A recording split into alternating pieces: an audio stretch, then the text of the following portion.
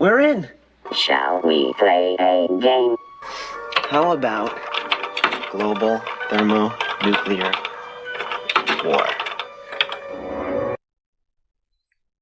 Hey there, HackerFrogs. It's me, the Shy Hat, and we are HackerFrogs. All right, everybody, we're here to do HackerFrogs After School. This is a live stream that happens 3 times a week, and it focuses on learning about cybersecurity and from a beginner-friendly point of view, as well as teaching new skills and learning new skills as well. So, what are we going to be doing today? As usual, we're going to be doing 3 different topics today. They're going to be 2 teaching topics and 1 challenge topic. And the first of our teaching topics is going to be this one over here. So we're doing HackerFrogs After School Binary Hacking Basics Part 2. So this is the second session in our binary hacking series, and this is a course in progress that I'm developing right now. It's not super polished, but I hope you can be a little bit forgiving of that, because I'm trying to teach some stuff about low-level programming, flows and how to do stuff like buffer overflows. That's what we're going to be doing in the first hour of today's stream. Okay, so the first hour is going to be Binary Hacking Basics Part 2, and the next thing we're going to be doing is we're going to be doing PicoCTF. So the PicoCTF, this is a platform where you can learn all about cybersecurity topics, and they have all sorts of great little challenges that you can do to learn more about cybersecurity in little bite-sized challenges over here. We're going to be covering some web hacking topics from the PicoCTF 2025 event. The PicoCTF 2025 event was a CTF challenge, capture the flag challenge, where you have to do all sorts of little challenges, and the winner at the end of the challenge is the person who did, or the team rather, that finished the most challenges and got the most points. So we're going to be going over the web hacking challenges from this year's PicoCTF 2025 event, and that's going to be in the second hour. So that's going to be more demonstration stuff. And we're going to be learning about a few different topics inside of web hacking over here. Most notably stuff like server-side template injection and file upload attacks, stuff like that. And it's going to be a lot of fun. So that's going to be in the second hour. And in the third hour, we're going to be... Oh, Samurai Dante says, I did SSTI. Oh, okay. You did the SSTI one from the event. Stopped afterwards. Yeah, so the SSTI 2, the second part for this little series was a little bit... It was a bit frustrating trying to get around the filter, but we'll be talking about how to get around that filter when the time comes. Okay, and the third topic we're going to be doing is we're going to be doing more fun topics from the Natas CTF labs. The Natas CTF labs are a very old and well-known series of web application security labs where you have to conquer some different web app hacking challenges in order to get finish the challenge and get the password for the next level. So we're going to be working from Natas CTF levels 20 and up, and we're going to see how many of these challenges we can finish before we can get to the we get to the end of the stream. So that's going to be in the third and fourth hour of today's stream. Okay, so Nathan on LinkedIn. Hello, nice to see you here, Nathan.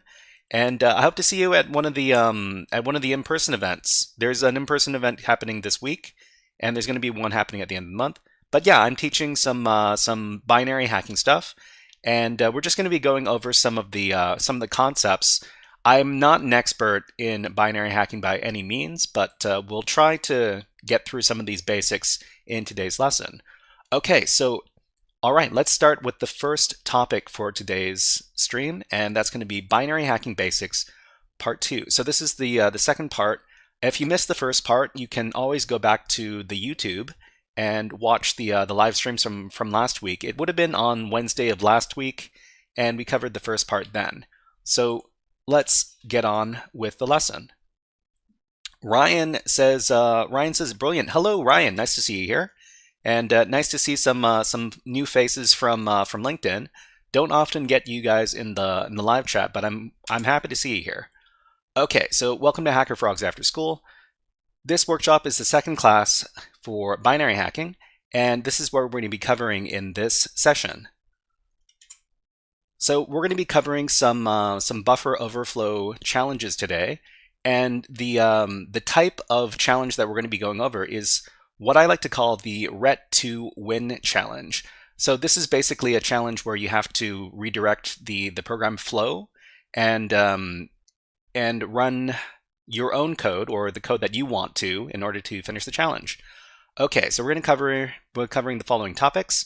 We're going to be talking about controlling program flow, and then we're going to be doing a couple of different challenges while we discuss some different topics as far as binary hacking is concerned. We're going to be using the PicoCTF platform to do these challenges. So if you want to play along, and that's probably the best way to do this, you want to make an account over at PicoCTF.org, and you can make one over at this link over here. All right, so we're going to be covering two challenges. There's going to be the buffer overflow 1 challenge and the heap 2 challenge. So these are the challenges that we're going to be covering in order to talk about buffer overflows and the ret2 win category of binary hacking challenges. So Nathan says, is ret2 libc related to ret2 win? Yeah, I would say that ret2 libc is probably the more advanced version of the ret2 win category of challenge, because ret2 libc is much more specific in where you want to direct the program execution, and ret2 win is a more general kind of category where you just have to redirect the flow to win. That when you take a look at the example challenges, you will see that they're very simplified, and it makes it a little bit easier to learn these concepts. Okay, so we're talking about controlling program flow. Through buffer overflow, it is possible to redirect the flow of program execution. So we know that stack buffer overflows expand up towards lower memory addresses. So here's a little representation of program memory, and we see that the kernel is at the top over here, and then the stack memory. And when we do stack buffer overflows, the stack grows upwards towards the kernel over here, and the heap will also grow. Actually, I think no. Wait. The stack grows downwards away from the kernel, and the heap grows upwards. So we're doing stack buffer flows. Okay, this should say down.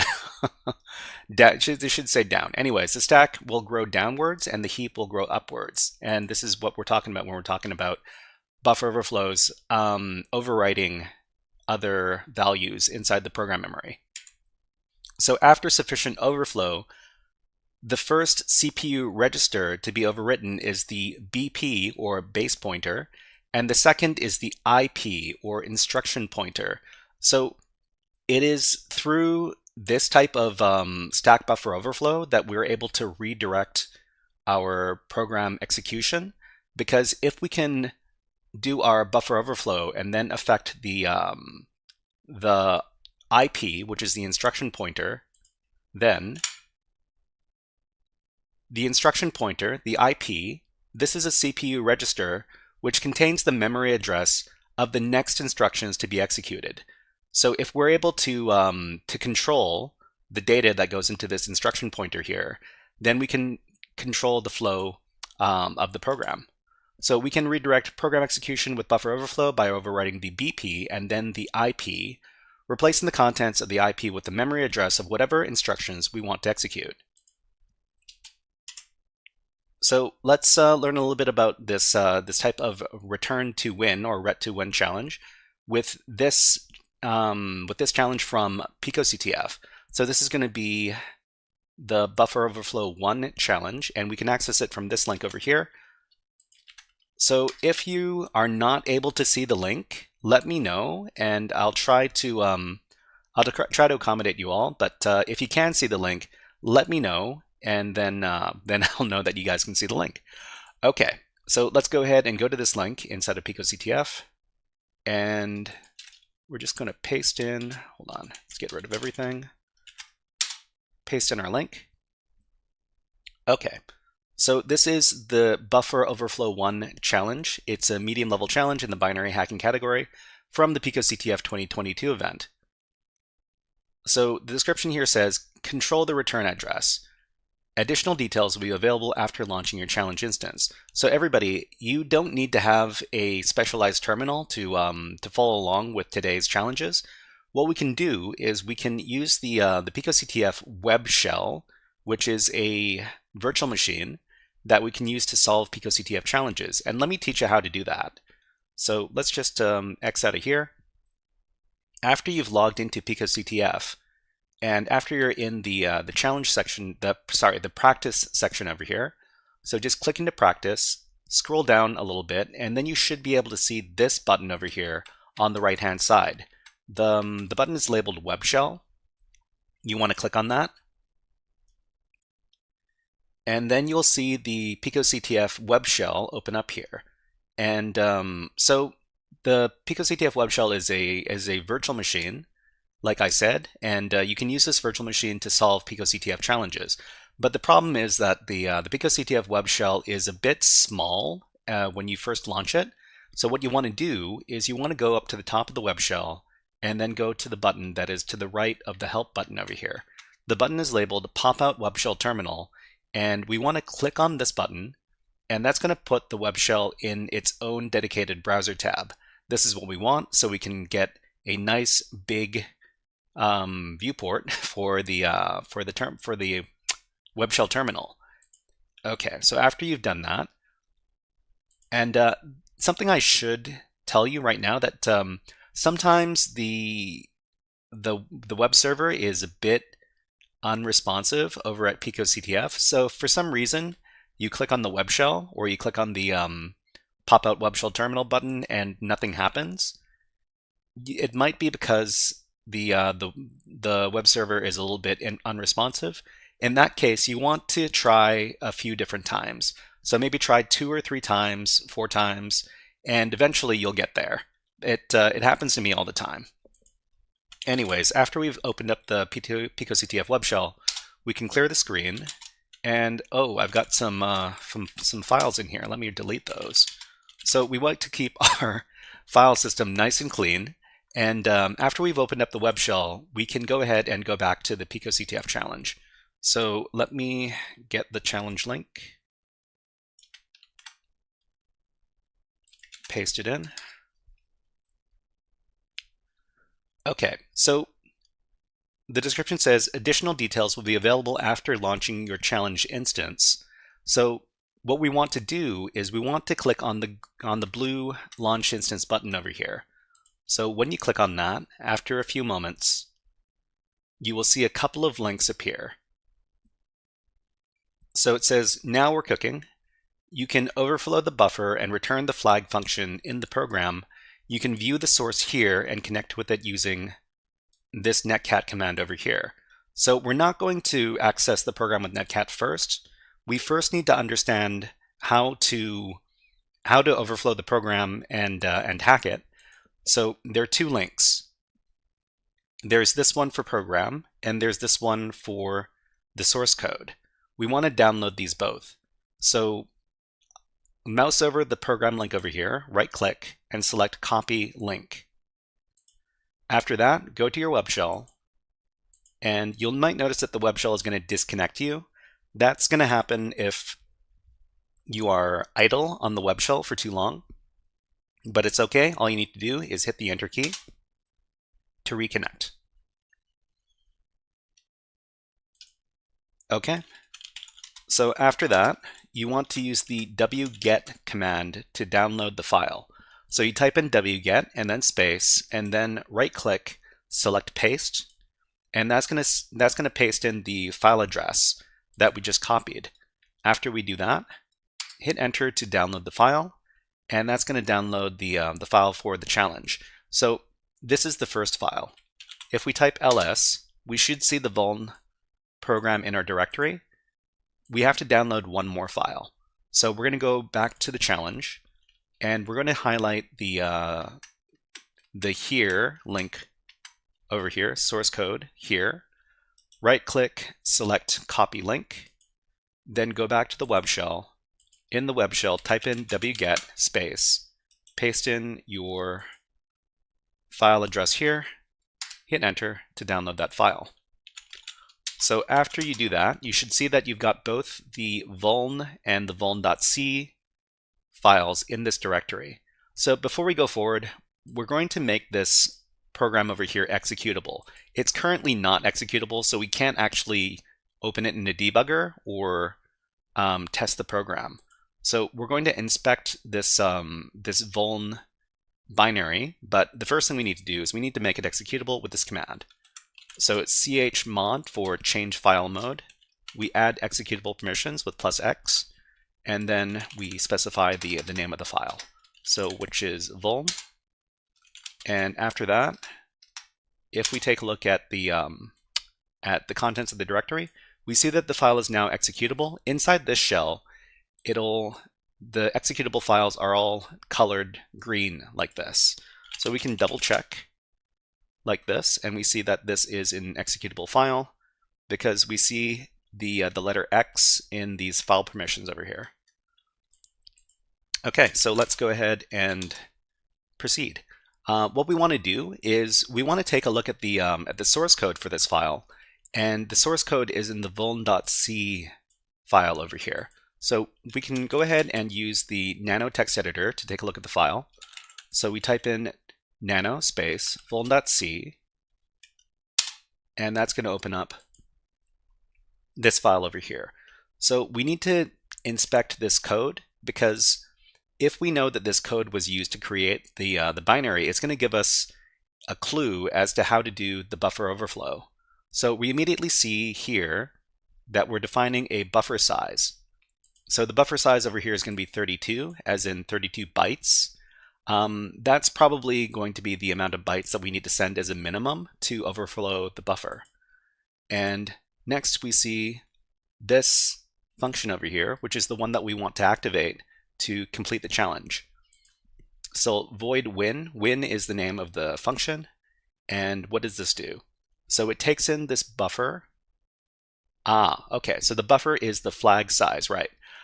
So the flag is going to be a maximum of 64 bytes. It's going to open up this flag.txt file in read mode, and then it's going to exit. This is what we want to activate to finish the challenge. But what else is going on in this code? We've got a vulnerable function over here, and it uses this vulnerable function right here, which is called gets or getString. So this is a vulnerable function inside of the C programming language, and it is through this function that we're able to do the buffer overflow. So gets buff. So it's basically this function is getting user input and saving it into a variable called buff. So we defined the buff variable over here as a string, which has a number of so a memory buffer equal to buff size. And remember, buff size was defined as 32 over here, which means that if you send more than 32 bytes into this buffer, it's going to overflow. Okay. So it says, okay, time to return, fingers crossed, jumping to get return address. So this is getting some sort of memory address, and then it's going to try to execute the code over there. So what are we doing? Let me talk about how exactly we're going to be overflowing this buffer. So we're talking about the win function. In order to finish this challenge, we need to activate this win function, and the win function is not going to activate as part of regular program flow. So in this challenge, we need to read the flag. If we can read the flag, if we redirect program execution to the sim.win function, and our debugger lets us know where the function exists in the program memory. So this is what we're going to do. We're going to try to figure out where this function exists in the memory, and we can do that with the Radare2 debugger. So if you've never used the Radare2 debugger, we've got we've got a crash course beginner's guide for Radare 2 at this link over here on my GitHub. Here you go.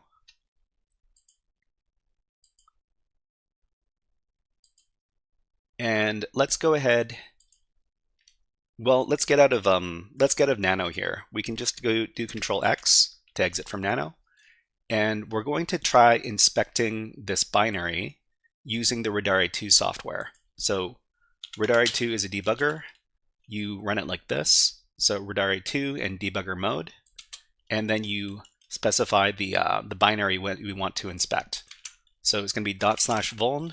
That's going to refer to the vuln file that's in the current directory. Run that command. And then we're now in the Radare 2 program. So if we want to figure out what's going on with this binary, we first need to analyze it. And we can analyze it by using this command inside of Radare 2. It's AAA, which I guess stands for analyze, analyze, analyze. So just do the AAA command, and that's going to analyze all of the binary components, such as the flags, the imports, the entry points, symbols, etc., etc. After you've done that, we can give the following command, and the command is called AFL. So AFL inside the Radare 2 debugger stands for all functions list. So we're trying to get the memory addresses and the names of all of the functions that exist inside the binary. So give that command, and we're going to see there's a lot of different functions in this binary. If we scroll up back to the top, we're going to find the one that we're looking for. So we're looking for the address of the win function here. So it is this one right here, simwin. So it looks like F6. Okay, so this is the memory address over here. And remember that not all the binaries are going to compile the same. Your address might not be the same as my address, but the important thing is that we identify the address where the function exists in the program. So for me, it exists over at this memory address over here, hex 80491F6. And that's important because we need to redirect the program flow to this address. Is this the same? 80491F6. Okay, it is the same. Okay, awesome, awesome. Where are we? Okay, over here. Okay, so we know that the user input buffer is 32 bytes long, and input in excess of 32 bytes will overflow the stack buffer. So what is our goal? So the goal is going to be to send 32 bytes and then figure out how many more bytes we need to send to the program to overflow the BP and then the IP register. So remember, BP stands for base pointer and IP stands for instruction pointer.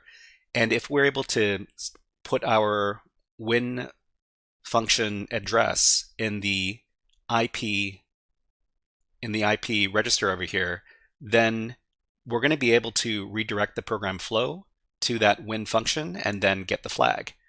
But before we do that, I think I'm doing this in a bit of a reverse order. This is what we're going to do next. Okay, we're just going to exit out of the program first. And we need to create our flag. So the program source code over here says that if we don't have a flag in this directory here, we're not going to be able to tell if we did the buffer overflow correctly. So we're going to do this command here to create a flag. So we're going to echo and redirect something to flag.txt. We're just going to create this flag. It's going to say HackerFrogs rule, just like this. Okay, so if we see the message HackerFrogs rule, that means we successfully got access to the flag. Okay, let's create that file. So we now have the flag file in our current directory. Great. Okay, so what do we need to do next? we need to feed a number of bytes into the vuln binary. So let's see what happens in this program if you just run it as normal. So /vuln is going to run the file. It's going to say, please enter your string, and then then we can type in our user input. So the user input, we can send 32 bytes. So that's 10, that's 20, that's 30, and that's 32 bytes. Let's send a few more bytes. So let's just say we send 6 more. Okay, it says fingers crossed jumping to this address over here. All right, so we need to figure out exactly how many bytes we need to send in order to control the IP, the instruction pointer. So we can do this inside of Radare2. So we're just going to go back to Radare2, debug, and we're going to run it with vuln over here.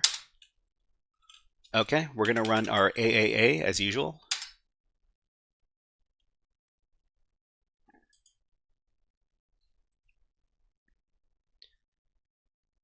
And we're going to run, let's see, okay, we've got some specialized tools that we can run inside of Radare2 in order to figure out how many bytes we need to send to the program to control the IP CPU register. And this is the command we're going to do. So we're going to create a pattern with the rag2 program, and we're going to specify how large the pattern is supposed to be. So we know that we don't need too many bytes in order to overflow this buffer, because the buffer is only 32 bytes large. So we're going to try a pattern of 50 bytes, and for some reason it doesn't like that number. Let's try 75 bytes. No? Okay, let's try 40 bytes.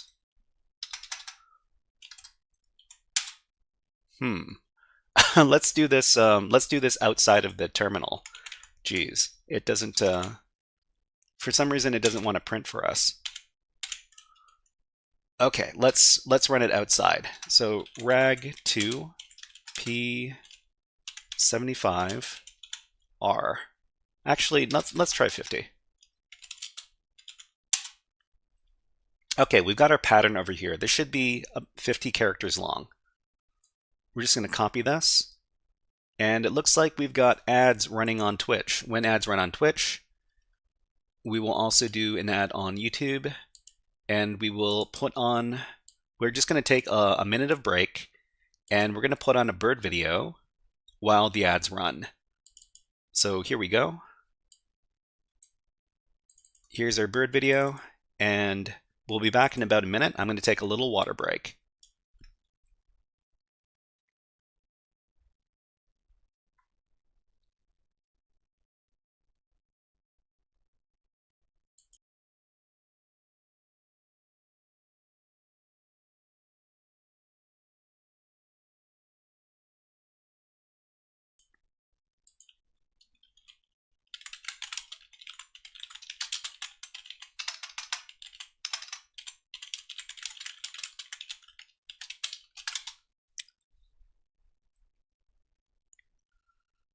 Okay, if anybody's wondering what kind of birds these are stellar jays, and they're birds that are they're native to the Pacific Northwest.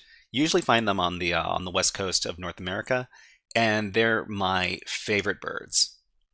But the ads are over now, so let's go ahead and put the birds away. The birds will come back during the next ad break. Okay, so we've got our pattern over here, and we can copy this. This should be 50 bytes. Watching commercials. Well, I mean, you have to watch the commercials because that's the nature of the platform. But we're not going to let anybody miss any of the action while the ads are running. Okay, so we're just going to copy the pattern here, and we're going to run Radare again, and then we're going to do our analysis with the AAA. And then after that, what we're going to do is we're going to run the program. So in Radare, we can run the program by giving the DC command. So the DC command is going to run the binary, and it says, please enter your string. So we can paste in the string that we created with the rag2 program.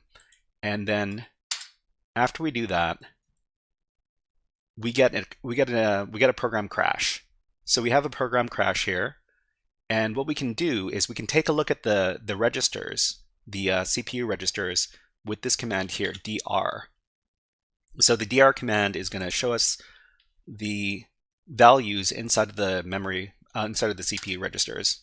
And we see that the looks like we controlled the BP register, and we also control the EIP, the IP register. So what we can do is we can figure out how many characters it took to overflow into the EIP, and the way we do that is with this command over here. So the command is rag2 query, and then this value right here.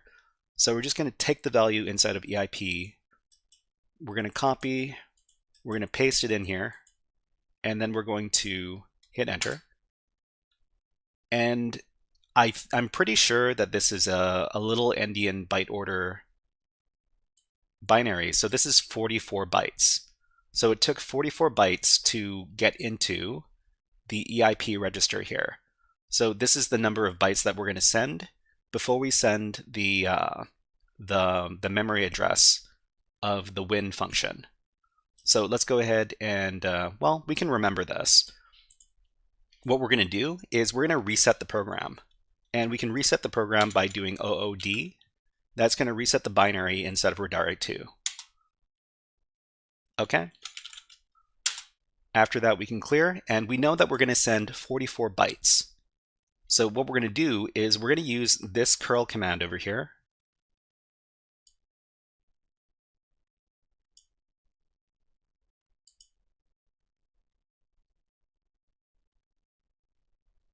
Oh, I'm looking at the wrong screen. Sorry.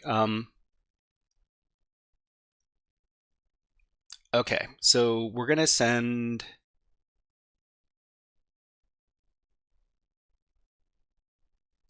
44 bytes, and we're gonna be doing that with Perl. So we can do DC to run a program. We're gonna run this string right here. So this is going to be 44 A's. So the Perl is a scripting language. We can use it to send all sorts of information. In this case, we're going to send this information to CipherFreak. Says, what did you do before the DC?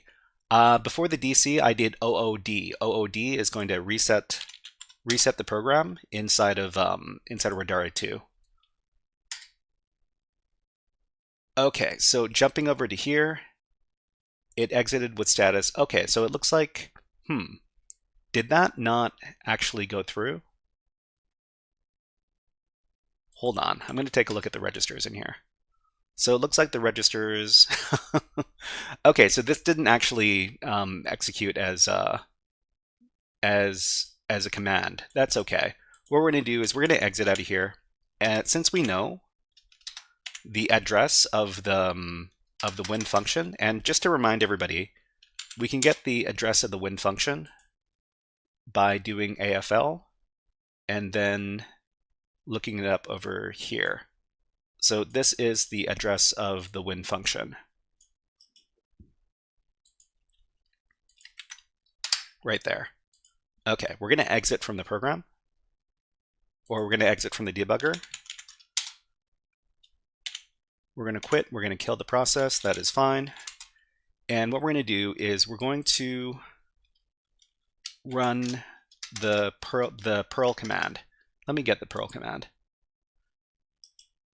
If anybody's wondering, you can also get a little blurb for what we're doing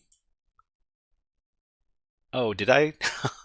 I don't think I've copied these over to my GitHub yet. Sorry about that. But let me just copy the Perl command that we're going to be using to test the program over here. So I just pasted in the chat. Okay, so we're going to send the results of this Perl command over here, and we're going to pipe it into the vuln binary. So the first thing we're going to do is we're going to overflow the buffer. So we're going to overflow the buffer with 44 A characters over here, and this is what print A times 44 means. After that, we're going to send some bytes, and the bytes are going to be the bytes for the memory address of the win function. Remember that we have to send the bytes in reverse order because this is a little endian byte order binary. So we send F6 first, and then 91, and then 04, and then 08, because the original address was 080491F6. So 800491F6. So after we do that, so we basically overflow the buffer, and then when we reach the IP, the instruction pointer, we give it the address for the win function, and then we pipe this into the vuln program. So if we run this command like this, then it says, okay, time to return, fingers crossed, jumping to this address right here. And the address is the same as what we fed into the program, and then we got the flag. So it says HackerFrogs rule, and then we get a segmentation fault. Okay, great. So we managed to figure out what we need to feed to the program to get our segmentation fault. The next thing we need to do is we need to do this inside of the actual challenge. So the actual challenge, it timed out over here. That's fine. We're going to launch the instance again.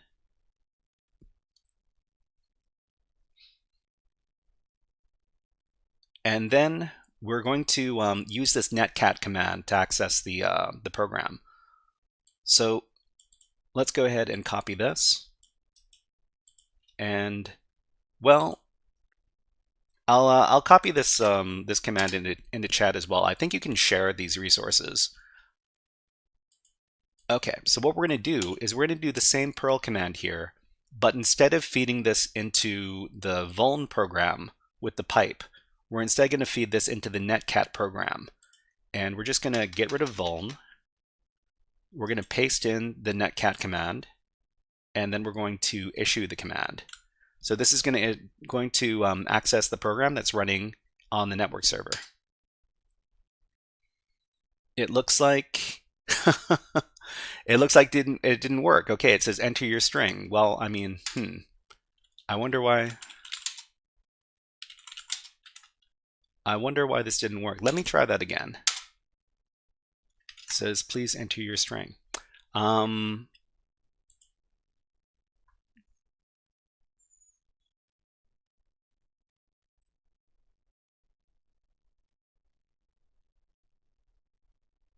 You know, I could have sworn this worked the last time, but I'm curious as to why. Let's see what happens if we just overflow a bunch. Okay. And what happens if we just use this netcat command by itself? And then send it a bunch of A's. Okay, so we do see that this did overwrite the instruction pointer, because the instruction pointer is filled with these 61 hex 61s over here, and hex 61 is the small a character like this. So Perl, maybe we shouldn't be using Perl. Wait, well, I mean, I don't see why we wouldn't use Perl, because Perl worked for. Let me try encasing the Perl command inside these parentheses and see if this works. No, how about we do the same thing, but we add a $.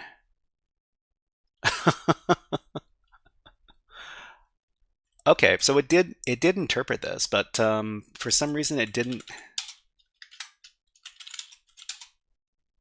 quite make it to the netcat program. Not exactly sure why.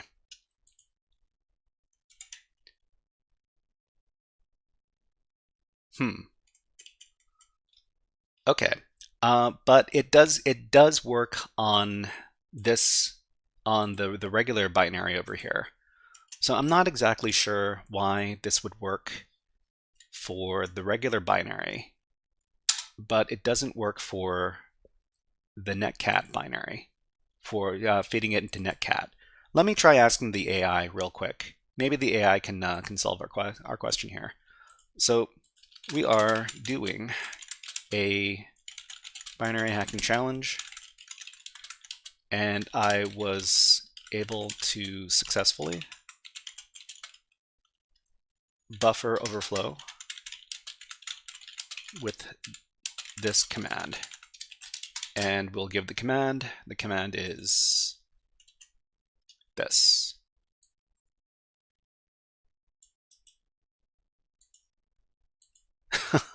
It sure is lots of fun to do this kind of debugging on the spot. But it doesn't work when we try to feed this to the challenge on the server using netcat. And we will put in the netcat command like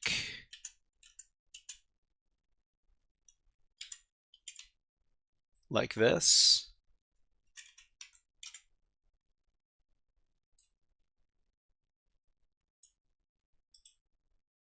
And let's see what the AI has to say about this.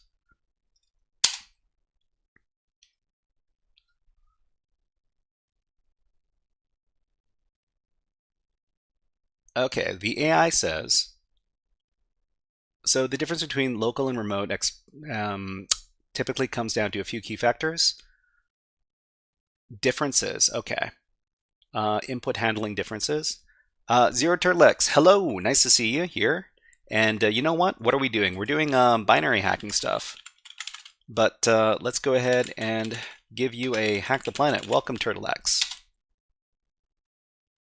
Hack the planet! Hack the planet! Shut up and get in the... Oh, okay. So it suggests that we give a new line. Yeah, this could solve it. Let's go ahead and try this. So for some reason, yeah, it might be that we're not able to. We didn't put a new line in, and that's why it didn't work. But let's try that out. Okay, so what was it? We tacked on something to the end.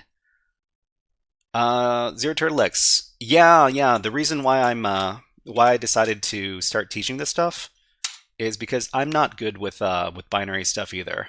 So that's why I'm trying to teach and to learn some of this stuff myself. Okay, we did it.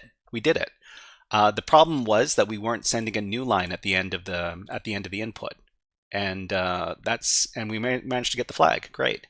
So remember, your flag is not going to be the same as my flag, so please don't copy my flag. Try this out yourself, and let me get... I'll give you the command that we used over here. I'll paste it into chat. And then I'm going to copy this flag into the challenge. Zero Turtlex says, when did I first start with cybersecurity? I first started with cybersecurity during the lockdown in 2020, and that's why I had a lot of time back then. So I spent a lot of it just studying cybersecurity stuff. Okay, so we got the flag. We're going to paste in the flag here. I'm going to submit the flag, and then we're done. Great. Okay. So the next challenge, we have one more challenge. Let's see if we have enough time to explain it and then solve the challenge. Okay, so we're going to learn about heap-based return to win type challenges with the challenge Pico Heap 2. So if you want to follow along, it's going to be at this link over here. And where are we? Okay. So let's go ahead and paste that in to get access to this challenge. So this is the heap 2 challenge. It's a medium challenge in the binary hacking category from the PicoCTF 2024 event. The description says, can you handle function pointers? Download the binary here, download the source here. Okay, so we need to download both of these files before we can do this challenge. So back over at the web shell, I'm just going to delete these files that we don't need. We're going to be reusing this flag.txt file, but we're going to get rid of the rest of these files here. Okay, so go ahead and go to the binary link, right click, and then select copy link, do wget, paste in the file address to download that file. The second file is the source file, so we're going to do the same thing. Right click, copy link, wget space, paste in the file address, download that file. So we'll see the chal file here, chal.c, and then flag.txt. So to understand what's going on, we need to take a look at the source code file over here, chal.c. So let's take a look at it inside of Nano. Okay, so this is a more complicated program than the previous one, but let's try to highlight some of the important things we need to pay attention to. So first of all, we see that there's also a win function over here, just like the last challenge, and the win function does the exact same thing as the last challenge. It opens and reads flag.txt, and then it exits. We've got a couple of functions that we want to pay attention here, and this one is check win. So check win. This is a function that we want to activate. So we can actually activate this from a menu. So this program has a menu where we can do different things, like we can. Let's see. We can write to the buffer over here with this function here, write buffer, and we can print out what the heap looks like with this little function here. And then we got a main function where we can select from these different selections. So let's get out of here and let's see what the program looks like in action. So we can make the program executable by doing the chmod command. We add executable permissions to the chal file, and we see that the file is now executable. Great. Okay, so if we run the chal file now, so /chal, we get this menu over here. So it says, I have a function, sometimes I like to call it, maybe you should change it. So we can take a look at what is on the heap inside of the memory by using selection 1. So 1, enter. So it says there's this address here with which has the value pico, and we've got this value, this memory address here, which has the value bico. So we can also write to the buffer with this function here. So we do 2, and then we can send some data to the buffer. So if we do a bunch of A's over here and then hit enter, and then we check the heap again,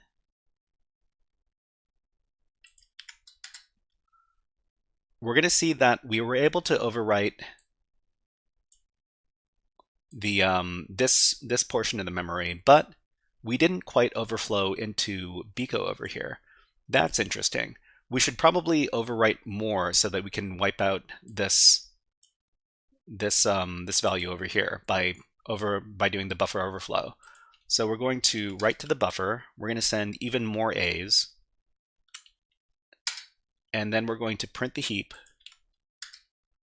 And we see that we've overwritten this this memory register over here. And let's just talk about what is going on in this binary.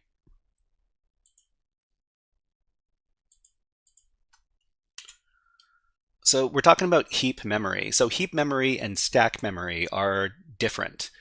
We've previously been talking about stack buffer overflows, but this time we're talking about a heap buffer overflow. So heap memory is a section of a program memory which holds variables that are intentionally allocated through C functions like malloc. So malloc stands for memory allocation, and it's basically allocating some memory inside of the heap that holds certain variable values. So buffer overflows that happen in heap memory are different from stack buffer overflows in that they can be used to overwrite the values of other heap objects. So in this program here, we've got two variables.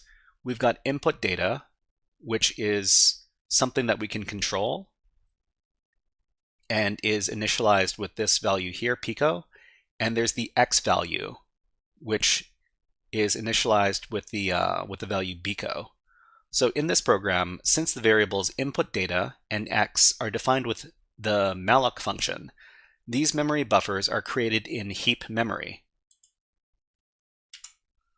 And since the input data is defined first and is user-controlled, the value of x can be overwritten through use of heap buffer overflow. So we just illustrated that. So these objects are both initiated on the stack. Sorry, not the stack, the heap. And since we can buffer overflow the input data variable, we can overflow into the x variable here and then overwrite it. Whoops. Okay. So before we do our buffer overflow, and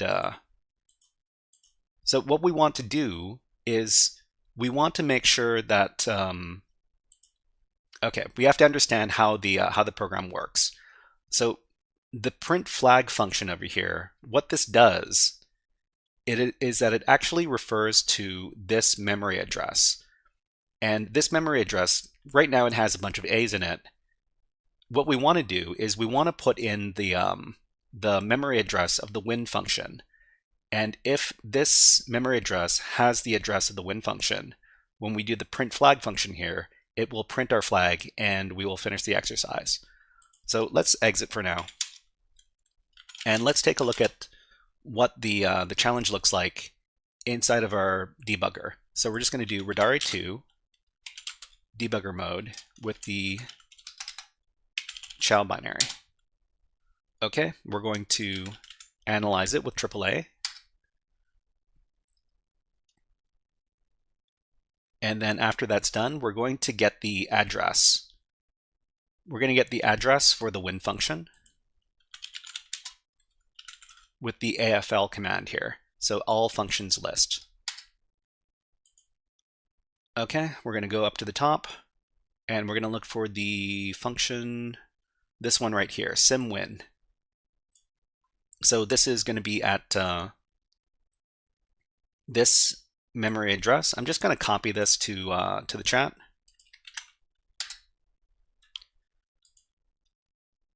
Because I'm pretty sure this is the same across all the binaries. Anyways, let's go ahead and, so this is all we need. We don't need anything else from the debugger. We're just going to exit out of here. Actually, maybe we need to figure, maybe, hold on. I need to look at my notes. Just a second.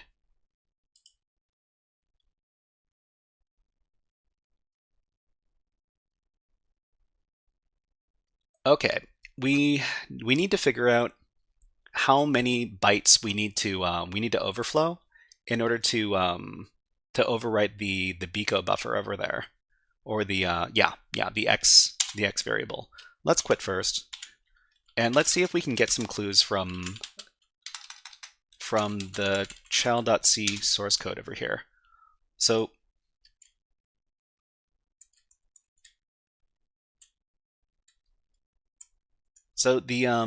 this is where we allocate the sizes of the buffers.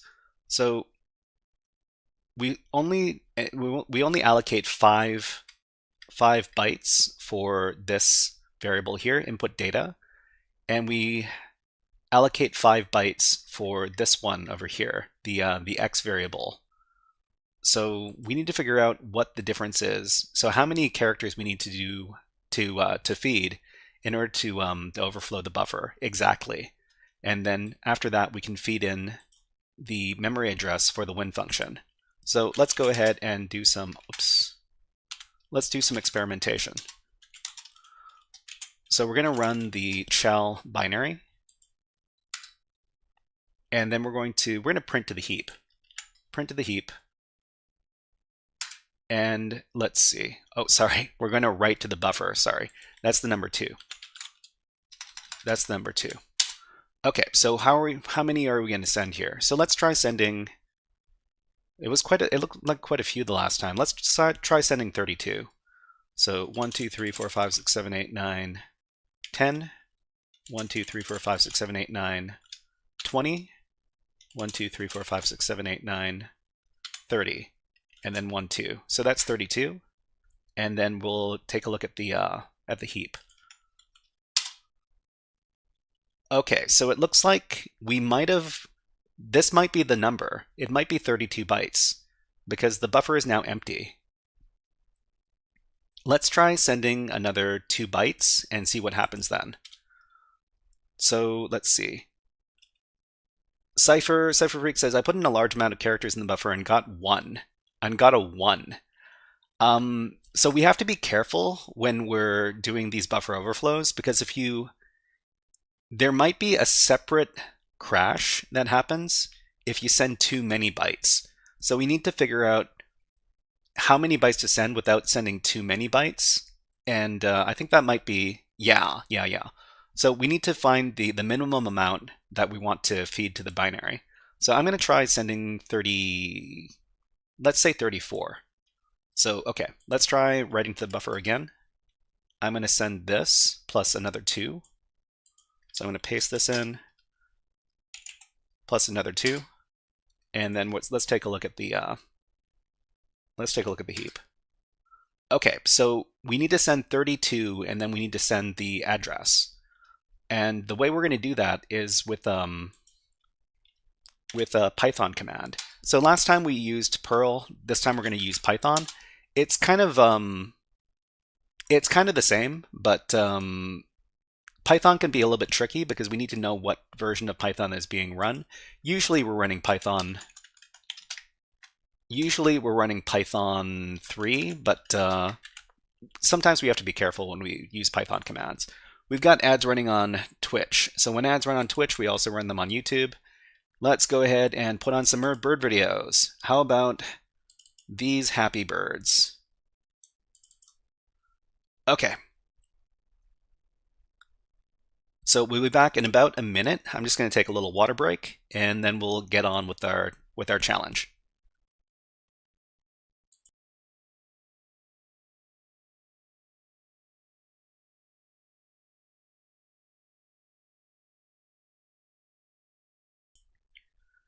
Relax on YouTube says, I remember doing this. That was the part that tripped me up on getting the specific buffer. Yeah.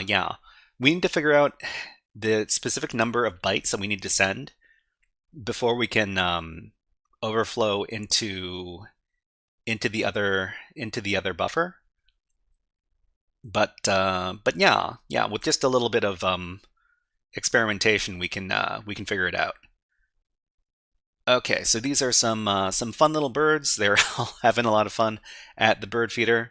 Usually you don't see birds this cooperative. Usually they're much more aggressive around the bird feeder. But anyways, let's put the birds away. The birds will come back during the next break. Okay, so this is the command we're going to send over, and it looks a bit complicated. I'll explain what is going on inside this Python command here. So the Python command, so it's Python-C to run a command. We're going to input the sys module, and then we're going to run a function over here. So the function is going to be sys standard out buffer write, and then we send our characters. So the character here, this first set of characters, this is to select the write to buffer command inside the program. So it's 32 is 1, the number 1, and then the 0A hex is going to do the line feed. So basically we're giving the 1 command, which is write to buffer. Wait, this is number 2. This is the number 2. 32 is the number 2. Sorry about that. Okay, and then the next thing we do is we send the actual number of characters we need to send. In this case, it's 32. We're going to send 32 x hex 41, which are A characters. We send 32 of them. And then the last part of the payload here is we're going to send these bytes here. So the bytes are going to be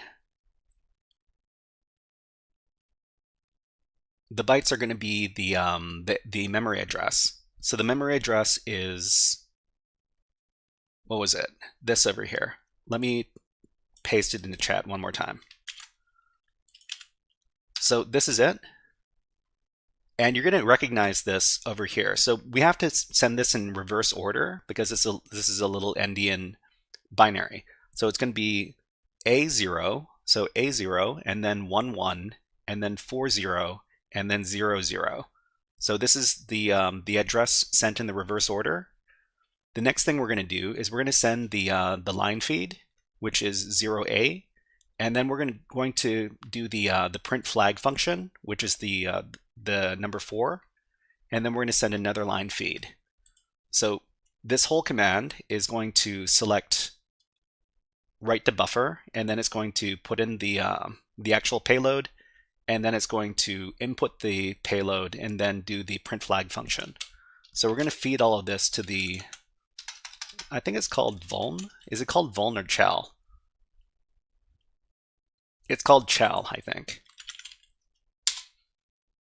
Okay, so it worked. So we ran the function, we did the write to buffer, we put in the stuff in our buffer, and then we did 4 print flag, and then we got the flag. So the only thing that's left to do is to get the flag from the server. So let's go ahead and do that. So we go back to the challenge, then we launch the instance, and then we get the netcat command. Okay, so this is the netcat command. Okay, I'll paste in the Python command. Okay. Here you go.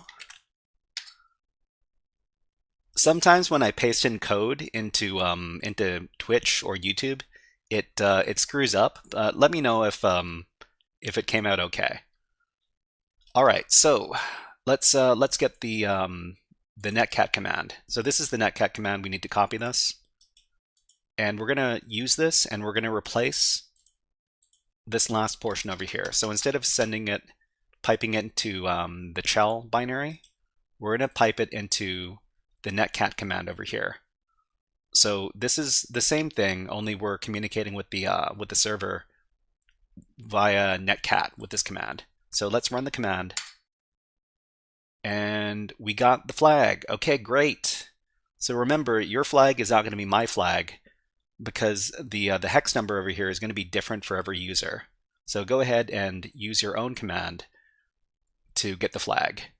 Copy the flag, and then go back to the challenge. Scroll down, paste in your flag here, submit the flag, and then you're finished. Okay, so if you have any questions about what we did today in our binary hacking return to win set of challenges over here at HackerFrogs After School, please let us know in the comments or in the live chat, and I'll try to answer your questions as best I can. But otherwise, we're going to be moving on to the next part of today's live stream. And in the next part of today's live stream, we're going to be covering PicoCTF web app challenges. So web app challenges are over here. They're going to be part of the PicoCTF 2025 event. So I was able to solve a number of these challenges. I'll be demonstrating to you how exactly we're solving them, and we're going to be talking about what methods we need to, what concepts we need to pay attention to when we're solving these challenges. Okay, so let me go ahead and set this up. I've got a number of walkthroughs over here. So this is part of HackerFrogs, and this is a walkthrough for PicoCTF 2025. These are web app challenges. So if you're wondering where you can find all of the information that we're looking at here, it's going to be at this link on my GitHub. And the first challenge we're going to be doing is we're going to be taking a look at the Cookie Monster Secret Recipe Challenge. Let me get that challenge, and then we will begin.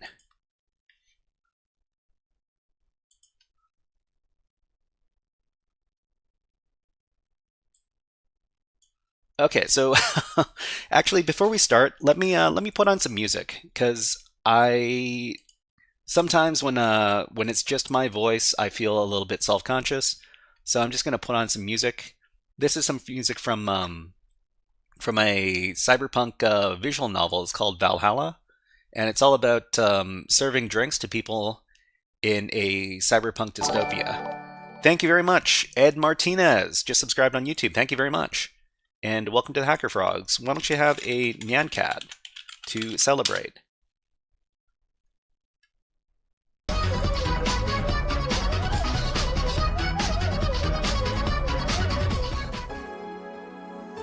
Okay, as usual, if you think that the music is too loud, let me know, and I'll turn down the music a little bit, because the music's not supposed to be overwhelming.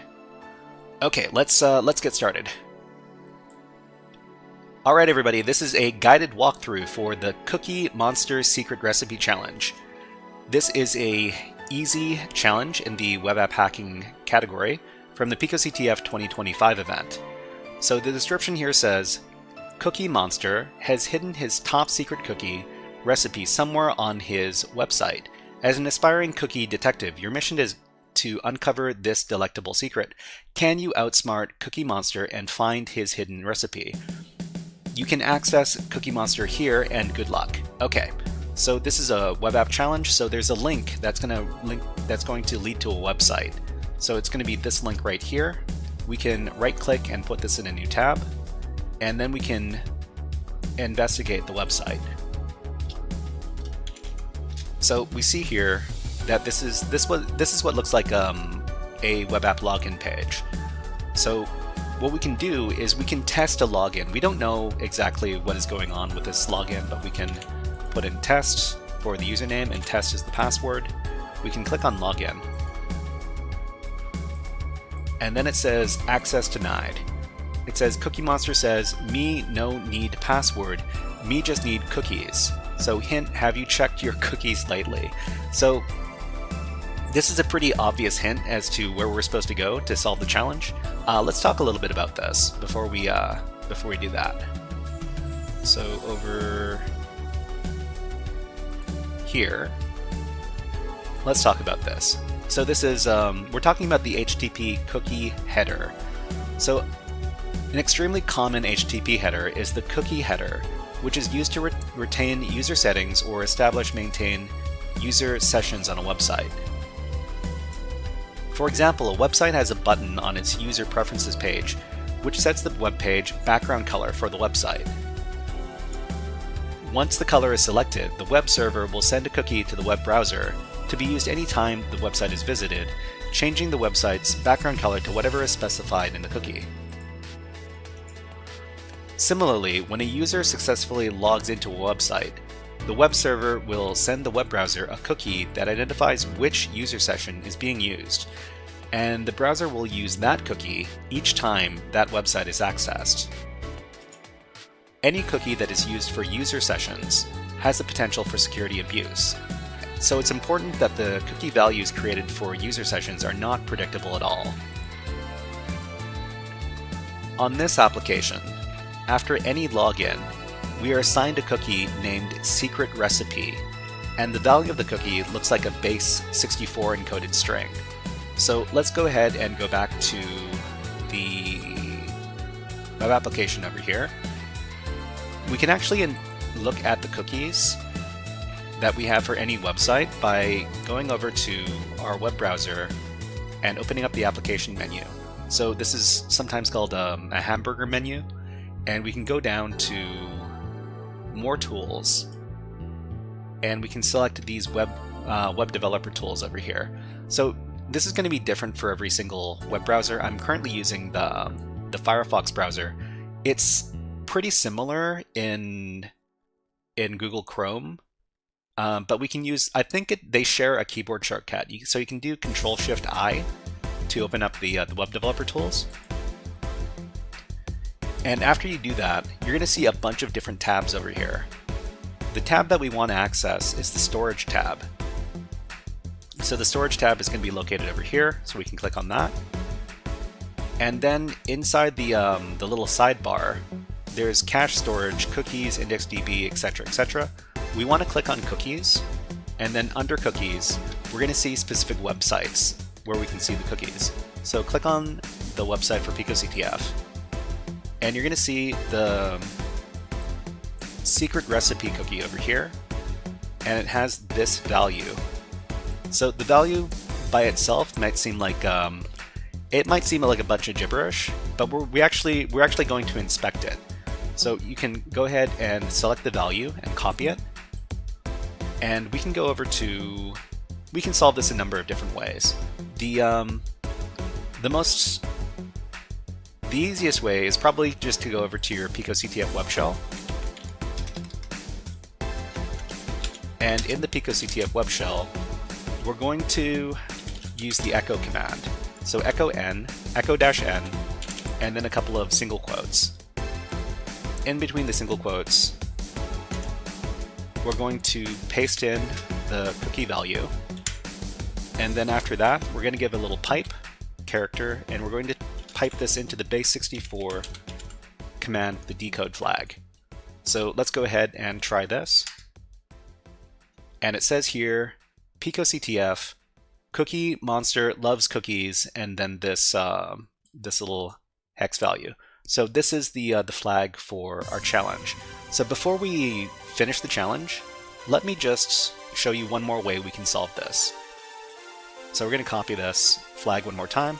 Sorry, we're going to copy the cookie one more time, and then we're going to go over to Google, and we're going to Google base64 decode. And there's a bunch of different websites that we can use to decode from base64. So we can paste in our cookie value here, and then we can click on decode. And we get the same flag over here. So let's go ahead and copy that flag, then go back to the challenge page here and scroll down inside of the the flag submission field. Click into the field, paste in your value, and then click on submit flag.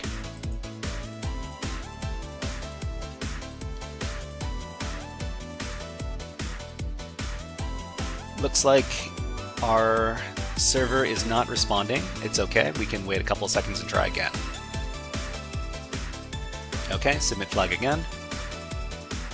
Oh, looks like it's not responding again. That's okay. Sometimes the PicoCTF web server is not very responsive, so we can try a couple times, and hopefully it goes through eventually. Submit flag again. Okay, it worked. Okay, we solved the challenge. Great. Alright, so everybody, this was a guided walkthrough for the Cookie Monster Secret Recipe Challenge from the PicoCTF 2025 event. If you enjoyed this guided walkthrough, please click on the like and subscribe buttons on the video and leave a comment underneath the video. But until next time, HackerFrogs out! Alright everybody, we're not leaving. we're not ending the stream. It's just that I have to record my YouTube outro, and in the YouTube outro I have to say like and subscribe on the video, HackerFrogs out, stuff like that. We're just gonna continue on with the next challenge, okay? Okay, so what's the next challenge? Let me set that up. before we start. So the next challenge is the head dump challenge. So this is actually a very interesting challenge as well, because a lot of people are not familiar with some of the concepts in this challenge. We'll talk about it in just a little bit.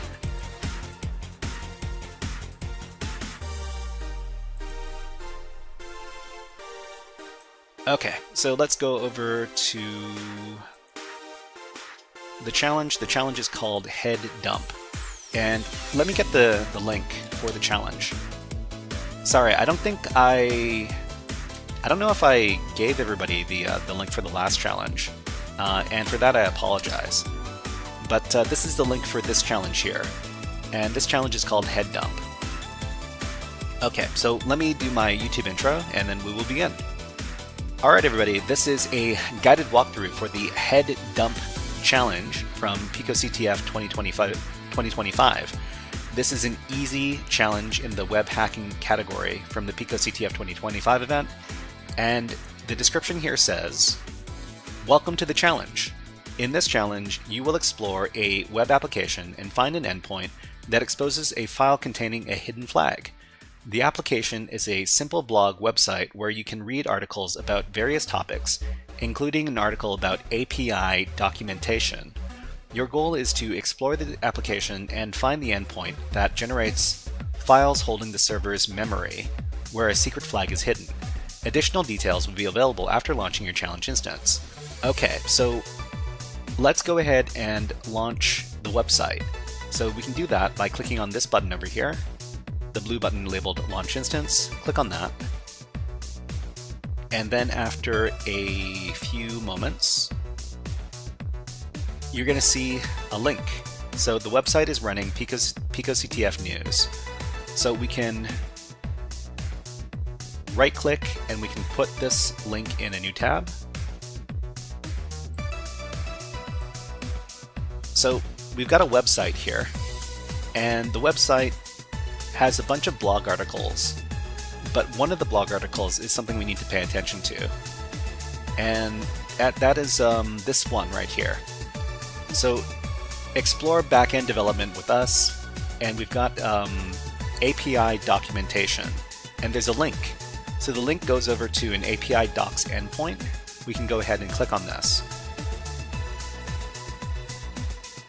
and we're going to end up on this Swagger page over here, and it talks about API documentation, and we've got a bunch of different options over here for our API commands. Let's talk a little bit about APIs before we continue on with this challenge over here. So where are we? Here. Okay, so this is Head Dump. We're talking about web app APIs. So web apps often incorporate APIs as part of their function. API stands for Application Programming Interface, and they allow web apps to interface with each other. So basically, APIs are little interfaces which can facilitate different web apps communicating with each other. So APIs use standard HTTP methods to specified API endpoints to perform different functions, such as creating app users or editing user details. So we see here some examples of some different functions that the API can do. So if you send a GET request to the endpoint API/posts, you can get all the posts. If you send a post request to API posts, you will create a new post. So keep in mind that this is the same endpoint that's being used. So the post endpoint are being used for both of these functions. The only difference is that one of them uses a GET request and one of them uses a post request. So we also have, we've got a bunch more. So for the API posts ID endpoint over here, you can get posts by ID, you can update posts, you can delete posts. But we can actually see all of these over at the website, this one over here. So API documentation exists for most websites, for most web apps that use APIs, and these are very useful for teaching the developers how to use the API. The most important thing that we have to note here is that there is this special API at the very bottom here. That is the get. That is the for diagnosing. So this is a GET request to the /headdump endpoint, and this says it's diagnosing the memory allocation. So diagnosing memory allocation, it says it doesn't take any parameters, and it runs a memory allocation status. So this is actually what we need to do. This is what we actually need to access in order to finish the challenge, because the challenge says your goal is to explore the application and find the endpoint that generates files holding the server's memory, where a secret flag is hidden. So this is what we're going to do. We're going to access this not by using the web browser, but we're going to use the curl command. And let's see. I think I've got a little walkthrough here. So we were told that we're supposed to locate an endpoint that generates files holding the server's memory. When we look at the web page, there's a link that leads to API documentation. On that page, there is a /headdump endpoint which downloads a file. So what we're going to do is we're going to use the curl command to access the web page. I'll just copy this and I'll provide it to everybody in chat. Keep in mind that you're going to need to switch out the address here, because the port number is probably not going to be the same as your port number. So paste in your own port number and give this command. This is going to download the file, and we're going to pipe this into the grep command to look for the flag. And we're going to look for this pattern right here, which all the PicoCTF flags have. PicoCTF and then the opening bracket over here. Okay, so let's go ahead and try this. We're going to copy this command. We're going to go to our web shell. We're going to paste in the command. We need to make sure that the port number is the same. So let's go over to the website. The port number is not the same. So we're just going to copy the port number over here in the address. And then we're going to go back to the web shell. Oh, I copied another thing. Okay, let me copy that. Okay, copy that. Go back to the web shell. Get rid of the port number. Paste in the new port number. Okay, and then let's run this command. When we run the command, it's going to download this file, and it's a pretty big file. But we were able to get the flag because we grepped for it. We used the grep command to look through this file. And this is the flag over here. So if you want to take a look at what this file looks like before you do your grep, and I probably should have demonstrated that first, let's get rid of the grep portion of this command. So this downloads a file. It's a pretty big file, and it's got a bunch of stuff in here. The problem is that unless we use the grep command to look for the flag, we're not going to be able to find it very easily. So that's why we give this command with the grep command and the pipe. So we run it again.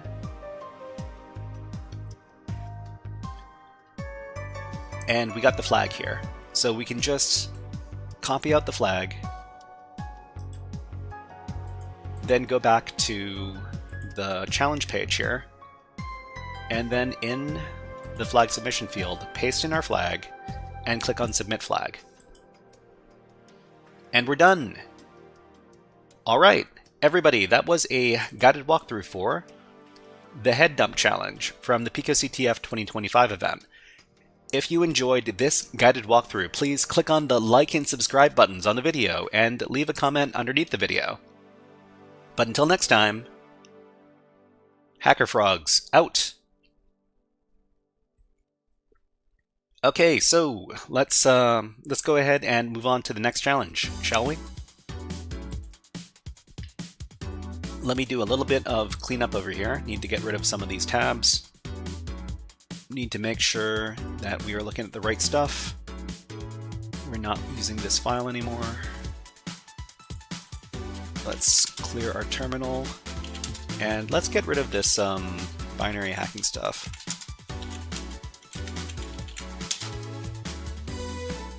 Okay, and then let's access the PDF file for the next challenge. Oh, no sanity. This is a good challenge because we get to practice our file upload skills. So let's see. Let's open up this and this.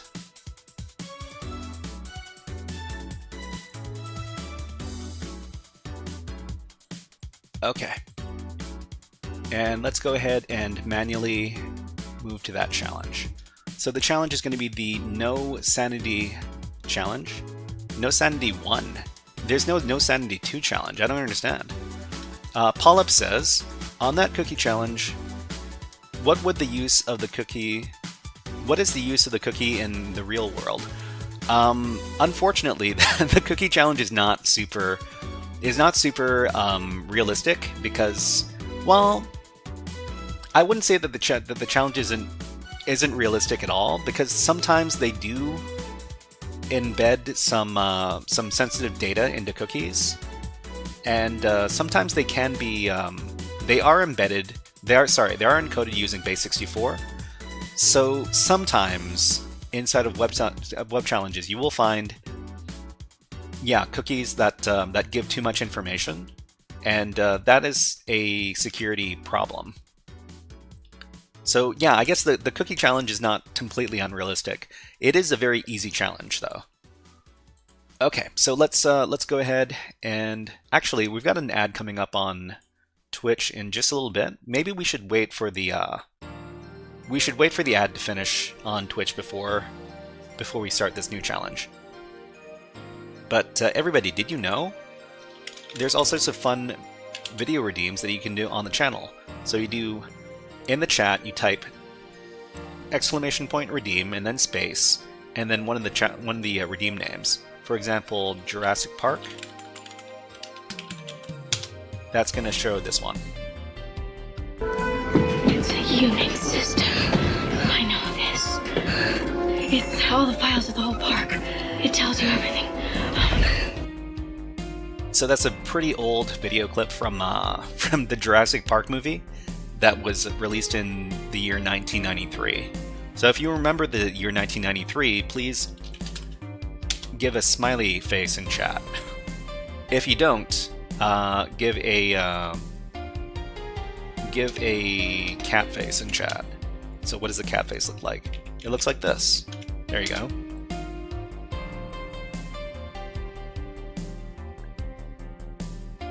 Okay, we've got ads running on Twitch, so when ads run on Twitch, we also run them on YouTube. And let's go ahead and put on some birds. The Pajaro88, hey! Nice to see you here on YouTube. And let's give you a special video redeem. How about a all the things? This is a fun hacker rap video.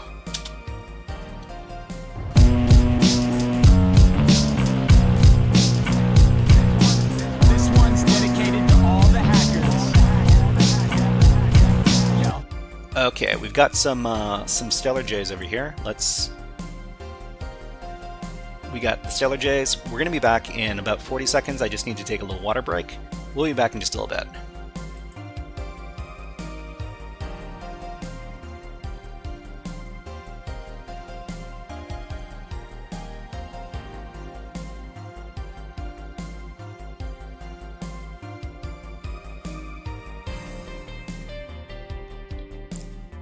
So Stellar Jays are my favorite bird, and they're just so fun to watch because they've got that punky mohawk hairdo, and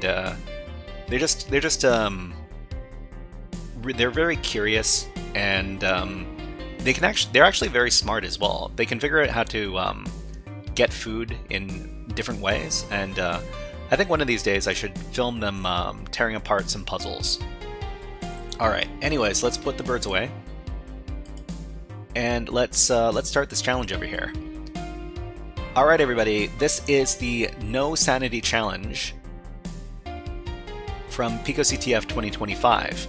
It is an easy challenge in the web hacking category from the PicoCTF 2025 event. The description says, a developer has added profile picture upload functionality to a website. However, the implementation is flawed, and it presents an opportunity for you. Your mission, should you choose to accept it, is to navigate to the provided web page and locate the file upload area. Your ultimate goal is to find the hidden flag located in the /root directory. Additional details will be available after launching your challenge instance. So what we need to do is we need to access this website, and we need to find some way to take advantage of the web application and read the flag in the root directory. So the first thing we need to do is we need to click on this launch instance button, and that's going to create the web page on a virtual machine. So after a few moments, you're going to see a new link over here. You can access the web application here.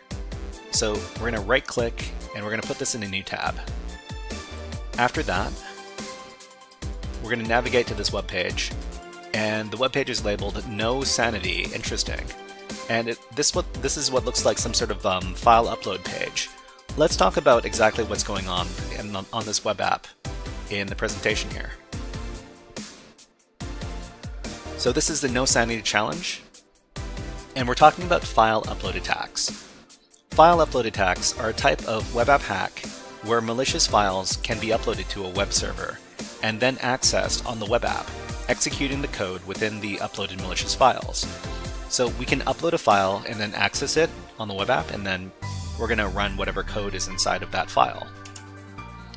In order to perform a file upload attack, there are 3 conditions that must be met.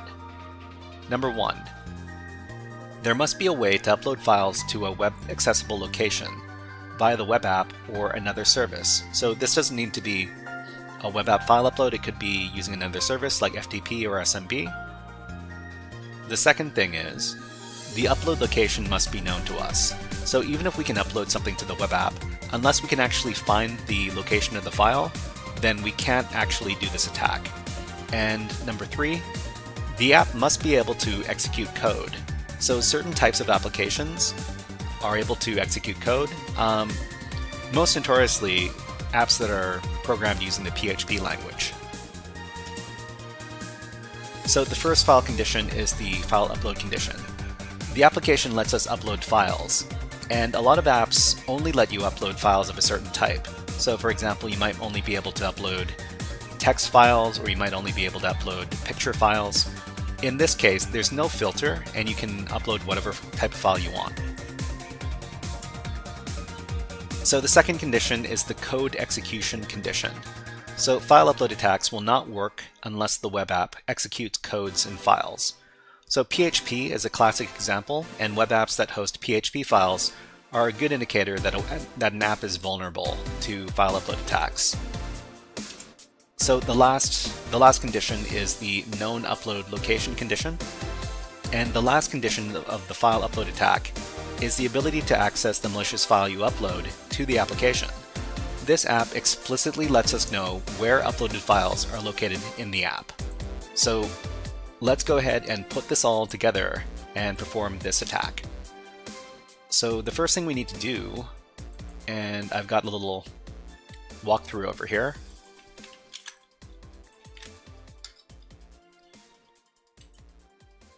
It says here, the web app allows file upload, which can be used to upload a web shell. So what we're going to do is we're going to grab this code, and we're going to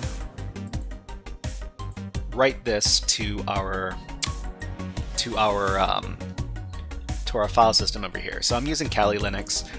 You might not be using Kali Linux. You can use whatever terminal you want, but we're just going to write a little file with nano. We're going to call it webshell.php, and this is going to be a web shell that we can use to run commands after we upload it. So inside of nano, we're going to paste in our code that we copied from the GitHub page, and this is a very simple PHP web shell. So a web shell is an endpoint on a web app, where we can send a certain URL parameter in order to run a command on that web server. So it uses the PHP system function, which runs an OS command. And in this case, it's going to run whatever command we put after the CMD URL parameter, and we'll demonstrate this in just a little bit. So we just need to save out this file by doing Control-X, save modified buffer yes, press enter to confirm the file name. After we do that, we're going to go back to the web app over here, and we're going to browse for a file to upload. So this is located in the temp directory, so we're just going to go over to the temp directory, and we're going to navigate down, and we're going to see the webshell.php file in here. Click on it, click on open, and then click on upload profile. After that, it says the file webshell.php has been uploaded to path uploads webshell.php. So we can copy this because this is the endpoint where we're going to find our PHP file that we uploaded. We copy that. Then in the address bar, we're going to paste in our endpoint here. So it now says number slash uploads slash webshell.php. When we access this this file here, it says cannot execute a blank command. That's fine because we need to supply our command to the web shell here. So at the end of the address, we're going to do question mark, and then after the question mark, we're going to type in cmd equals. So the command is going to be whatever is after the equal sign over here. For example, I can type in who am I, and this will issue the Linux who am I command. So we get the command back, and it says that we're the www data user. So we have from here we have command execution on the web server, but we have to remember what we're here to do. So in the challenge, it says. Defus says, can you lower the music volume a bit? Sure, let's lower the volume a bit. Okay, hope that helps. Alright, so what do we need to do? We need to... The ultimate goal is to find the hidden flag located in the root directory. So root directory over here. What we're going to do is we're going to go back to the application, and we're going to give a different command. So instead of the who am I command, we're going to take a look inside the root directory. So ls space / root. So we see that we don't get a response. This is probably because we're not allowed to read the root directory with the ls command. So how do we figure out what we can do? What we can do on the server? So this is a bit unusual for a web app challenge, but what we're going to do is we're going to give the sudo-l command to figure out if our user, the www data user, can run sudo commands. So it says www-data on challenge, we can run the following commands on challenge. So this is the name of the server, and it says all, no password, all. So we can actually run sudo commands on the server as the www data user. So this is very unusual. Normally, this www data user shouldn't be able to run sudo commands, but for this challenge we can. So what we're going to do is we're going to read the flag in the root directory. But first of all, we should see if this actually works. And we can test this by giving this command. So it's sudo ls / root. And we see that inside the root directory, we were able to read it using the sudo command, and there's a flag.txt file in here. So the last thing we need to do to read the file is to sudo cat /root /flag.txt. So after we do that, we were able to read the file by using the web shell that we uploaded here. So PicoCTF, what can you do with PHP? We can do a lot. So we can go ahead and copy this flag. And then we can go over to the PicoCTF challenge page. And then at the bottom here, we're going to paste in our flag and submit the flag. And we've finished the challenge. Okay, everybody, this was a guided walkthrough for the No Sanity Challenge from the PicoCTF 2025 event. If you enjoyed this guided walkthrough, please click on the like and subscribe buttons on the video and leave a comment underneath the video. But until next time, HackerFrogs out! Okay, so we're not leaving. We're not leaving. We're going to continue on, but I have to record my YouTube videos, and that's why I have to say this stuff. Anyways, let's get ready for the next challenge. There's only a couple of challenges left. So we did No Sanity, we did Cookie Monster, we did Head Dump.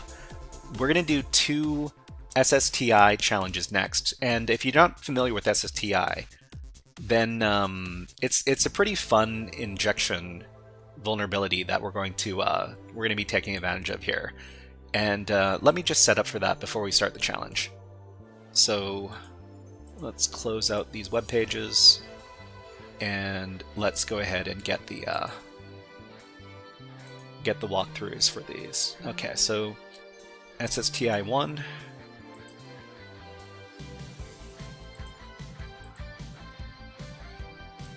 And let's get the PDF file as well for SSTI1.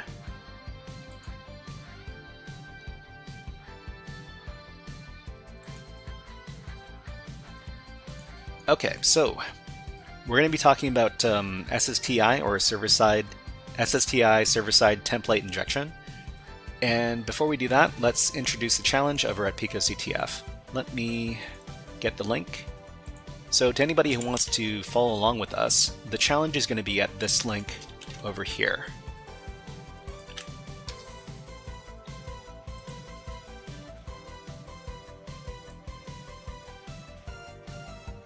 Okay.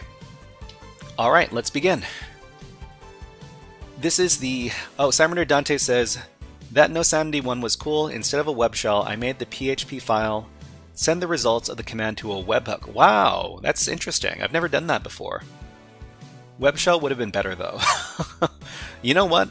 If you can send the command to a webhook, that well, I mean, if you can do that, that's pretty cool. It's a pretty cool little trick to have in your tool belt, because you can put that on a report, and then the customer is going to pay attention to that.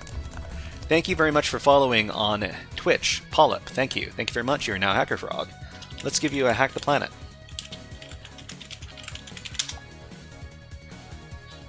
Hack the planet! Hack the planet! Shut up again! Okay, let's start. Everybody, this is a guided walkthrough for the SSTI1 challenge. This is a web app challenge from the PicoCTF 2025 event. It is an easy level challenge in the web app hacking category. The description says, Just Mozart, hello! Hello, Just Mozart, nice to see you here on Twitch. Welcome to the chat. Have a Nyan Cat. There you go.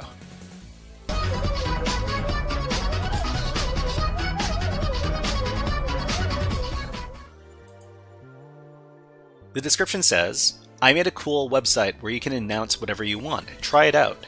Additional details will be available after launching your challenge instance. Just Mozart says, I just pwned M Kingdom in Try Hack Me. I heard M Kingdom was a really CTF-like box in a bad way. What was your experience with it?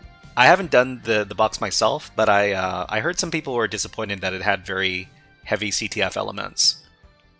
Let's see, Just Mozart says, would this be a start for throwing CVs? Would this be enough to start throwing CVs for pentester jobs? Throwing CVs. CVEs? CVEs. Pentester jobs. If you can document that you discovered a CVE, I think that would be pretty impressive. if you're looking for a pen tester job, you don't necessarily have to have something super hard hitting like that, but you do need to show your employers that that you know what you're doing, first of all. And I would say, oh, you're talking about curriculum vitae, right? Yeah. So you're talking about M Kingdom and Try Hack Me?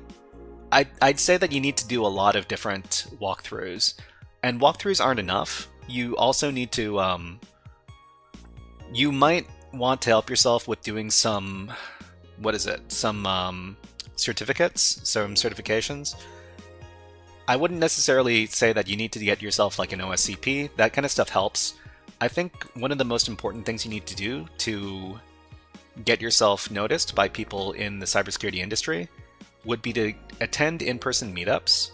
So, for example, I live around Vancouver, and I can look up Vancouver Cybersecurity Meetup on Google, and then there's going to be like a meetup group. Meetup is a pretty good website for finding these cybersecurity groups. Most big cities are going to have a DC 604, a DC group or a DEF CON group. And these are pretty good organizations for finding cybersecurity stuff. If you're looking for, another thing that you can look for inside of, in your local city is something like OWASP meetup. So, for example, OWASP is the Open Web App Security, what does the P stand for? Project. Right. So these are people that are passionate about web app security. And usually there's an OWASP chapter in every big city. And what you want to do is you want to go to those meetups, meet your fellow cybersecurity professionals and students, and then start doing some social networking over there. And start making some friends. But yeah, Just Mozart says, it's an easy CTF. I believe it's not hard, but it is tricky as it's constantly confusing the attacker with a lot of OS stuff. By OS stuff, what do you mean? Anyways, let's continue on with our challenge over here. So what we want to do is we want to click on the launch instance button over here, and that's going to start up the web app. Lots of stuff. Oh, okay, lots of stuff. No worries, no worries. But yeah. Okay, so the website is running now, and there's a link. It says check out my website here, and here's a link.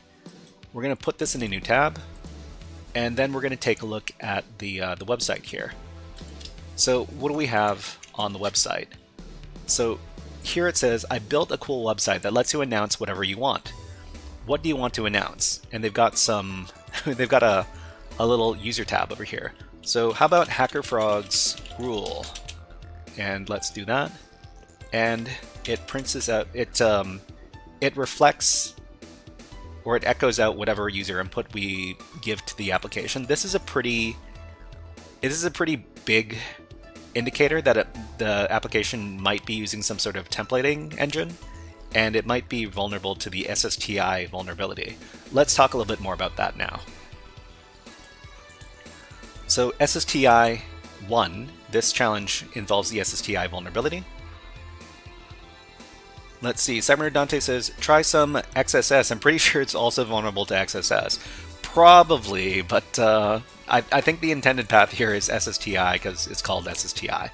But what is this? So SSTI, which stands for Server-Side Template Injection, this is a web app vulnerability where the app uses a templating engine to create web page content.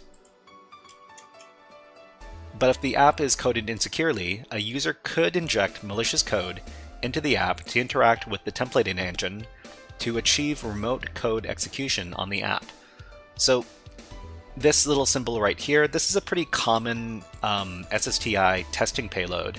And what we need to do is we need to get the application to try to do some mathematical operations for us. So a very common way to identify a potential SSTI vulnerability is when we find a web page which echoes back user output. Sorry, echoes back user input. So we input HackerFrogs rule, and then it outputs HackerFrogs rule, like this. If we can ID such a web page, we can confirm the vulnerability by having the application perform math operations. So if we send a payload like this, and it does the math for us, so it does 7 times 7 and we get 49 back, this is an indication that the application is vulnerable to server-side template injection. So let's go ahead and try this out. So back at the web page, here, we're gonna go back, and then we're gonna give this payload here. So the payload is a bunch of 2 sets of curly braces, and in the middle we're just going to put in a math equation. We could do 10 plus 10. We could do 7 times 7, and we're just trying to get the templating engine to do some math for us. Click on OK. We get 20. So since the application did our math equation, we're pretty sure that we can get the application to run code for us. So there are a bunch of different templating engines, and there are a few different ways we can figure out which templating engine is being used.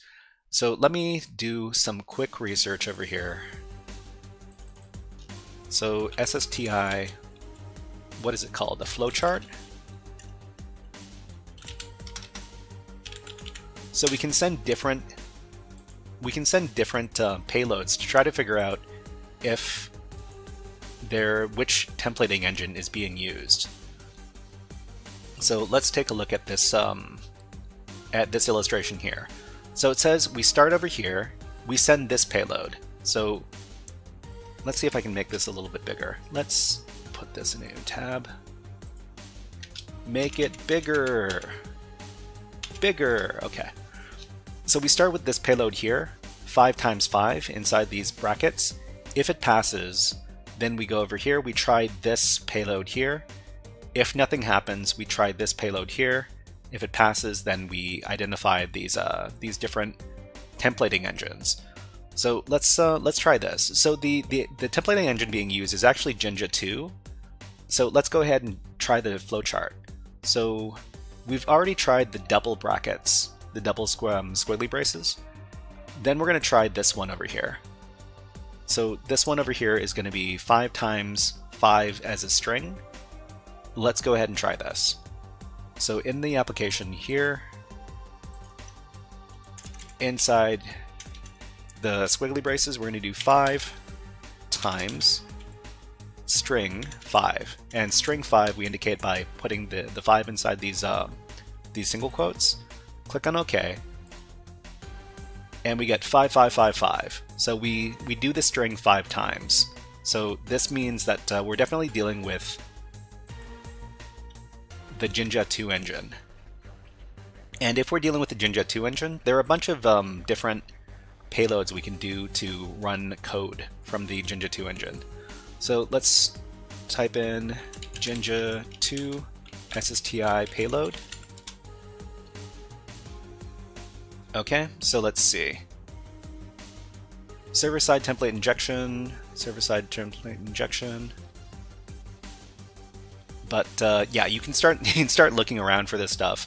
I recorded a payload that works for me, and we recorded that over at my GitHub over here. So let me go ahead and pull that up.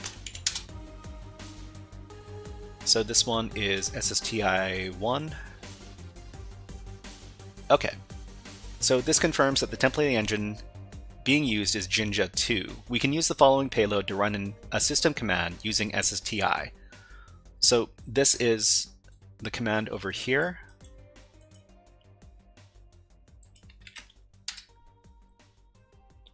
And this is basically using the templating engine in order to run a system command. So this is Python. So this is Python syntax, and we're just going to use the OS module in order to run the ls command. So the ls command is obviously going to output directory contents.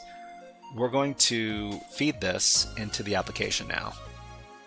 Over here, we're going to go back. We're going to paste in our payload. If it works, we're going to get a list of files. So these are a list of files over here. Let's make this easier to read. Oh, what? Are we not able to take a look at... Oh wow, we're not able to look at the source code. But we do get the files over here. So we got this file here, PyCache, app.py, we've got flag, and we have got requirements.txt.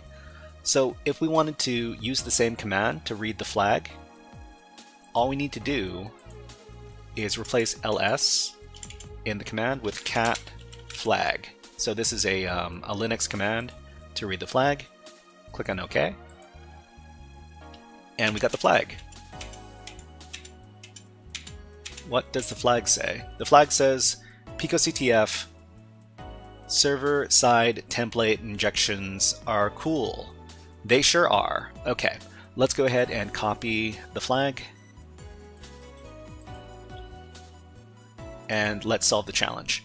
So go back to the challenge, and in the submission field, paste in the flag, click on Submit Flag, and you're done. Okay everybody, this was a guided walkthrough for the SSTI 1 challenge from PicoCTF 2025. If you enjoyed this guided walkthrough, please click on the like and subscribe buttons on the video and leave a comment underneath the video. But until next time, HackerFrogs out! Just Mozart says, I recently saw a video from DEF CON regarding SSTI and I got used to SSTI map, a bit script kiddie, but easy to test website inputs regarding this vulnerability. Yeah, I think there's no shame in using automated tools. You should probably teach yourself how to do these kind of hacks manually before you start using automated tools. But if you're not using automated tools, it can take a really long time to get these kind of hacks working, especially for stuff like SQL injection. If you're not using stuff like SQL map, it can take a really long time to get the information that you want, especially when you're dealing with certain types of injection, like blind injection or time-based injection. These are all a big pain if you're not automating the process. But yeah, you definitely use the tools. Use the tools if they're there. You should educate yourself as to how these vulnerabilities work, of course.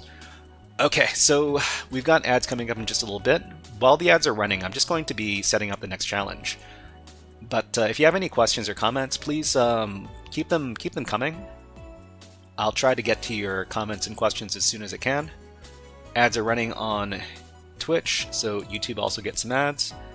Let's go ahead and put on a bird video. How about this bird video? That's a handsome bird. Okay, we'll be back in about a minute. I'm just going to take a little water break.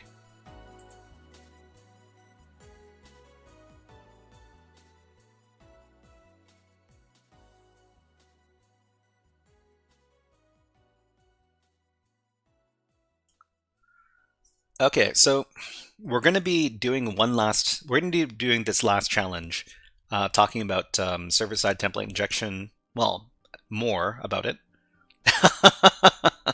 Siren Dante, yeah, that is a woodpecker. That's true. That's yeah. He's eating some nuts. So there's whatever you want there. Yeah, but this is a northern flicker woodpecker, and these guys are all over the place. I'm pretty sure wherever you are in North America, you're going to be able to see one of these guys. But if for some reason your area doesn't have these woodpeckers, these northern flickers, let me know. They're pretty much only available. They only see them in North America, but they're a really fun type of woodpecker. Let's put these birds away. Okay, I'll try to get this done as quick as I can because we're already running behind schedule. Okay, so let's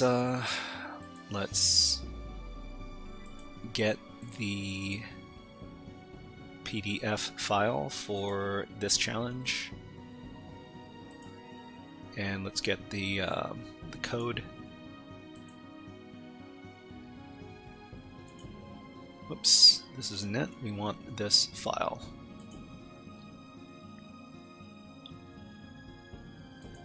Okay, let's go ahead and get started then.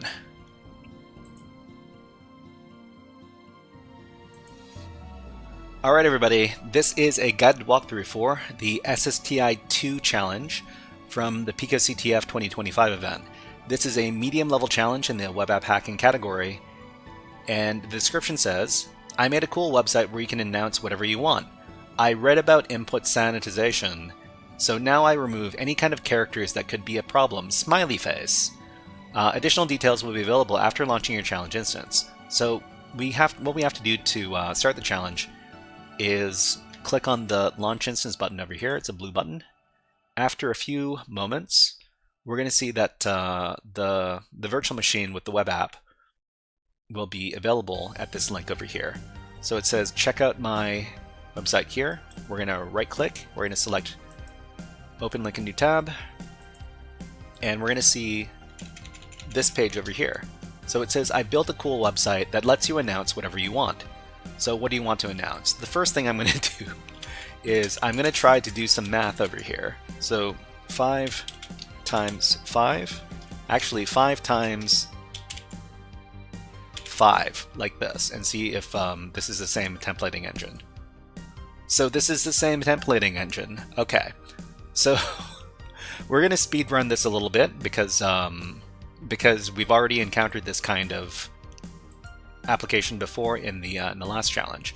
But let's talk about what's changed. So let's do a quick recap. Server-side template injection is a web app vulnerability where a web app uses a templating engine to create web page content. But if an app is coded insecurely, a user could inject malicious code into the app to interact with the templating engine to achieve remote code execution on the app. A very common way to identify a potential SSTI vulnerability is when we find a web page which echoes back user input. If we can ID such a web page, we can confirm the vulnerability by having the app perform math operations. So just like this. Okay, but this is where it gets a little bit more complicated. However, if we use the same payload for SSTI injection that we used in the previous challenge on this app, we will see an error message. So if we try to give it this payload that we used for the previous challenge, it'll give us this error message: stop trying to break me. So let's demonstrate this. Okay, so this is the payload we used in the last challenge.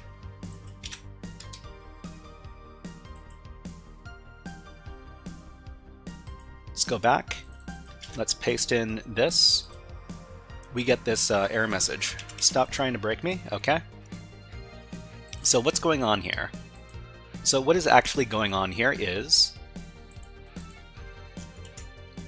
the problem comes from the underscore characters and the dot characters. So there are certain special characters that it allows through, but certain other characters that it does not allow, and it will throw you an error if it detects that these characters are being used. So we need to encode these characters to bypass the filter. So how are we going to do this? So for each underscore character, we can use the hex encoding \xf x5f, and for each dot in the payload, we can use the pipe attr function, which is part of the Jinja 2 templating engine. So when we encode this entire payload using this this method, it's going to look like this. So the above is the fully transformed payload, which should evade the filters in place on this web app. So let me get the payload.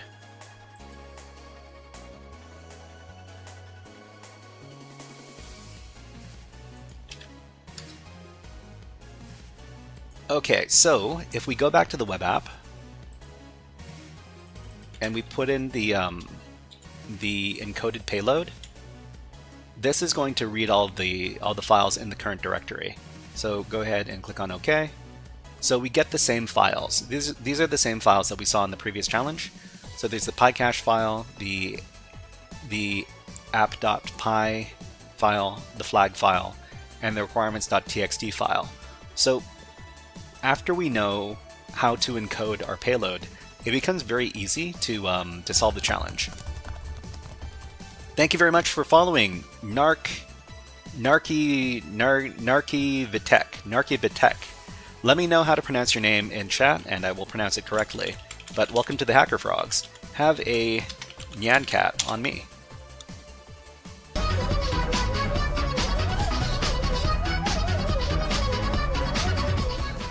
Okay, so we've got the correct encoded payload. We're just going to go back and we're going to use the same payload. The only thing we're going to change is the command. So we're going to replace ls with cat space flag. And then do the payload. We get the flag for the second challenge in the series. Okay, so PicoCTF SSTI filter bypass. Awesome. Okay, let's go ahead and copy this flag and let's finish the challenge. Alright, so go back to the challenge page, then at the bottom, paste in your flag, click on Submit Flag, and then you're done. Alright, everybody, this was a guided walkthrough for the SSTI 2 challenge from the PicoCTF 2025 event. If you enjoyed this guided walkthrough, please click on the like and subscribe buttons on the video, and leave a comment underneath the video. But until next time, HackerFrogs out! Okay, so we're not leaving, but thank you very much for bearing with me while I record these YouTube videos. Anyways, we're going to be moving on to the last portion of today's stream today. Anyways, we're going to be doing the last portion of today's stream. What we're going to be doing is we're going to be doing challenges. Hey, Just Mozart has the HackerFrog emote. Great.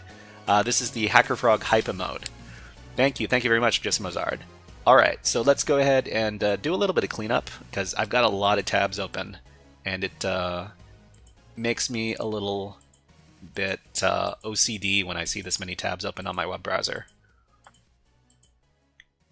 Okay, so let's go ahead and get the get our files for the last portion of today's stream.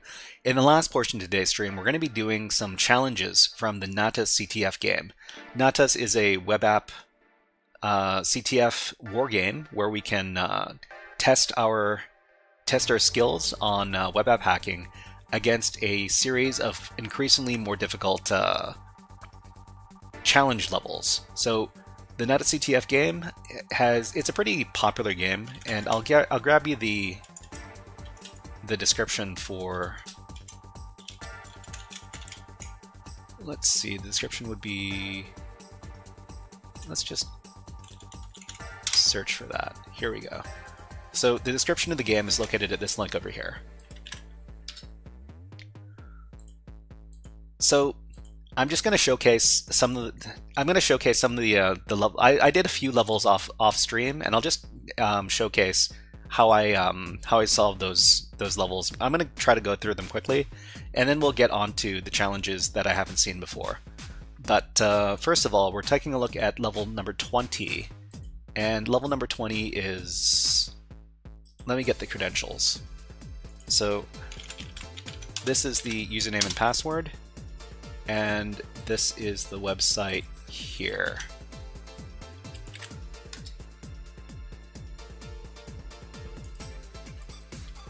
Okay, so we'll try to explain everything as we're doing these challenges. If you find that I'm going too fast, please let me know, because I don't want anybody to feel like they're being left behind.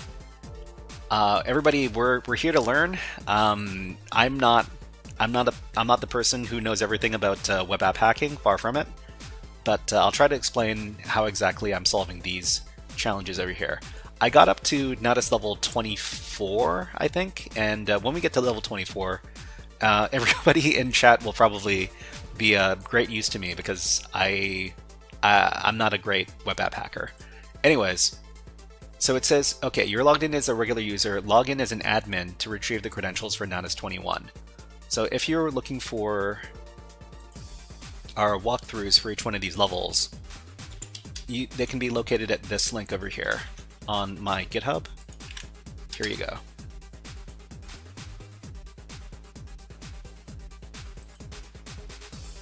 So you're logged in as a regular user. Log in as an admin to retrieve credentials for Natas 21. So we've got a view source code in here as well, and a lot of these levels let you take a look at the source code. It makes it a lot easier to try to determine how to do your web app hacking against these web pages. So you can set your name as test or admin or whatever. Change your name. Let's take a look at what the source code for this application involves.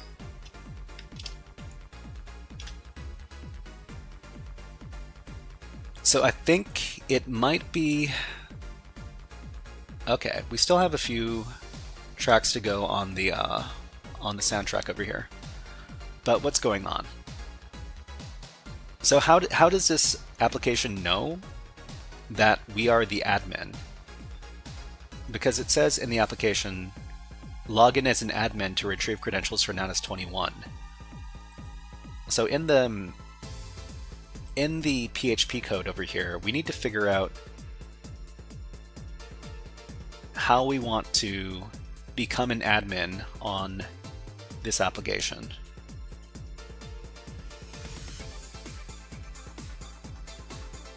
Okay, so let's see.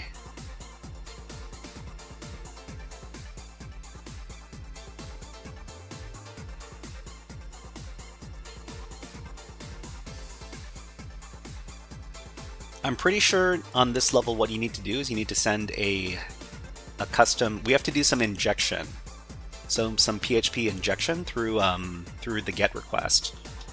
But let me see if I can locate the actual code that we're dealing with here. So let's see, array key exists, admin session admin equals 1. Okay, admin equals 1. So we need to send this PHP code along with our GET request, and if we do that, then we're able to log in as the user. So there's no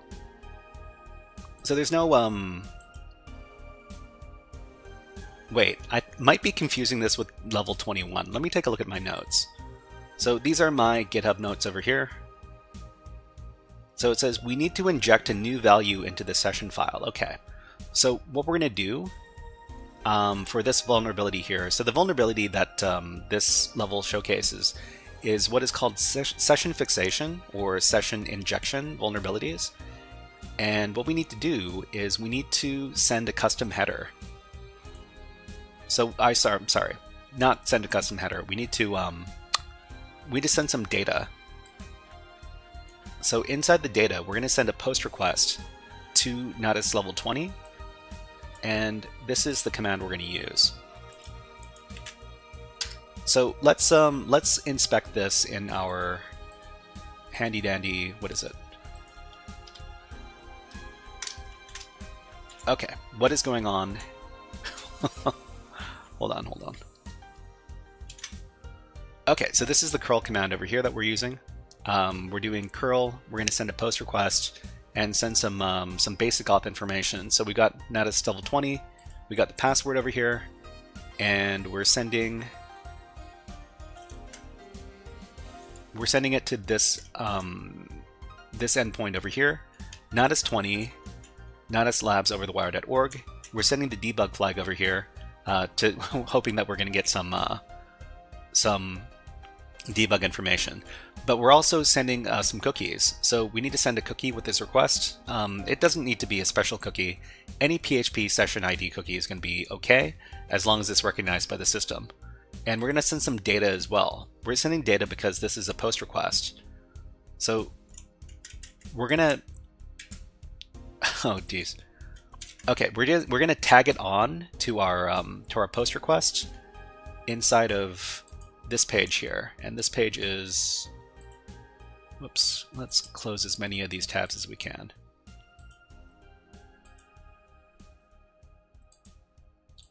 This one over here. So we can send our requests, our name request chain. name change request, and we can send some extra information in here as well. So we can send it via curl, via this command over here, name equals test, and then we're going to set admin equals 1. So admin, well actually it's not admin equals 1, it's admin space 1.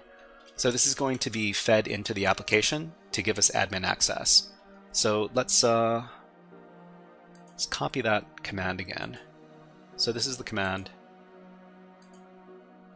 And I'll demonstrate how to do this inside of Burp Suite as well, because why not? Because Burp Suite is awesome. But while Burp Suite is loading up, we'll show how to do this inside of curl as well, because more people have access to curl than they do to Burp Suite. So in the terminal here, we're going to paste in our curl command.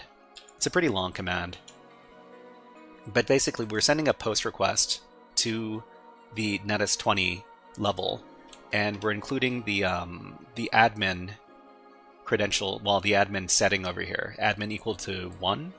So remember, the %20 over here is equal to a space, and I think %0a I think is, what is this one? I think this is the ampersand symbol. Let me go ahead and answer this. I really need to know. Okay, so URL encoding.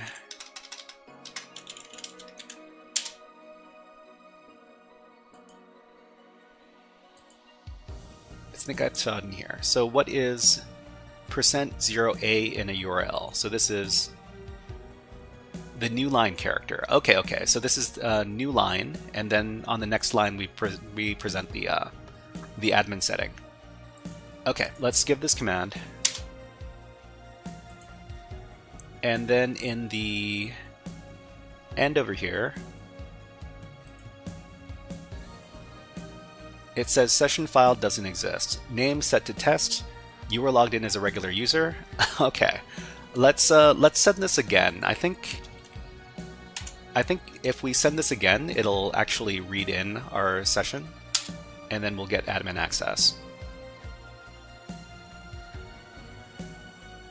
Okay, this didn't quite work. Let me check. Let's do admin equals 1 instead of admin space 1.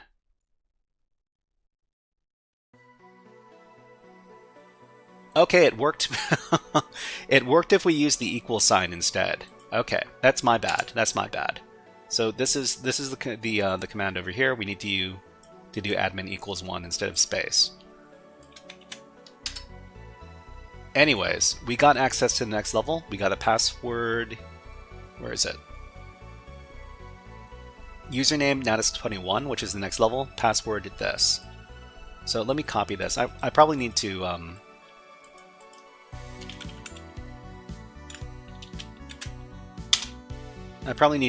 adjust my GitHub over here as well. So the GitHub is here. Let me edit this. Okay, so we're going to do admin equals 1. We're going to commit these changes. And let's go ahead and do this in Burp Suite. So in Burp Suite, this is what we would do. Oh, why does it look like I have 2 Burp Suite? No, I don't. Okay. We're going to go over to proxy. We're going to go over to open browser. So proxy intercept open the browser. So this is the Burp Suite browser, which is connected to Burp Suite. We need our URL, which is this one over here. So the reason why we're using the Burp Suite browser is because the Burp Suite browser is connected to Burp Suite. So we can start playing around with requests after we get some information. So this is the password. I had to log in again in the Burp Suite browser. So this is Natas20. The password we paste in, sign in. Okay, so we're going to put in our name as test one more time. Click on change name. And then it says you're logged in as a regular user, log in as an admin to retrieve your credentials. Okay. So we're done. Now that we've got this recorded, we can play around with this request inside of Burp Suite. And minimize our window, go to Burp Suite. In Burp Suite, we're going to go to Proxy HTTP History. And we're going to access the post request. So the post request over here, we're going to, we see here the information that we sent with the post request, name equals test. We're just going to send this to the repeater. And in the repeater, we can replay this request over and over again and try to get some different results. So remember from the curl request that all we did to get our admin session was that we changed out the text over here, name equals test. We changed it to something else. You know what? I think Burp Suite is a little bit small. If you're having a hard time reading this text right here, let me know in the chat because I can make this bigger. Please let me know if you can read this text okay. If you can't, let us know in the chat. I'll try to make the text bigger because I don't want anybody to be having a hard time reading what's going on the screen. Steven Evans says, looks good to me. Okay, good. I just wanted to make sure I didn't have to make the text bigger. Okay, so let's go ahead and, so test, and then we need to do the new line. New line was %0a, I think. %0a is the new line. After that, we're going to do admin equals 1, and we're going to send this information. Let's see what happens now. This is the same payload that I did for the curl command, so it should give us admin access. So it says you're logged in as a regular user. That's not what I expected. Let's go back and let me take a look at my curl command one more time, just to make sure I'm not doing something wrong. So test %0a admin equals 1. This is the same payload. Let me try it one more time. Okay, send it.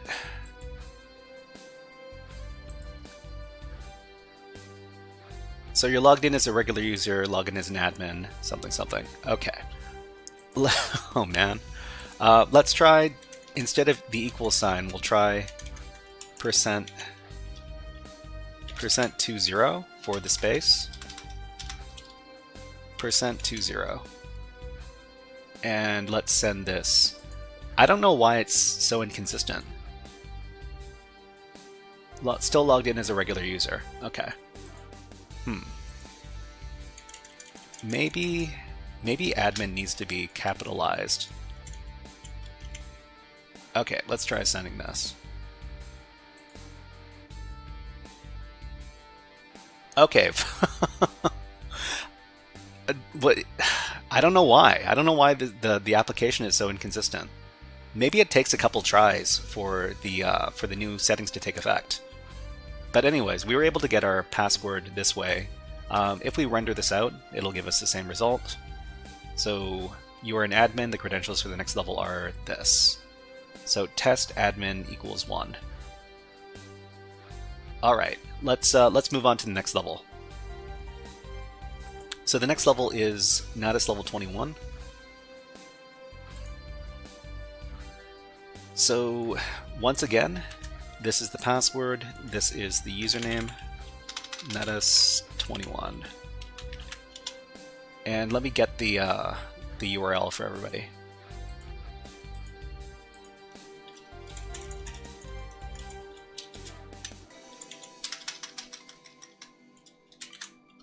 Okay.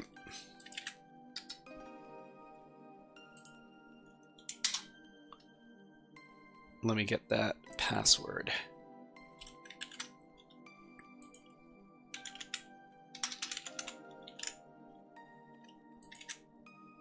Sign in. Okay, we're in. All right, so it says this website is co-located with this one over here. So Natas21 Experimenter natas.labs@overthewire.org. So it says you're logged in as a regular user, log in as an admin to retrieve credentials for Natas 22. So this is actually very similar to the previous level, except that we need to inject our session values into this other website over here, this other web page. So we're just going to put this in a new tab. It's going to ask us for the same credentials, Natas 21. Paste in that password. Okay. So this is a website that also takes in a bunch of values. And if we take a look at the source code for this web page, we're going to see that it's actually trying to do some filtering over here.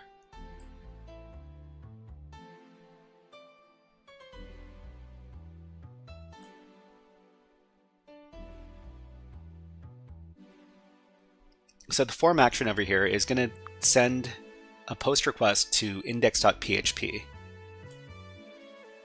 And what it's going to do is it's going to update all of these keys over here.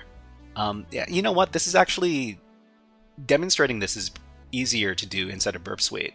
So let's go ahead and use Burp Suite to access this web page. So this is the Burp Suite browser. Let's see. Let's get that username, password. Natas21. Paste in that password. And there's this other website here.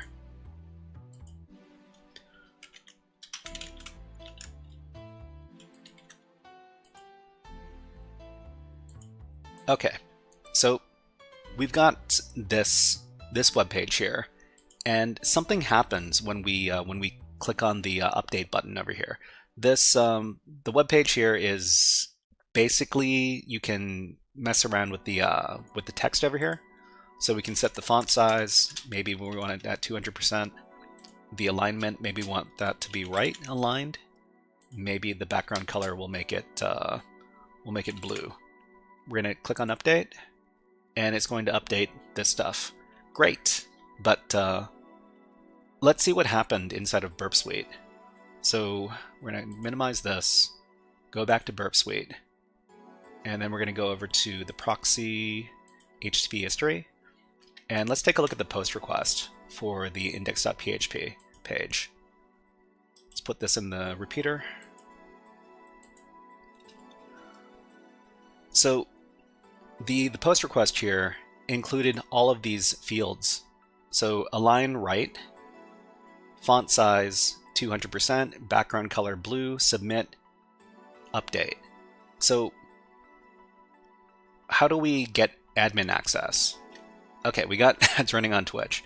When ads run on Twitch, we also do ads on YouTube. Let's go ahead and put on some birds. Here are some birds. Okay, we'll be back in about a minute. Just have to take a little water break. Enjoy the music and the birds.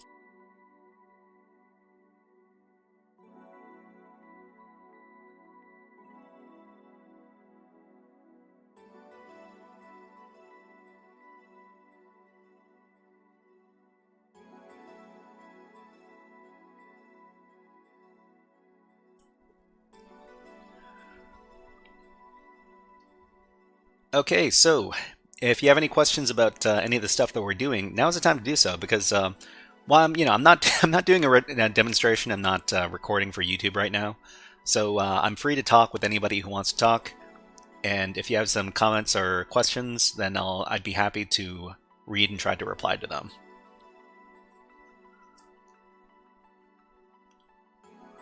But this is my first time going through the Natas CTF, and it's been actually very, very educational. I thought I knew some things about web apps, but some of these levels for the Natas CTF were kind of difficult for me to solve, because I'm not that great a web app hacker. Anyways, let's put the birds away and let's get on with this challenge. So the post request over here, we can send all sorts of all sorts of, what are these? These are settings, I guess. Align, font size, BG color, submit. But how do we become the administrator? Let's go ahead and take a look at the code. So the code is here. View source code.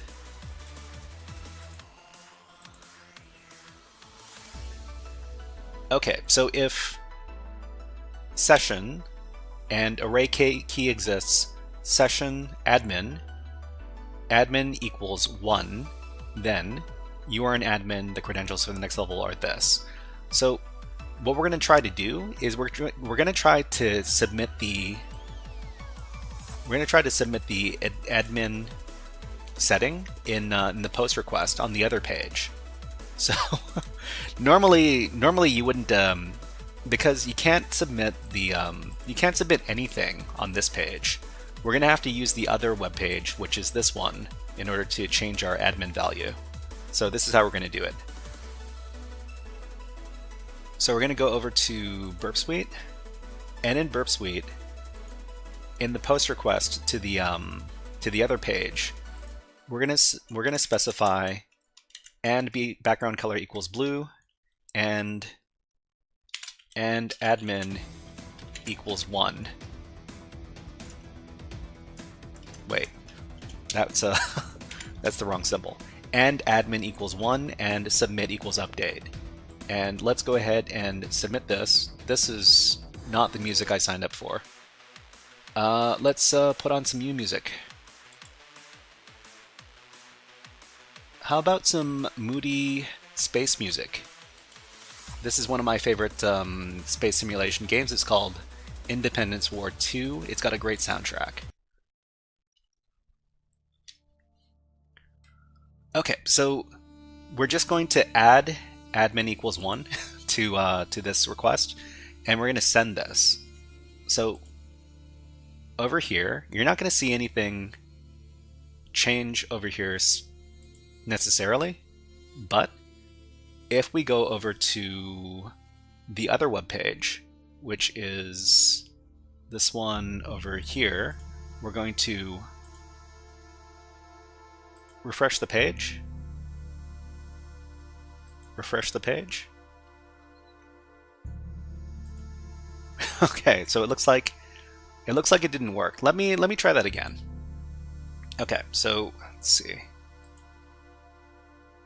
The request, we're going to send this request with admin equals 1. Maybe the capitalization counts. Okay, so we sent it. Admin equals 1. Did I not? Admin equals 1. Yeah, maybe it needs to be capitalized. Let me take a look and see what we get for the other page. So the other page says regular user. Hold on, maybe we need to send the request inside of Burp Suite. So proxy.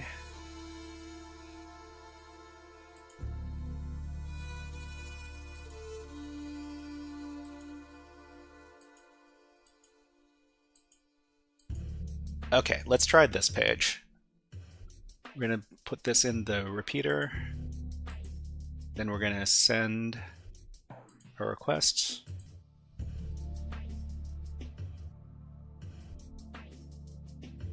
Okay, it still says we're a regular user. We're gonna let's try capitalizing the word admin. That might be it. Okay. So in here it says nothing, but let's try the other web page. Send the request.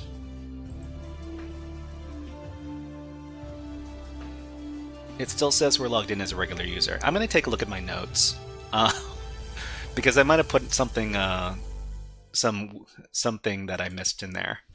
So this is level 21, okay? So this web app allows session parameters to be set through the web app via the post request. The code does not prevent additional parameters to be set at the same time legitimate parameters are. So we can set our admin session parameter to true to gain elevated access to the web app. Okay, we've got our curl command. So we got 2 curl commands. Let me copy the first one. And just for everybody who's wondering, this is the first curl command. Let's go ahead and inspect this over here. Cut this out. Okay, so this is a regular curl command. We're sending it to Natas21 experimenter, and we're sending it with the regular PHP session cookie. All of our parameters are the same. This is exactly what I did in the in Burp Suite. I wonder why it's not working. But let's go ahead and try the curl version. So the curl version is going to be this. Okay, so we sent this stuff in here. Okay, so we did get the session contents, and we did set admin to 1 in curl. After that, we send the we get the update from the other web page over with this command. Whoops. Okay, so let's send the other command to the other website. It says you're logged in as a regular user. Logged in as a regular user. I think it might... I wonder why that is.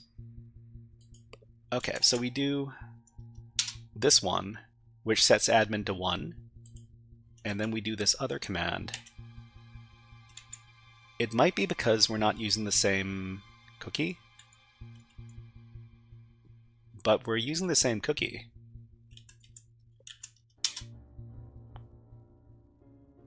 Logged in as a regular user. Let's start playing around with it in Burp Suite.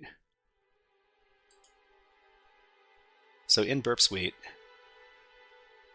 in our requests, we can do admin equals 1, send that. In the response, oh, we should probably set the debug the debug flag on this as well, because the debug flag gives us additional information. So the debug flag is and debug equals 1. Let me just copy that. We're going to put this in our at the end of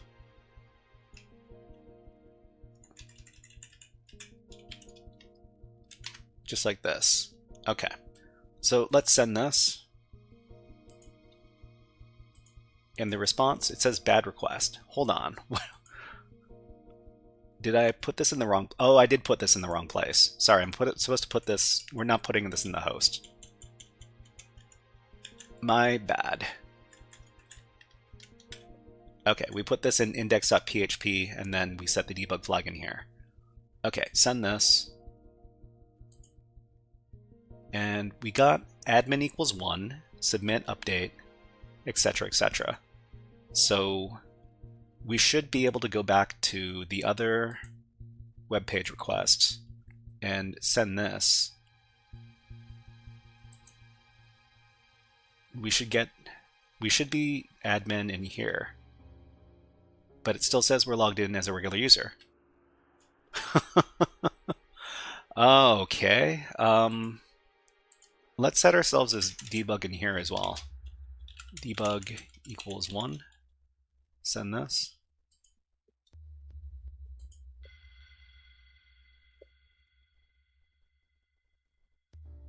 Yeah, it still says we're the regular user.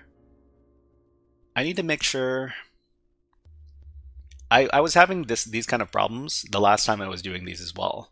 It's not something I can identify right away, which is kind of frustrating. Okay, so it's supposed to be...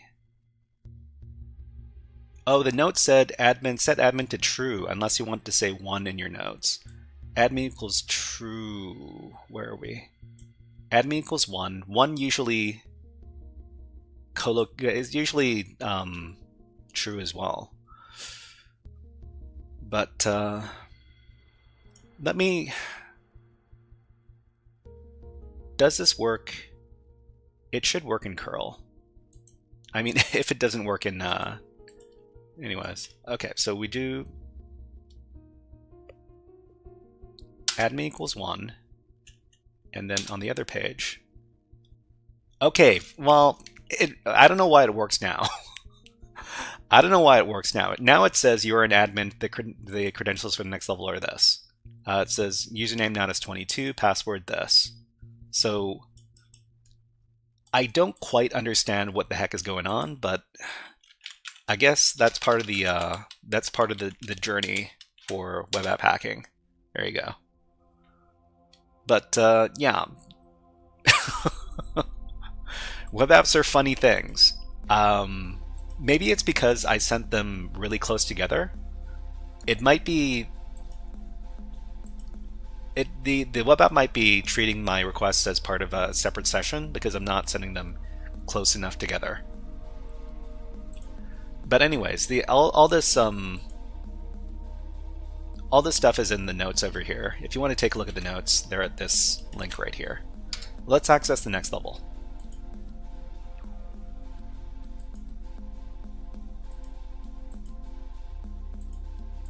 Okay, so the next level is Natas 22. This is the link.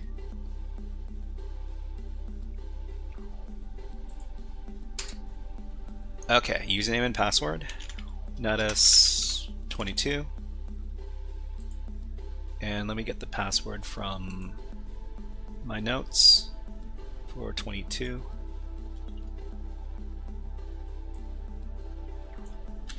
Oh, it looks like I didn't. Did I not solve this one? I'm not sure. It might be that I didn't. I forgot to write notes for this level. But let's take a look. Okay, there's nothing here. Oh, this is the one where we had to do injection. Okay. So there's nothing here. Let's take a look at the source code. So in the source code, this is all it says. It says if array key exists, revelio. If array key exists, revelio. Only admins can see the password. So we need to set revelio, I guess, and session admin equals 1. So I think what we need to do is we need to do some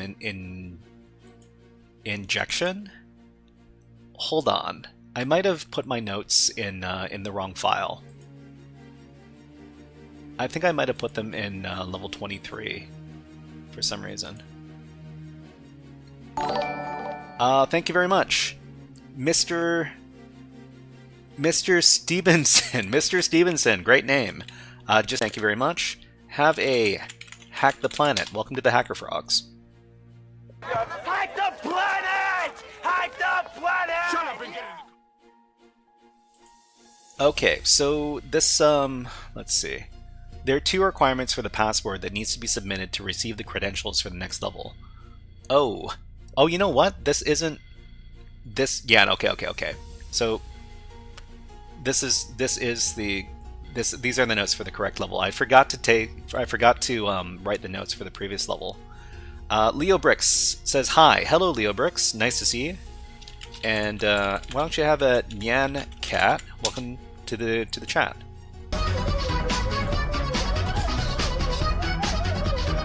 Okay, so for 22, so I think this is where we need to do some injection, because there's on this page there's no method through which you can submit something. Slyborg, hello! Just rated the channel with 10 viewers. Welcome, Slyborg viewers. The Devil's Voice Actual is, what is that emote? That is the DJ Wee. DJ Wee? Awesome, thank you. Welcome to the stream. We're just doing some web app hacking right now, everybody, why don't you come on in and go to hack. There you go. Mr. Hat, may I please be excused from class? Well, Carl, Yes. you hear me? You go to Hack. You go to Hack. You Have a great day. So everybody, we're currently doing challenges that we haven't done before. I've actually done these ones before. I'm trying to work my way through them while I talk to the chat so that I understand what is going on better. These are web app hacking challenges. And if you're wondering how to solve these levels, I've written up a little walkthrough up until level 24 for this for these CTF labs. So they'll have a username and password. They'll try to identify the web app vulnerability and the method of solving the level. If you're interested in learning about web app security, you can go ahead and try to solve these levels. Levels 0 to about 4 or 5, these are suitable for absolute beginners. If you're an absolute beginner at web app stuff. But if you feel like hanging around and helping us solve our solve our web app challenges here, then please log in to Natas level 22, which is at this link right here. So Slyborg, did you what kind of fun were you getting up to on your channel? I saw you studying about protocols, networking protocols earlier, and if you switch it up and started studying something else, let me know. Slyborg says Wireshark. Awesome, awesome. I think we're going to be covering some we covered some Wireshark in the last session, and in a few of the PicoCTF challenges. So let's see, PicoCTF for 2025. This is where forensics. So yeah, we also went over PicoCTF challenges from 2025 for the forensics category, and we covered that in the last stream. But Wireshark is definitely a lot of fun, especially when you can find the stuff you're looking for. If you can't find the stuff you're looking for, then Wireshark is not very fun. But yeah. Okay, so to log into this level, let me get the username and password so that we can all play along.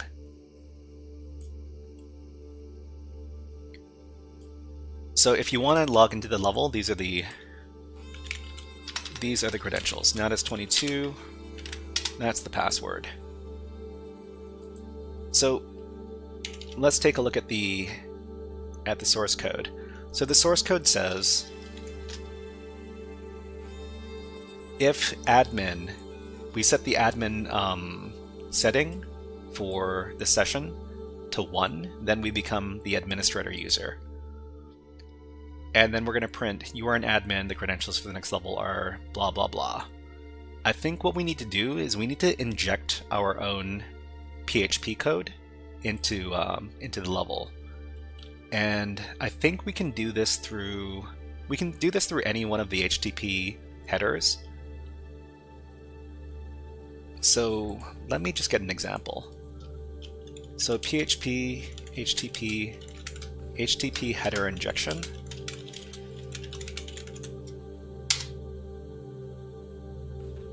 HTTP header injection. You know what? I'm just going to ask the... okay. Let's just ask the AI how we would do this. So we want to inject some PHP code into our HTTP, let's say, request headers. Specifically admin equals 1.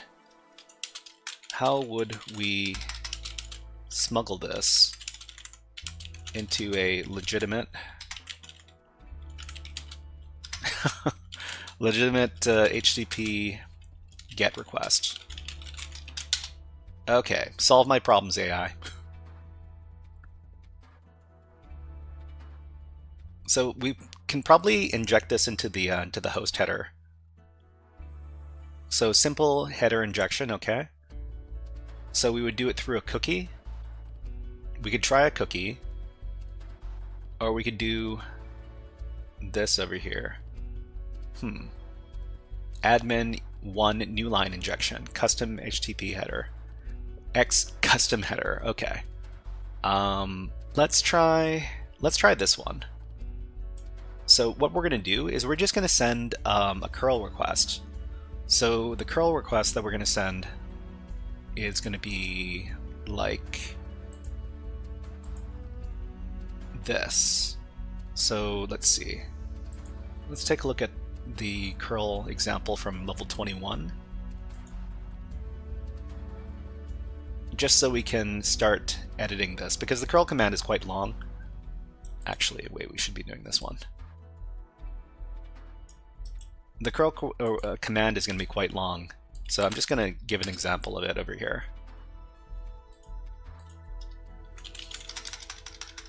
What we need to do is we need to use this curl request to access Natas 22, level 22. We're just going to edit the information over here so that it matches. So if you're using a curl request, you're going to have to provide the credentials along with the request. So I'm gonna need to switch out the credentials for Natas level 22. Let me get this. So this is the baseline request right here. I'll just copy it to chat for everybody who wants to use it.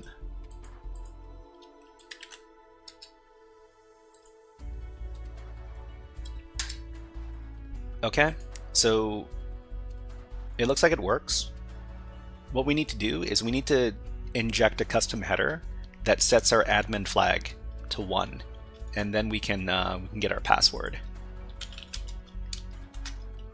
So we can do that with this additional header over here. So we do -H, and then we're going to post in our header information.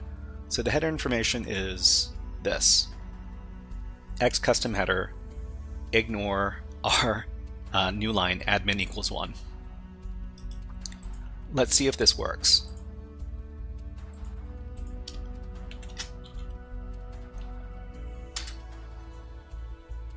Okay, so it looks like we didn't get we didn't get any information. Huh, that's funny. That's funny. It says it was resolved. It didn't give us... let's send that request again.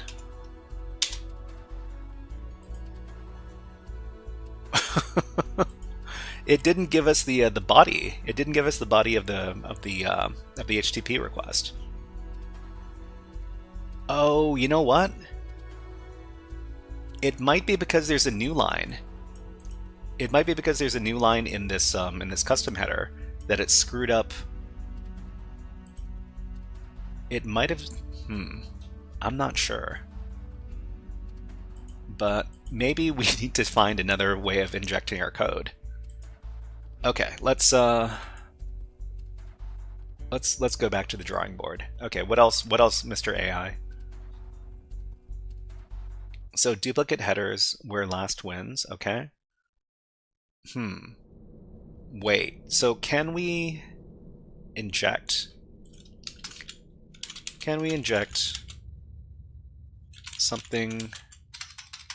something like this?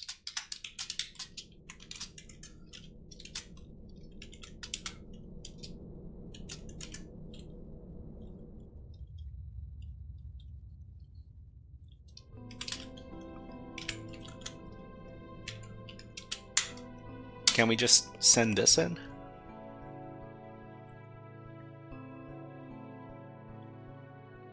So you can inject PHP code like this into HTTP headers, but there are important limitations and consideration.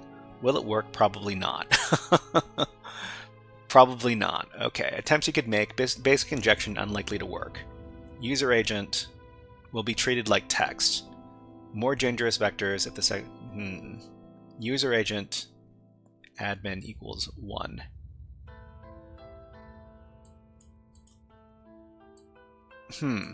Let's try it just for fun. It might work, it might not. Okay, so instead of custom header,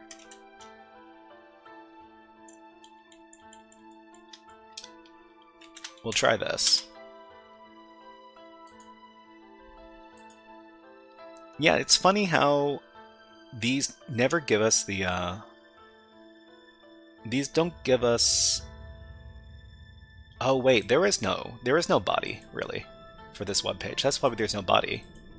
Yeah, there's nothing. Okay, so I guess that's why we don't get a body, because there's no body really in the request.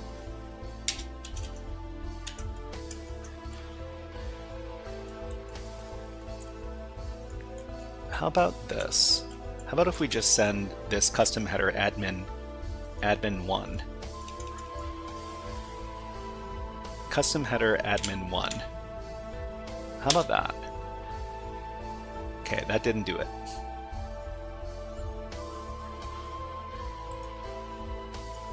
I did this before, but I don't remember what exact injection we used.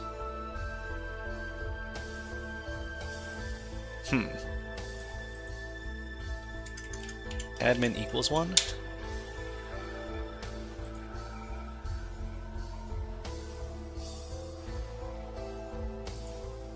Custom, okay, admin equals 1. Or maybe we'll just call the header admin equals 1. So we'll call the custom header admin 1, like this. Okay, that wasn't it. Okay, so to help the AI, let's just provide the PHP code so that it can help us solve this riddle. Okay. So this is the web app code for the CTF. Which injection method is likely to work?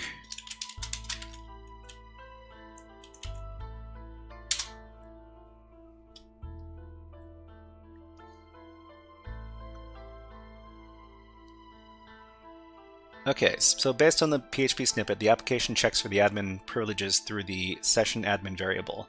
Here's the most effective injection method to gain admin access. Okay. So this is a session authentication bypass challenge. This code checks this. Okay, so direct session poisoning, most reliable. So cookie equals injected, admin equals 1. Why the cookie? The PHP, some PHP configurations allow session variables to be set via cookies. Oh, okay. All right, we've got ads on Twitch. Ads on Twitch means ads on YouTube. And let's go ahead and put on my favorite video. So everybody, my favorite video is this one with the newborn, with the fledgling stellar jays. And it looks like this. We're taking a little break for about a minute, but enjoy these birds. This is my favorite video. Here you go.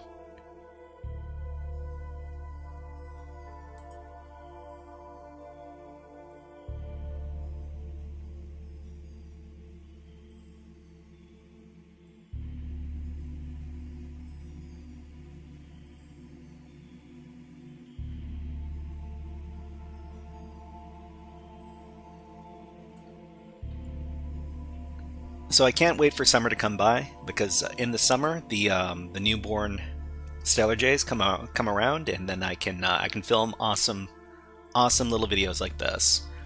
So they are very, very cute, and they're usually very, very curious, because you know they haven't seen anything before, and they they just look cuter than regular adult stellar jays, because they're usually a little more pudgy, and they've got shorter tail feathers and such. Anyways, let's put the birds away, and let's get back to the hacking. Let's have a hacking good time. So let's see. Some PHP configurations allow session variables to be set via cookies. Okay, so we could try just admin1 along with the cookie. So let's do that. So it would be like this, right? Let's go back to our curl command. And we're not going to put in the host header admin 1. We're just going to include this with the cookie. Oh, sorry. Man. What is... I need to get my curl command again, because I accidentally did something weird to my terminal. Okay.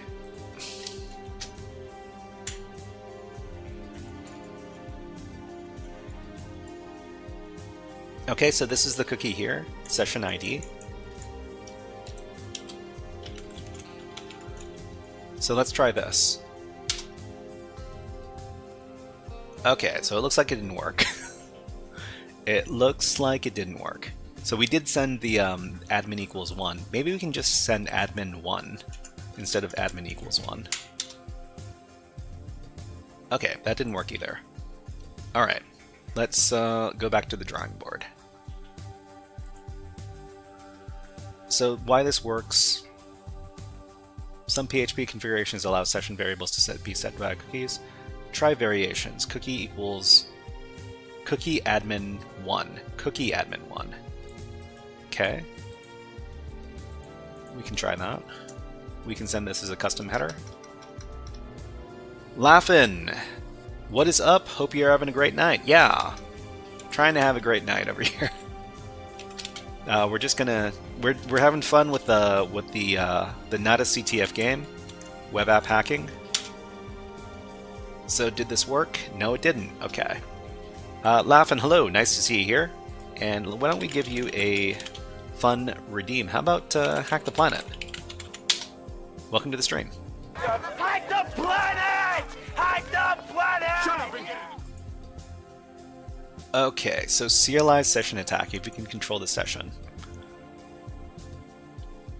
What? Inject the session ID? Huh. Null byte injection.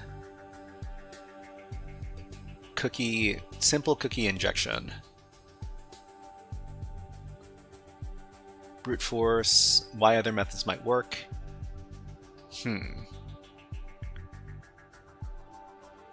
Let's see. Should work for most CTF challenges with similar code. The cookie method has about 70% chance success rate in these scenarios, while session fixation works in another 25% of cases.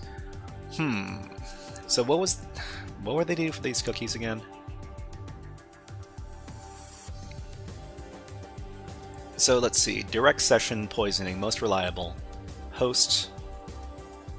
Oh, we also need to access the Revelio endpoint, right? I think that might be it. We need to access we have to access the Revelio. We have to use the Revelio URL thing. So let's see, because there was also that Revelio. There was also that portion of the code in here. Where is it? Here. So if array key exists, Revelio get only admins can reveal the password. Then and it also checks if session ID equals 1. So we need to incorporate this portion of the code. Laughin' says, oh nice, I've done Bandit, but I've never done Natas. Yeah, so Natas is the web app equivalent, I guess, you could say, of Bandit. And if you want to take a look at walkthroughs that I've done for Natas, then you can access this link right over here. There you go. Okay, so Revelio. Did it work? Oh, it worked! Wow, it worked! Okay. So that the reason why it wasn't going through was because I forgot to put in the URL parameter. So you need to make sure that you're referencing the Revelio URL parameter in order to do this. Okay, so this is the working curl command right here. Laughin says, I gotta get better about my GitHub docs. I've been all over the place for the last 6 months or so.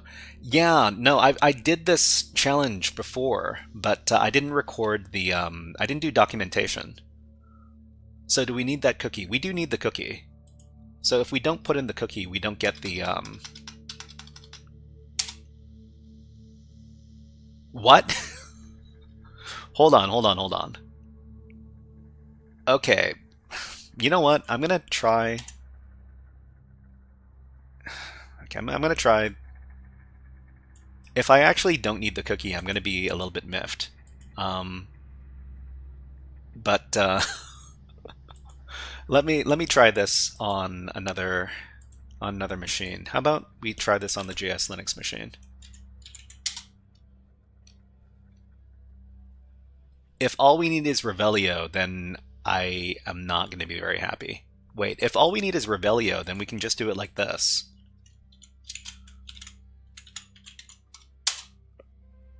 No, and it doesn't work. It doesn't work if you just use the Revelio. Okay, let's paste in this.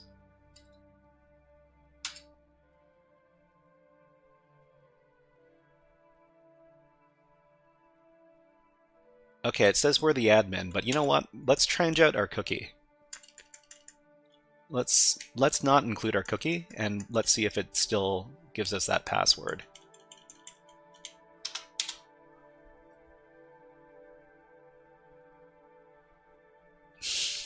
This is really weird. So everybody, can you confirm for me that this works? I want you to try just putting in... Hold on.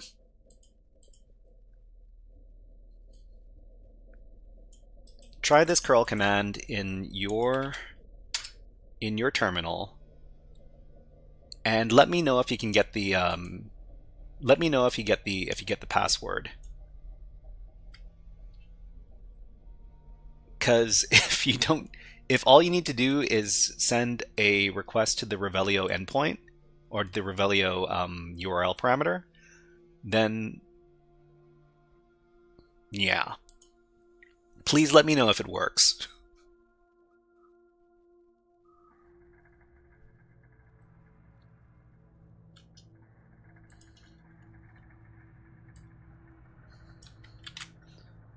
Because it seems like it is. It seems like it is working, and it is very unexpected. Yeah, it says I'm in. Okay, let's try this. And it worked over here. It worked over here in this other even without the cookie. Okay.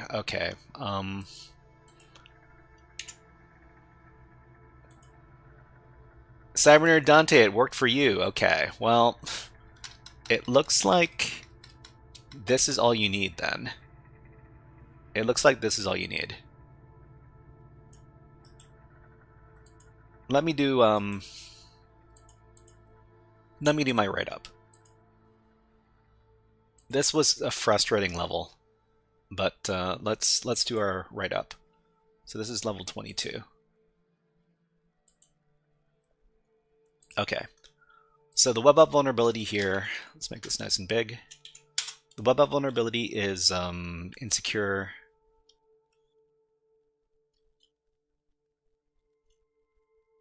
insecure session handling, and the method of solve is the web app code implies that we have to use the Revelio URL parameter to access the password for the next level. And I guess I should get the PHP snippet that is relevant in this case, which is this.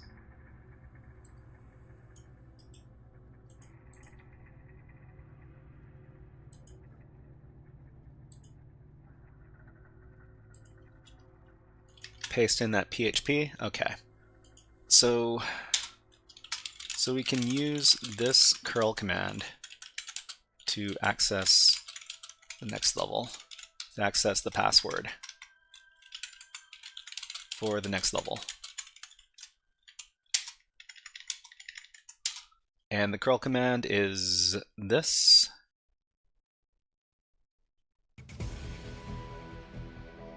Oh, looks like, yeah, let's play the, let's finish the stream by playing some Faster Than Light, because it's a really good soundtrack. Okay. So the curl command should be this.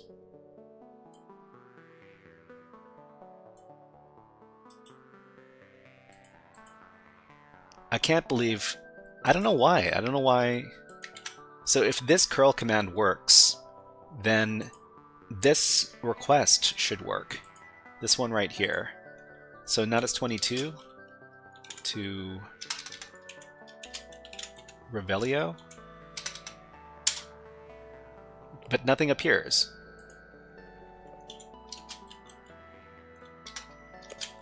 Revelio equals 1. Yeah, nothing happens. And there's nothing here. I don't know why it works for curl, but it doesn't work on the regular browser. But you know what? Maybe we just need to walk away. If we walk away, insecure session handling. Okay. Session Revelio equals true. Okay. Revelio equals true. I mean, in the web browser, it... Let me check with Burp Suite. So Burp Suite over... Let's try the Burp Suite browser. And it asks for our credentials. Okay, what are our credentials? This is 21. This is 22.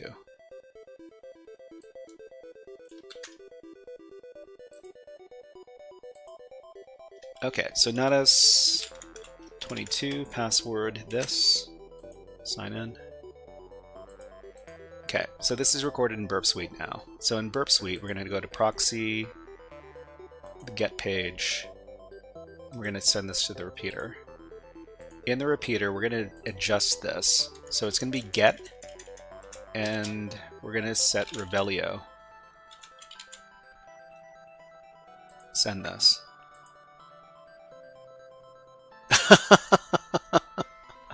It works in Burp Suite. It works in Burp Suite. It works in curl. It doesn't work in the web browser. And I'm not sure. I'm not sure why. So this is the Burp Suite browser. We set Revelio in here.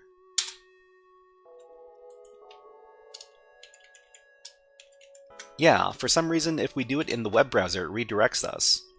Well, I mean, I don't know if it redirect. I think it redirects us, and then it doesn't give us the password.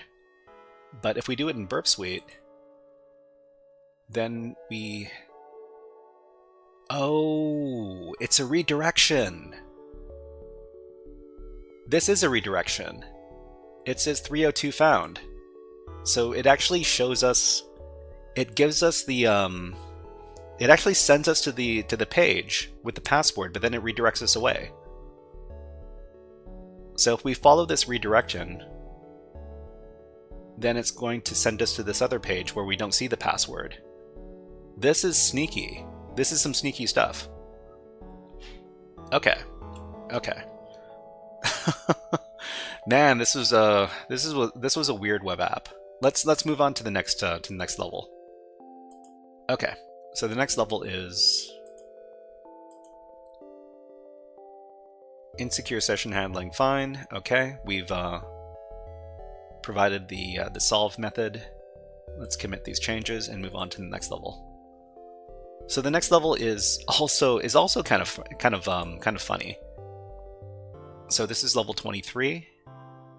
and I was actually waiting to solve this level on stream. So let's get the password. So this is Natas23. This is the password. Let me get the link.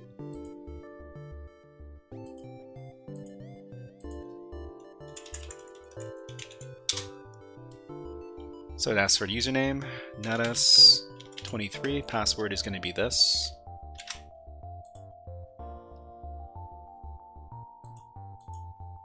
Okay, so this is this was an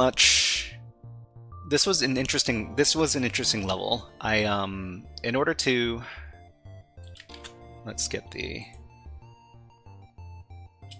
this is the link. So in order to understand what's going on here, so we can do test for this password, log in. It says wrong, okay. We need to take a look at the PHP code. So the PHP code, it's pretty straightforward. And let's talk a little bit about this code. So this is PHP code, of course, and there are two requirements here. So it looks for string in the password, this string right here, I love you. Okay? And it's also looking for another requirement, and the other requirement is that the length of the password has to be 10. It has to be greater than 10. So if anybody knows how we can get around this, let me know. I know the answer, but I want to ask you if you can figure this out. So this function right here is checking to see if this string is in the password, I love you. And it's also checking that the string is greater than 10. So what can we? So this is a logic puzzle. It's not super tricky, but you have to understand how PHP treats strings. So actually, this is a type of type juggling. It's actually when I did my research for this, I actually thought it was very interesting. So it's looking for greater than 10, and it's also looking for the string I love you. So if we go and I'll just copy this into chat in case you want to look at it. You know, Cybernerd Dante is very close. Cybernerd Dante is very close with that password that they provided. But here's what we do. So if we do password, we need it greater than 10, right? So if we do 11, it doesn't let us log in. If we do I love you 1, 2, 3, it also doesn't let us in. But the way we solve the level is let's see, PHP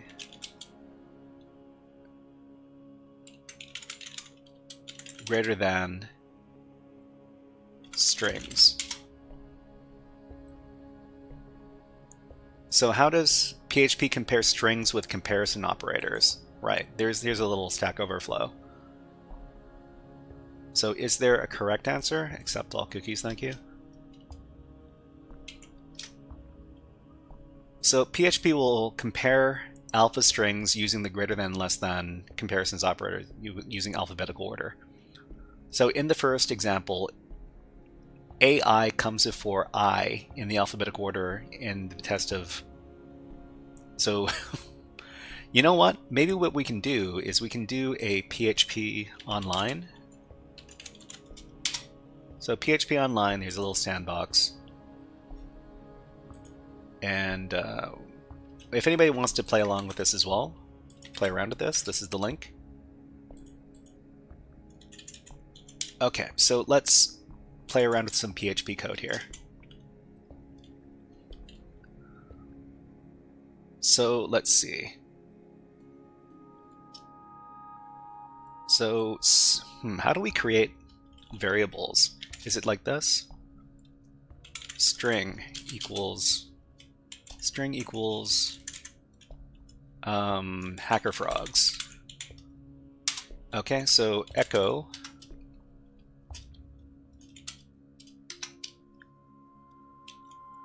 what was it? String. Do we always have to use I don't code in PHP. String greater than 10. Let's try this. Okay, so string greater than 10 equals I wonder why this comes out as 1. So this is supposed to be true, right? Actually, let's try string. This is probably not going to go. Execute this. Okay, there's an error. So that's because we need to use the $sign. Yeah, this comes out as 1. So this is true. So, I wonder why this doesn't... Why it doesn't work in the web app then? Because this does come back true. Actually, wait. How about frogs? It's not counting the number of characters in here though. But how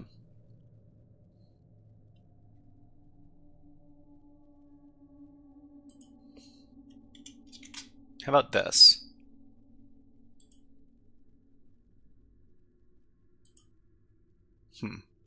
But here's the thing.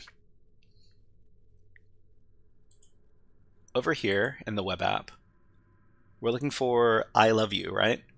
So I love you, and it also has to be greater than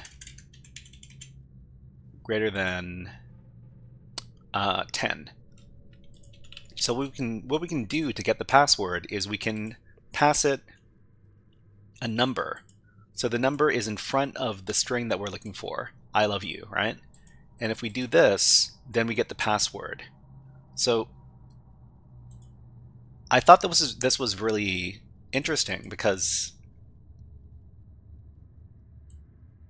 this function right here looks for a pattern inside the string, which is I love you, and this one, other requirement here is that the password has to be greater than 10. So if you pass a number that's greater than 10 in front of the string, it's going to interpret the number as whatever that number is in front of the string. So if we put 11 in front, then it will pass the test, and then it will give us the password here. So this is what I wrote up for my write-up here for Natas level 23. Okay, so this is web app vulnerability. This is PHP type juggling. So when PHP interprets a string as a number, or a number as a string, this is called type juggling. So it's interpreting one type of data for another type of data. So there are two requirements for the password to be submitted to receive the credentials for the next level. This code right here. So the code requires that the password contain the string I love you in it. And it also requires that the password be larger than the integer 10. We need to abuse the way PHP treats strings and prefix the I love you string with a number that is greater than the number 10, since the greater than comparison operator will convert strings to numbers before comparison. So we can use the string 11 I love you to fulfill both the requirements for the password. The string function ensures that the indicated string is included in the password, so 11 I love you qualifies. So that's the funny thing about this level. But let's move on to the next level. So this is stuff that I actually haven't seen yet. So let's go ahead and move on. This is level 24. Let me record the password for the next level.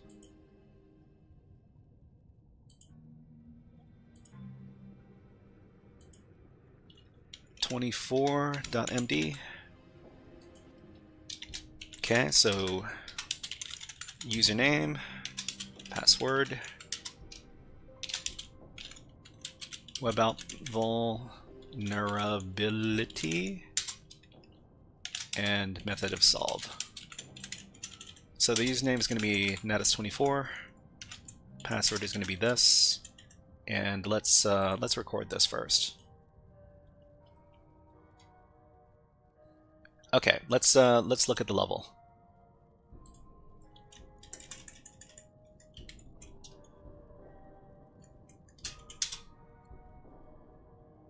Whoops, we're looking at 24. Okay, so username Natas24, password this thing. Let's sign in. Oh wow, looks like we've got a level that's similar to the last one. Okay, let's take a look.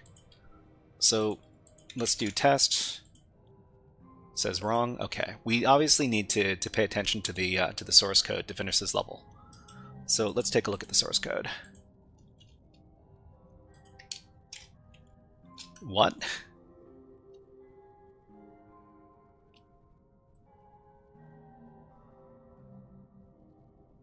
What is going on? Okay, so this is So if array key exists, password request, if not, string compare request censored. It's checking for a specific string. It's checking for a specific string. But how do we...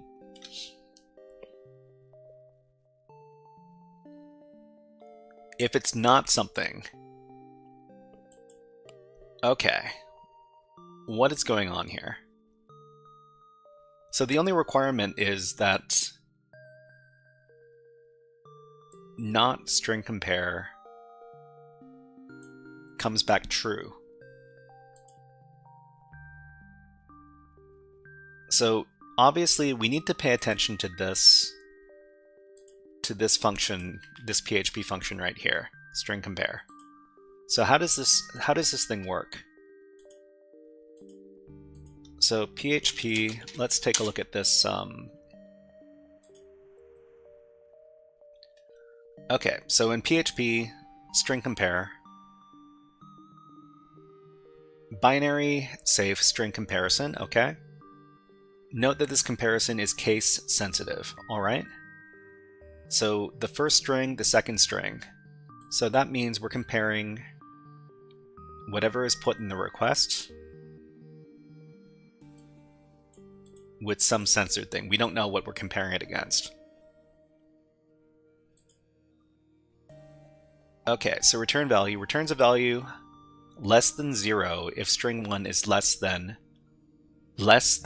string 2. Less than. Huh. That's weird. That's weird. Okay, we got ads. Man, these ads are...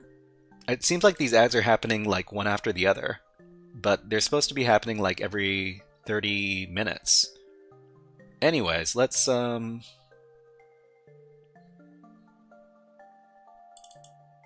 put on some birds. Let's take a little water break. We'll be back in just a minute. Okay.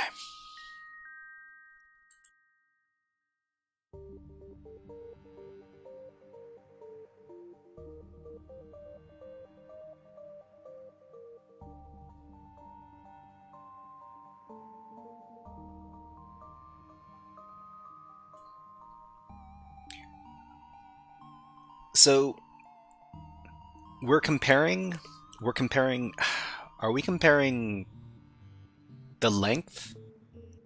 We're not directly comparing the strings. Leo Brick says, are the birds live? No, these are recordings. These are recordings of the birds. If only the birds were this active all the time. No, the birds are not live. These are recordings of the birds that I took with my security camera. But I've got a camera outside and that looks into the backyard, and I look for awesome bird clips. Let's go ahead and put the birds away, and we will continue. Okay, so returns a value less than 0 if string 1 is less than string 2. A value greater than 0 if string 1 is greater than string 2, and 0 if they're equal. Oh, okay, okay. 0 if they're equal. No particular meaning can be reliably inferred from the value aside from its sign.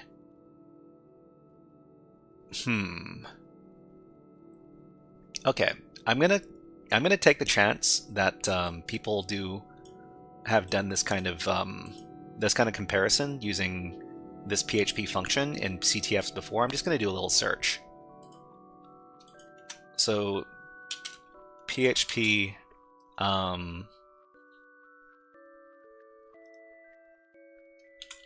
let's do strange. Strange results for string comparison in PHP. How about this? So I don't think we're talking about the same... We're not talking about the same function here.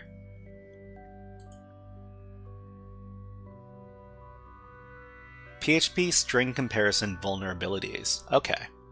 So let's take a look at this GitHub page here.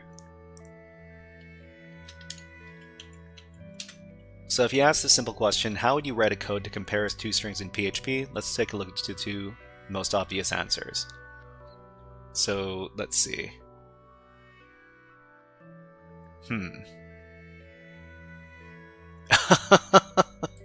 Oh man. Huh. Okay. So string comparison, right? String comparison, let's see. What's going on here? So let's suppose now that you're a smart person, you're not willing to use the equal operator. Since you have a beautiful C background, you will stick to the string comparison function. Nice, a function created to compare strings should not be vulnerable when it's doing its job. Okay, so this is how the function works normally. Okay, so that means that every time string comparison string 1, string 2 is 0 if the strings are equal. What if there was another way to make string comparison 0? Well, what happens when we pass one string and one non-string parameter, like an array? Oh, okay. So we're going to pass an array to string comparison? Okay, well, it'll result in a false statement, and the result of string comparison will be 0. So we're going to pass an array. Okay. How about we just copy this, and then we go back to the application. Nope, it didn't.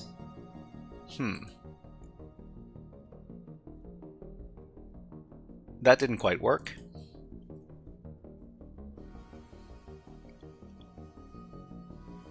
Array.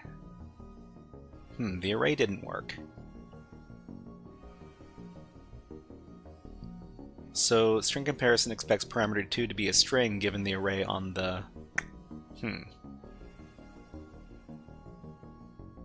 So there are examples in CTFs. What if we just try 0? Nope. I think I remember something called like PHP magic numbers or something, right?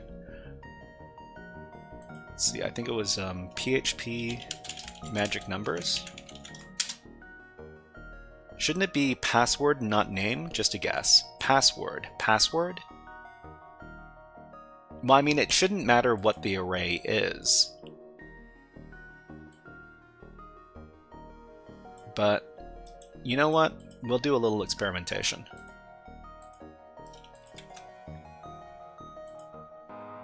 So this came back wrong.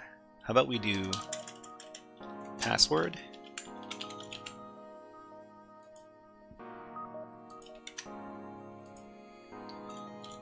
Let's try giving the semicolon.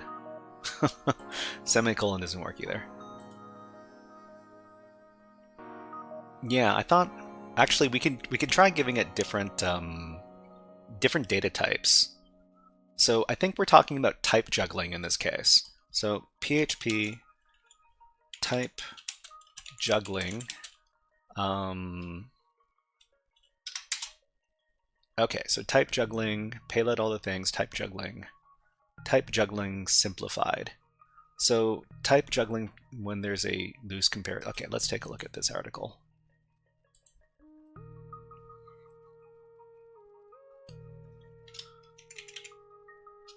Wow, this is really, really big. Okay, so type juggling or type casting refers to a PHP functionality. Indicates that PHP will first transform variables of disparate kinds into a common comparable type before comparing them. Okay, so in the following example, the program compares the string 4 and in the integer 4. Okay, so let's see. The program will execute flawlessly and print. PHP can evaluate strings and integers. So they considered these two things to be equal, the integer 4 and the string 4. Okay, so for example, PHP will try to extract the integer from the string when comparing the string's 9 phones to the integer 9. Extract the integer from the string. Oh, yeah, okay. This is an example of what we saw in the previous example, because we gave a string with a number in it. PHP sure is weird. PHP sure is weird when this equates to true, the integer 9 and the string 9 phones. So this type of loose type comparison behavior is rather typical in PHP, and many built-in functions operate in a similar manner. Okay. So what causes the vulnerability? The unique feature of PHP is frequently exploited around authentication restrictions. Suppose the PHP code for handling authentication is as follows. So if post password equals password, then we get the login. So then as to this evaluates to true, entering an integer of 0. Oh, wow. Wow, this is really insecure. This is bad. Okay. So password. So 0 is 0 equal to the string password. This equates to true. Okay. So we've got the type juggling chart over here. Let's take a look at the source code. So if string comparison, if not string comparison means, what would not string comparison be in this case? You know what? I'm gonna ask the AI really quick what exactly not string comparison means.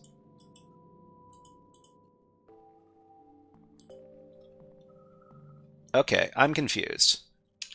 I'm confused about the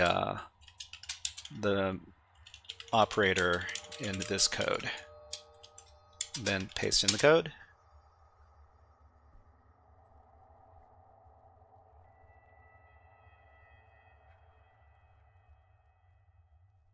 Okay. So how string comparison works: returns 0 if the strings are equal, returns -1 or 1 if the strings differ based on alphabetical order, returns null if either argument isn't a string. Okay. Logical not operator flips the truthiness of the expression. Not 0 equals true. Not 0 equals true. So 0 usually means false, but not 0 equals true, okay? Not true equals false. Not -1. Not -1 is false, because -1 is usually true. So why this is used for password checks, the condition becomes if not 0 not 0 means true. If not 0 equals true. Okay, so this is dangerous because string comparison array string equals null, and null equals true. So this can be hacked by sending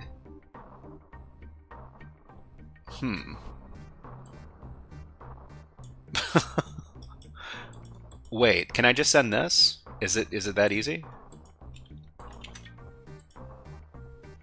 No? Don't think so.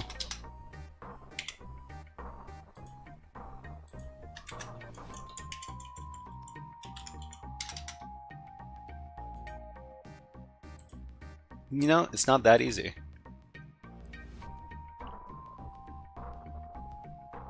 Okay, so what else do we have in our article?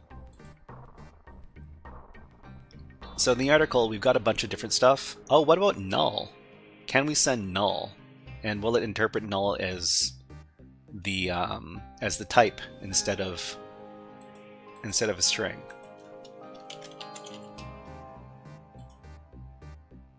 So that's not.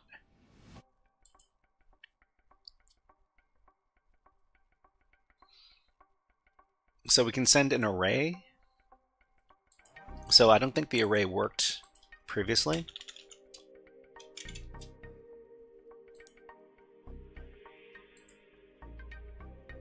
Let's see. So this is a string. So there are all these numbers we can send as well.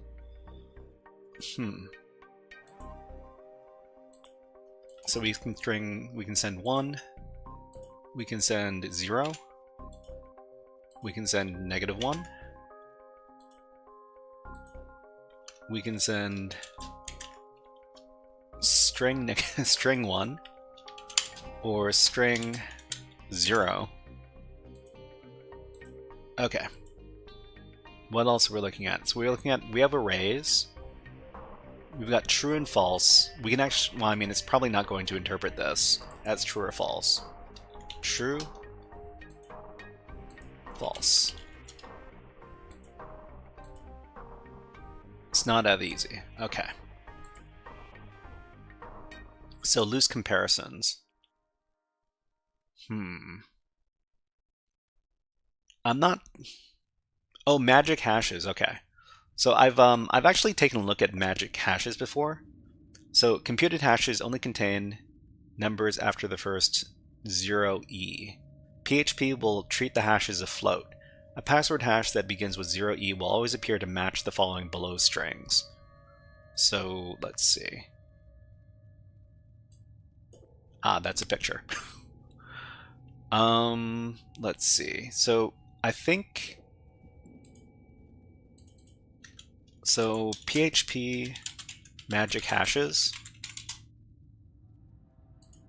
So PHP hash collisions.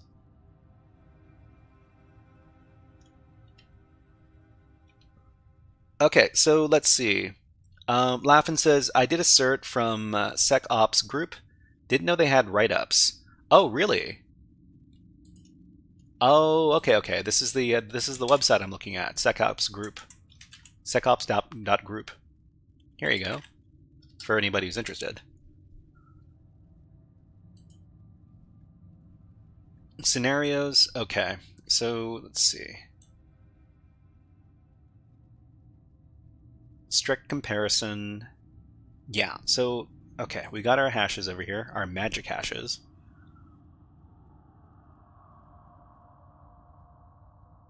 So these are all the algorithms with magic hashes. So we're not. It shouldn't apply here because we're not comparing hashes. So I'm still kind of stuck.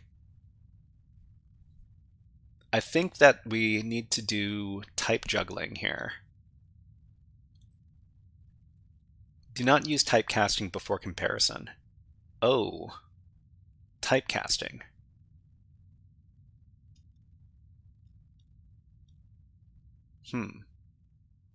So what if we So how do we typecast typecast array. So PHP casting, string converts a data type to string, float, bool, array. So what does it look like when we cast to... Okay, so string, how about try array? Actually, can we do injection?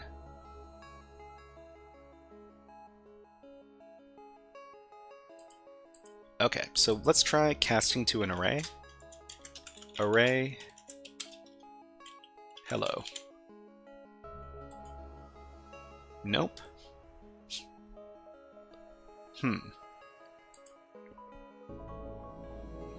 If not, string comparison with the password and censored, whatever we're looking for. Else echo wrong. So there's not much to work off of here. Huh, okay.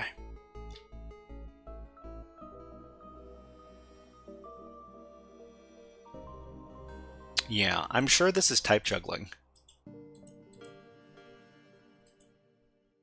Okay. I'm sure the solution to this CTF is PHP type juggling, but I'm not sure what the syntax would be.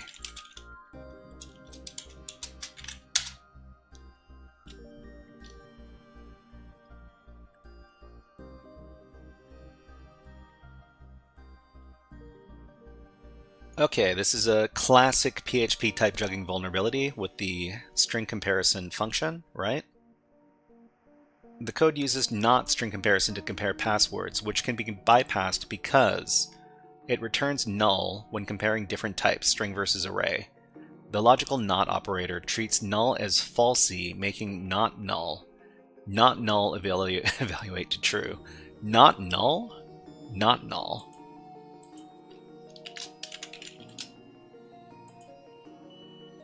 How about just not? Not one? Or not? It's not, it's probably... Yeah. Okay, so let's see. Hacking method, 2 approaches. Array bypass. So let's see. See this thing as an array instead of a string?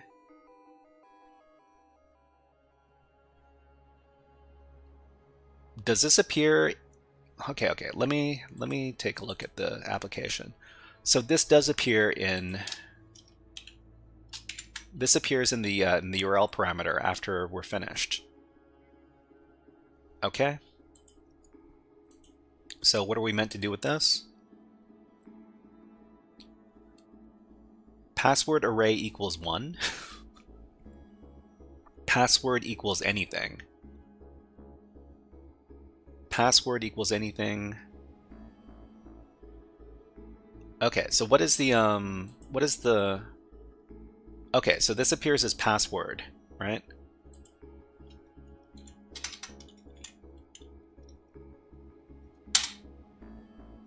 Okay, that was not it.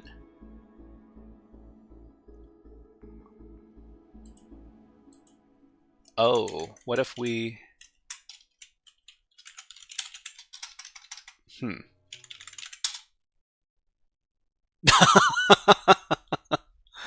Okay. So that we needed to pass in an array, but we're not going to be able to pass in the array using this regular... we can't just use this form here, because this doesn't work. We have to pass it in on the... we have to pass it in either on the URL parameter, not inside of the form, because the form isn't going to let you manipulate the actual name of the parameter itself. So we can actually do this with curl, and we can do this with burp, but we can't do it with a regular web browser. So this is how you would do it. let's demonstrate with burp. So in burp, you would actually go to the burp browser, log into Natas24. Let's get our password.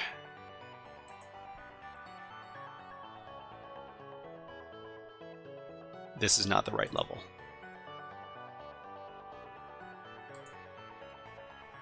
Okay, so this is the right password.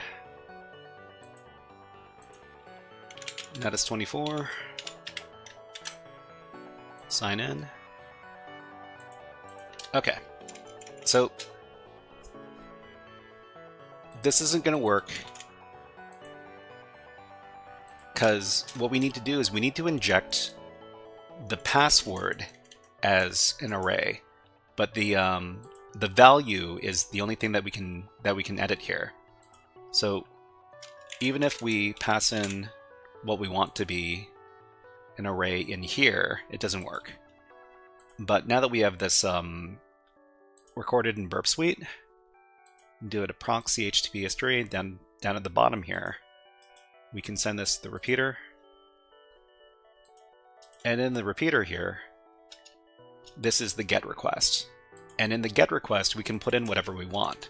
So the URL parameter here, we can manipulate this and turn this into an array.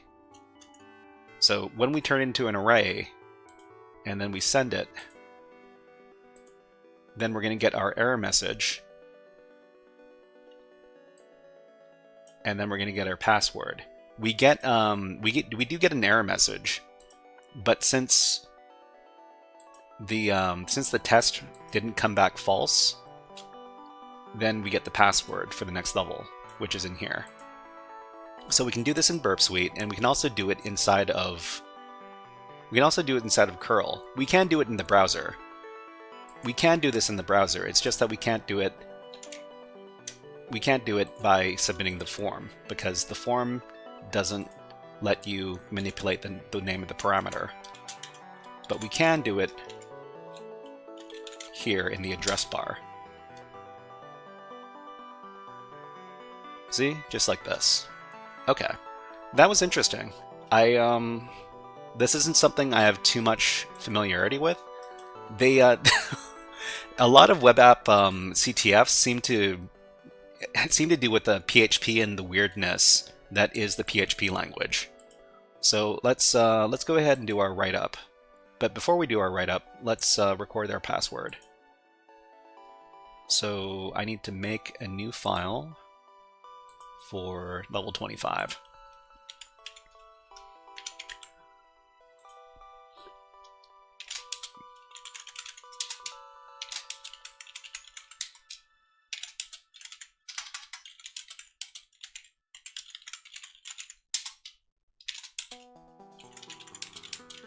Okay, so the username for this level is Natas25. The password is this. Web app vulnerability is, they're probably going to do another PHP type juggling vulnerability for the next level, but that's not just my prediction. But let's go ahead and do the write-up for level 24. Okay, so what's going on? So the web app vulnerability here is PHP type juggling. And our method of solve. Alright. So this web app uses the string compare function, the PHP string compare function,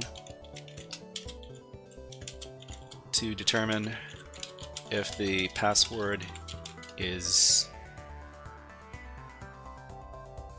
false or not. And then we can supply the PHP code, and the PHP code is this.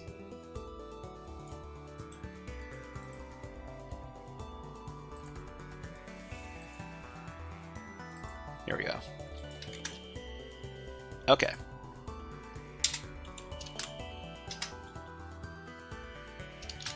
We can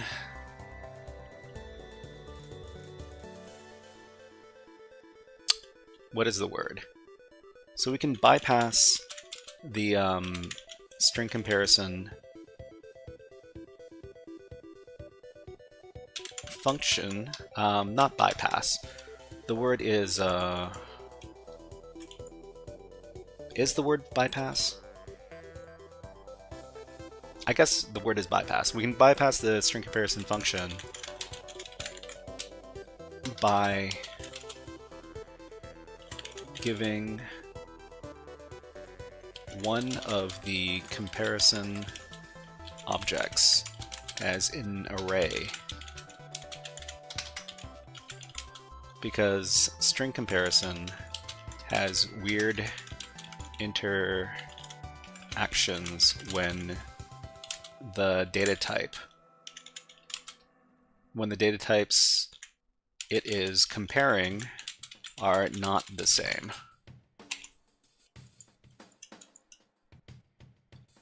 So let's see. So we need to feed in an array as the comparison type by injecting into the parameter name. Senior Goomba, hello! Nice to see you. We're just doing some web app hacking over here, and we've been solving levels over the Natas game. We're now on Natas level 24, and we're going to be finishing up and doing 25. And I think this might be, if we're able to solve this really quick, it's going to be the last level, because otherwise it's gonna really mess up my schedule. But Senior Goomba, hello, nice to see you. Why don't you have a Hack the Planet on me? Hack the planet! Hack the planet! Shut up and get it. Okay, so we can do this on the URL address bar. And we'll just give an example of how we do this on the URL address bar, which is over here.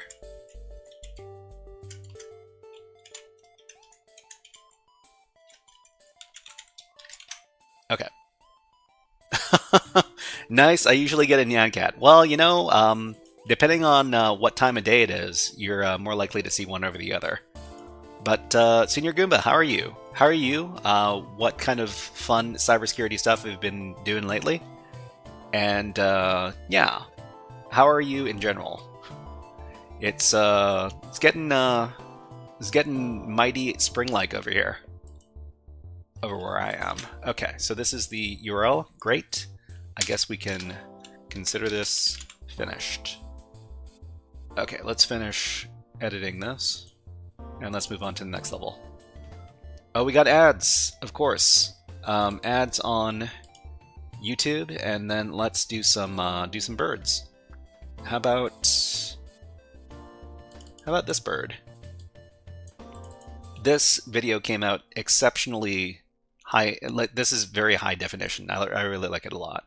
I think the bird is going to come back after a little bit. I'm going to take a little water break. We'll be back in about a minute.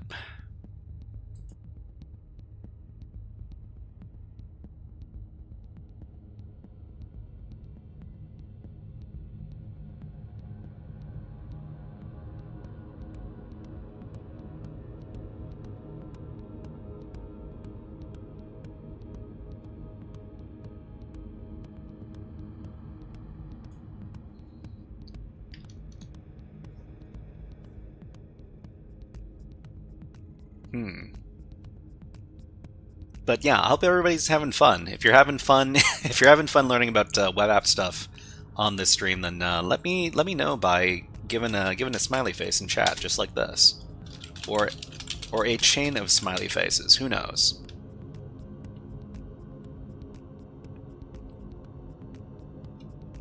Okay, let's put the birds away and let's move on to our final level of Natas for today. Okay, so what is this? This is going to be level 25. Wait, didn't I save that? Tashingon, hello, nice to see you here. Senior Goomba says, I installed the Waza Sim on VM, okay. Also have a Windows 10 VM so I can learn how to audit and harden it, okay. And might also do a Windows server just to learn. Wow, awesome.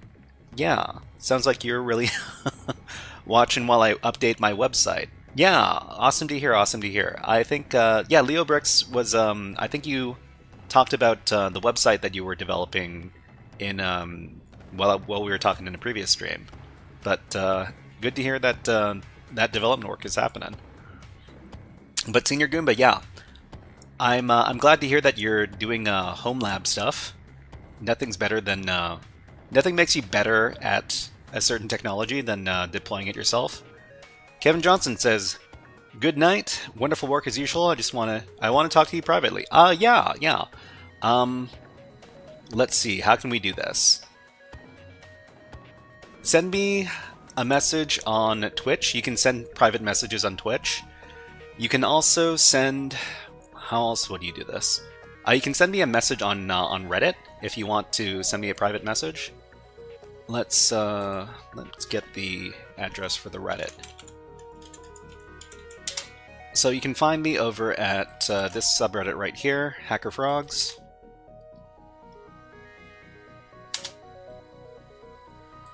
You can see my username over here, you, the Shy Hat, and you can send me a message. You can message mods over here, and I'll see your message through there. Otherwise, you can send me a message through Twitch. I'll see the private messages on Twitch as well. Okay, so we're doing level 25. Weren't we doing level 25? Anyways, let's do level 25.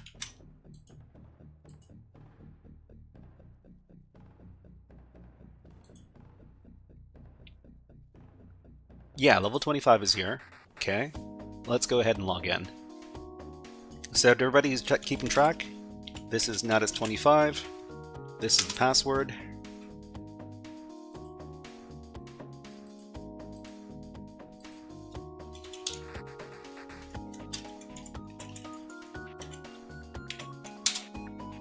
Okay, so this is Natas25. Password is this. Sign in. Huh. We've got, what?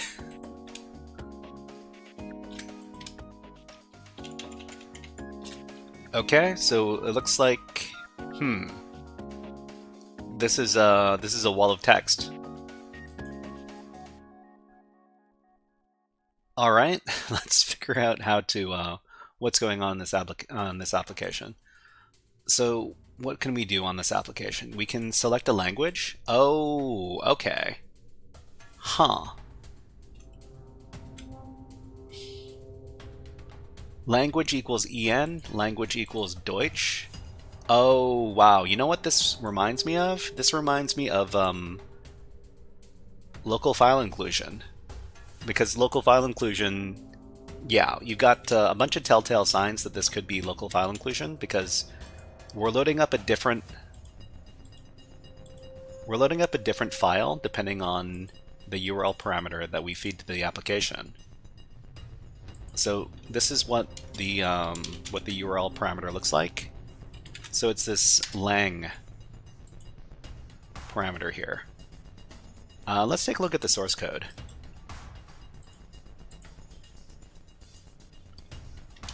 Okay, so let's see. So function set language, if array key exists, lang request, if safe include language slash, safe include language slash, language slash en. So I guess, okay, so there's a safe include function over here that checks for directory traversal. So it checks if there's a dot dot slash, and if there is a dot dot slash, it will say directory traversal attempt fixing request, and then it will replace the dot dot slash with nothing. It will replace the dot dot slash with nothing. Okay.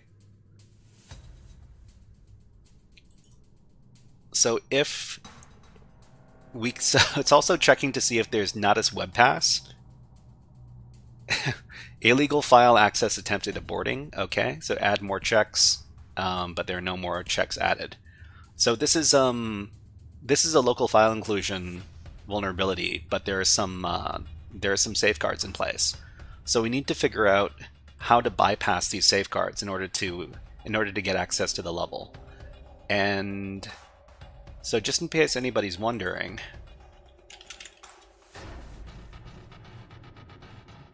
where was... Okay, so Natas over the wire. Man. Stephen Evets says, if you use the encoded value for / would that get around it? Maybe. First of all, I need to figure out where the password is going to be if we want to access it. So it's etc Natas web pass. So this is the directory we're looking for. So if we were to get access to hold on. So we'd look in here, right? So ideally, our unencoded payload would look something like this. So we're looking for Natas 26. We're looking for the password for Natas 26. And if we were just doing a standard directory traversal, or sorry, local file inclusion vulnerability, this is the payload we would send to it. But this isn't going to work, because if we try to send this to the web application,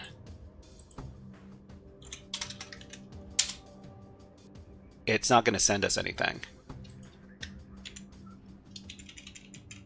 So I guess it doesn't send us anything because there was an error. The application errored out.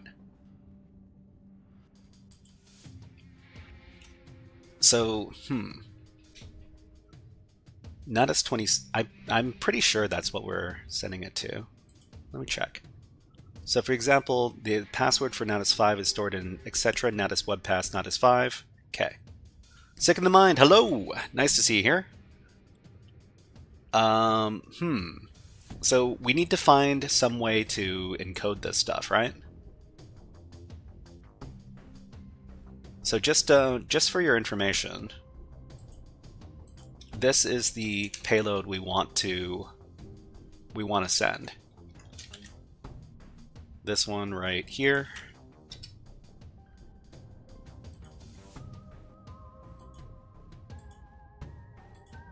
But how do we get around this?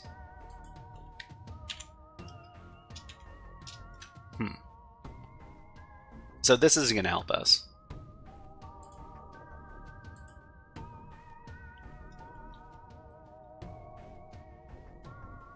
So we check to see if there's a ... If there's a ... it replaces the ... with an empty string. So string replace ... Is it a reverse proxy server? Reverse proxy server, string replace ...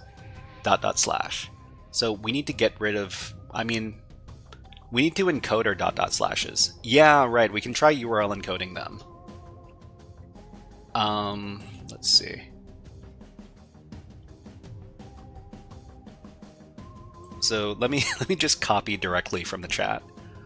And each one of these ... we would replace. So I don't know, say we have 5 of them. We would do this, this, this. Just like this. But this doesn't work either. Oh, strangely enough, it only URL encoded the / after we get the result. But the application's also looking for this. It's looking for the specific string Natas web pass. So maybe we can URL encode the underscore. So URL encode the underscore. So So URL encode underscore.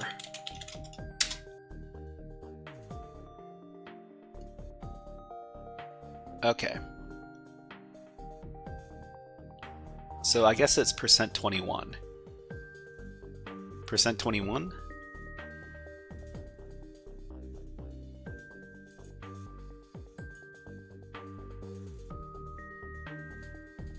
%27. Where's the underscore?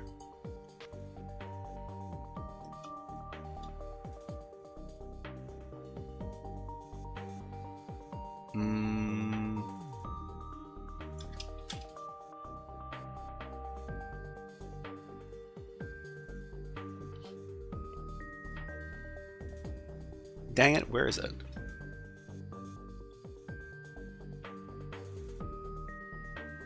Hold on. Okay. What is the URL encoding for the underscore character? What is underscore in URL? Please tell me.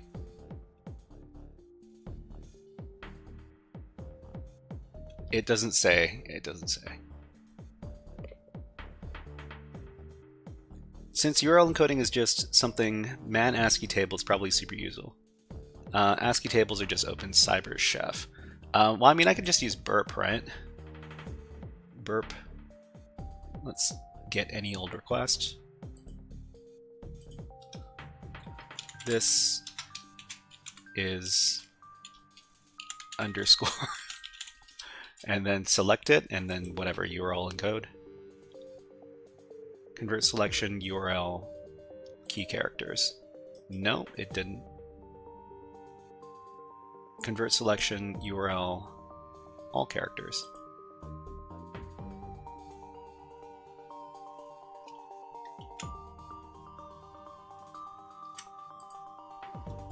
Okay, in that case, I just want the underscore, damn it. %5F, thank you, thank you. Let me just confirm.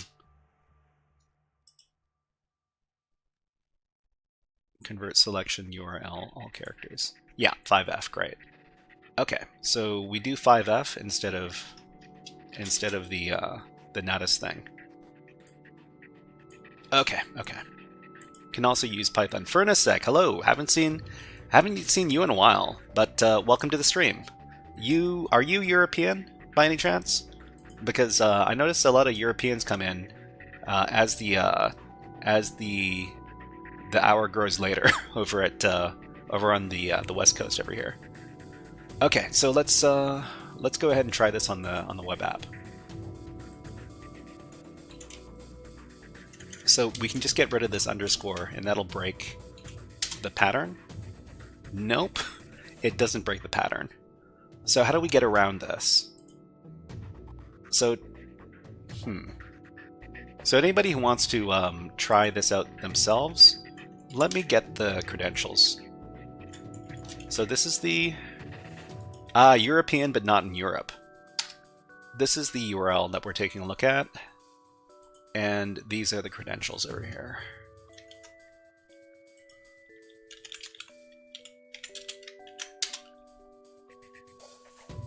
Furnasec says Australia. Okay, so Australia basically follows like Asian time zones.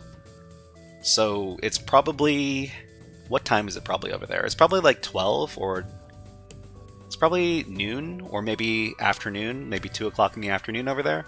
That's my guess. Let me know if I'm close.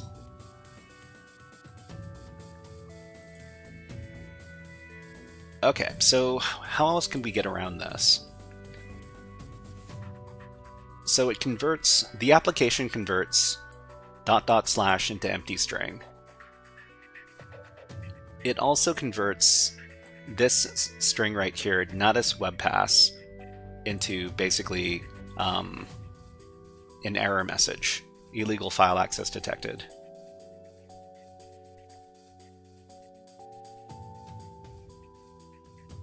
Leo Brick says, I'll go to bed now, bye.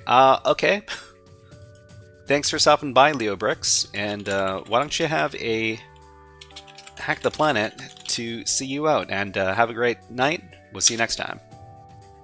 Hack the planet! Hack the planet! Shut up and get it! Okay, so was fun. Hopefully see you next time. Yeah, hope to see you next time. Okay, so Local file inclusion. Filter bypass.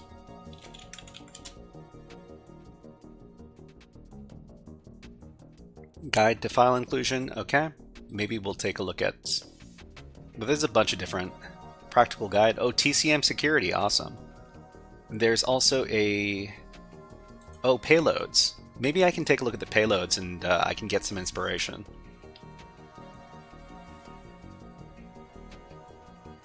Okay, so file inclusion. We got null byte, double encoding, UTF-8 encoding, path truncation, filter bypass. Okay, so filter bypass, we've got dot dot. Well, that's a lot of slashes. Not Salmonfish says you should see if you can think you can crack my new encryption design. Not Salmonfish. Hello, nice to see you. I'm not a person who does encryption stuff, but thank you very much for thinking of me. If other people are willing to take a look at Not Salmonfish's encryption stuff, then you're very welcome to. And Not Salmonfish, if you want to drop your link, then you're okay. You're okay to drop your link as long as it's not malware. If it is malware, please don't link in my chat. But I'll trust you for now. Hopefully, I don't regret it. Okay, so filter bypass. Let's see. So we got, Can we do this? Can we do ... //? Okay. Let's try this. Maybe this will work.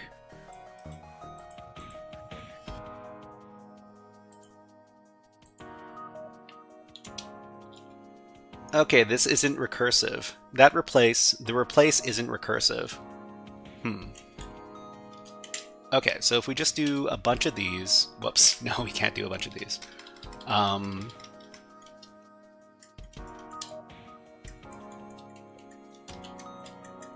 So a few more of these. That should be enough.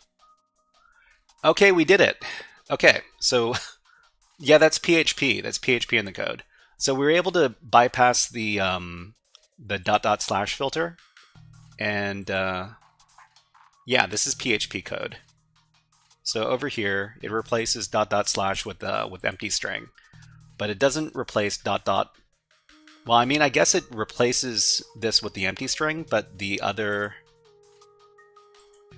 dots in the slash remain, so it goes through. So we are able to get this portion, but we're not able to get the other portion. The other portion is what string? Let's see. This is what we're looking for. Natas pass, Natas 26.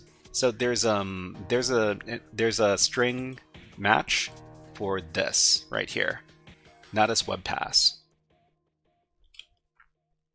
So it strips out the first instance. Yeah. So if you provided double one, then it only strips out the first one. So this isn't going to work because it's looking for this exact string, Natas web pass. But we can probably get around it by doing something creative. What is that creative thing?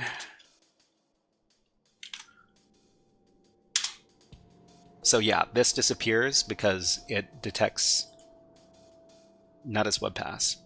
Not Salmonfish says, let's see, 2 wires, 9 layers of switching transforms, alternating clock offset, interdependent bits. Well, I mean, I'm not... My cryptography knowledge is very poor. But Sick in the Mind says, same as doing script... Oh, okay. So, yeah. So embedding the word script inside the script for XSS. So it strips out the first script tag, but it leaves the second one. Okay, so we just need to figure out how to bypass this last portion. So the last portion is this. So if string, file name, Natas web pass. then it's going to error out. So we can't include this. We can't include this string. No, this isn't a replacement. This isn't a replacement. The previous one was a replace, but this one is just give this error message and then exit. So,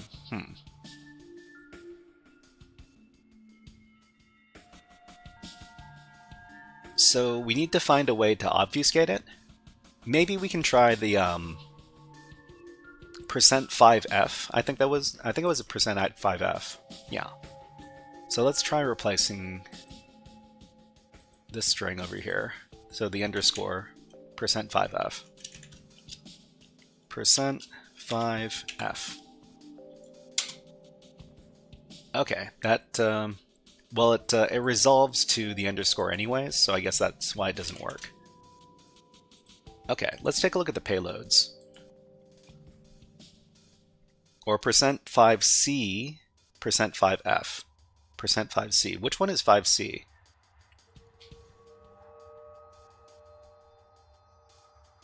Well, I mean, I see %5c, but what is %5c? %5c is backslash. Well, I mean, it's worth a shot.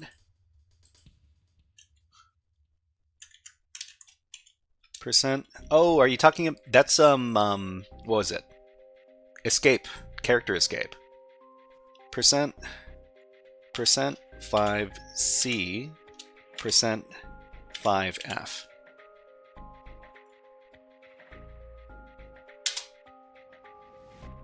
Okay, that didn't work, but it didn't error out because it doesn't interpret this as in a file path. It can be literal. Not Salmonfish. I don't know. Check it out at some point. Few lines of code. Not Salmonfish. Why don't you? I mean, do you have this linked somewhere? Do you have this on a website? Let us know, because there might be some people in chat who are interested in taking a look. I seriously can't evaluate like cryptography because it's not my thing.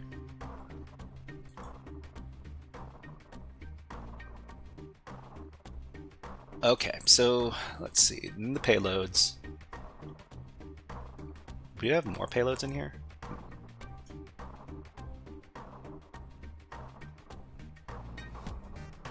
Double encoding. Let's see. You know what? Let's throw this at the AI. Maybe it has a fun little method that it knows. Where is it? Here.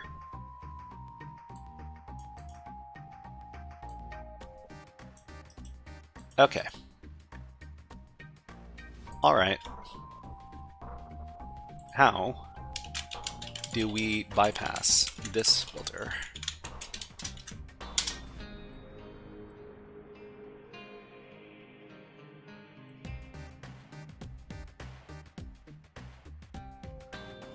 Okay, so Not Salmonfish says, I just slapped it together. I don't have a link yet, just the design, which anyone would have to access for themselves. Not going to be SU, it's just an image posted in my tab here so far. Yeah, I mean, listen, let me know. Let me know when you have something like on GitHub or something, like GitHub, or you can use Pastebin if you like. But something that you can link to, that'd be much more useful. But you're welcome to share your stuff in here, Not Salmonfish. Okay, so what does? Jeez, that's a lot to say. Let's see. You need to exploit string matching behavior. Okay, so encoding. Okay, so we've used the encoding. We've already used this encoding.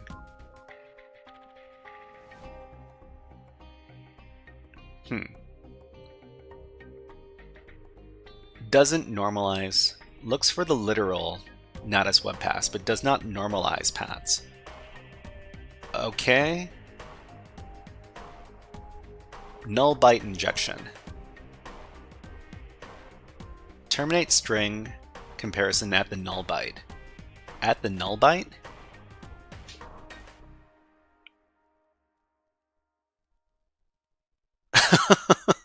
Sick in the Mind has a suggestion. Okay, just add ... between Natas WebPass. Huh, could it be that easy? Okay, let's...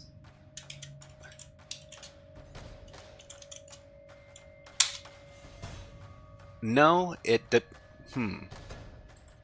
I guess when it stripped it out, it recognized it. I guess it stripped out the ... before it did the comparison for Natas WebPass. So I guess that doesn't work. Yeah, so this doesn't quite work. Okay. What else does the AI have to say? So case manipulation. Does it not care about... Okay, oh, string is case sensitive, and the file system is case insensitive. This could be it. Yeah, let's give it a try. Okay, so we just do capital W.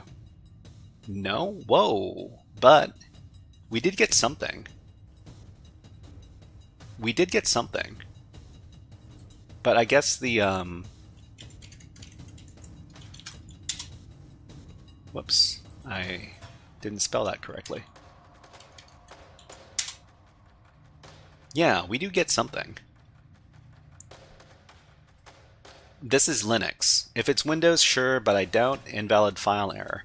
So this returned the default file. If we... It doesn't return anything if we do all lowercase. But if we...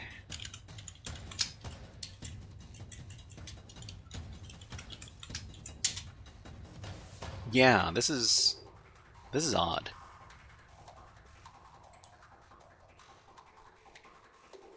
So I guess this doesn't error out, but it doesn't return what we want, because I guess the for some reason this file system is case sensitive. Yeah, right. The file system is case sensitive. So capital letters Natas WebPass is not the same as lowercase letters Natas WebPass, because it is Linux. Okay. This file does not exist, or the directory path doesn't exist. Okay, symbolic link trickery. First create a symlink locally. We can't do this. Double encoding. So web encode, Natas WebPass. So, Okay, so if we take Natas WebPass and we double encode this,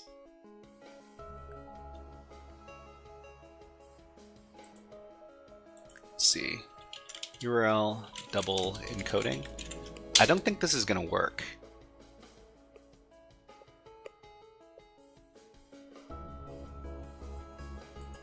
So first we encode this word, and then we encode this word again.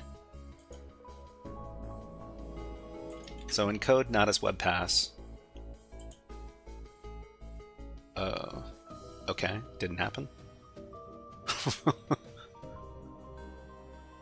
Why? Okay, let's do it in burp. So, we've got ads, geez. We're doing ads. We got another 30 seconds of ads. And why don't you have some, okay, let's do this bird. This is a pretty bird. Enjoy.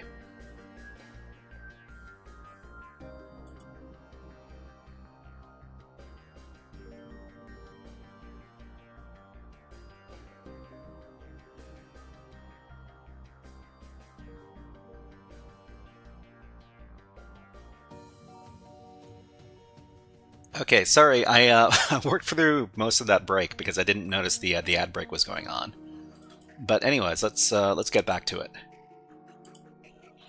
Okay, so Natas WebPass, let's encode this. What is it? Convert selection, URL encode all characters. and then URL encode all characters again. Actually, I'm going to just try URL encoding these characters first and see if this works. I don't think it will, but we can try.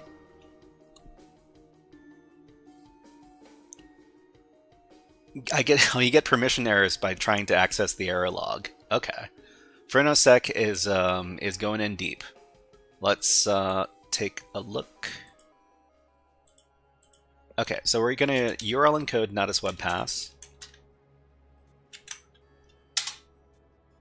And this hangs. I wonder why this hangs. Oh,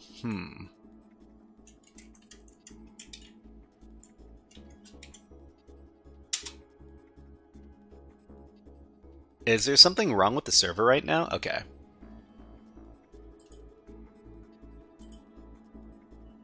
Okay, let's do URL decode. So this is...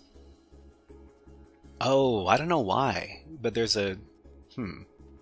There's a return in a new line here. That's weird. 1, 2, 3, 1, 2, 3.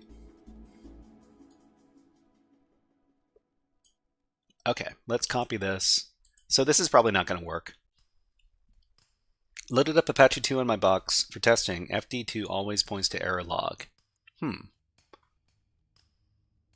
Okay, so let's replace Natas web pass with its URL encoded equivalent. This resolves back to Natas web pass, and then it doesn't give us any message.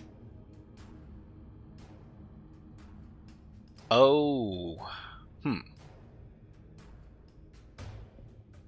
Could not connect. That's strange.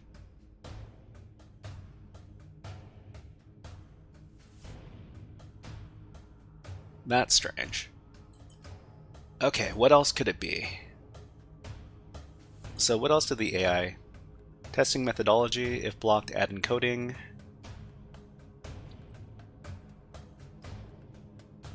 Try this. Natas web pass, Natas 26. Did you spot something, Fernosec? Check out log request. Log request. Let's take a look at the code.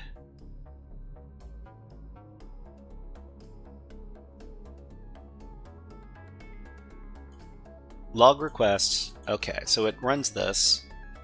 So if string comes back true, then we run log request. Illegal file access detected, aborting. Okay.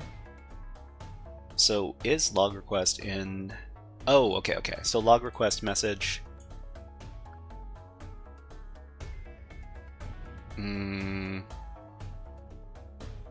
Wait. Are we supposed to take advantage of this user agent? Server HTTP user agent.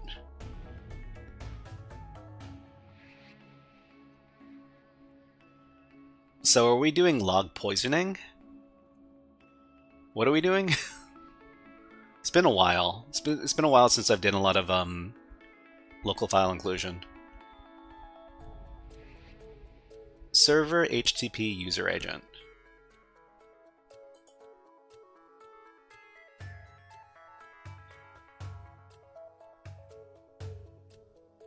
Opens up.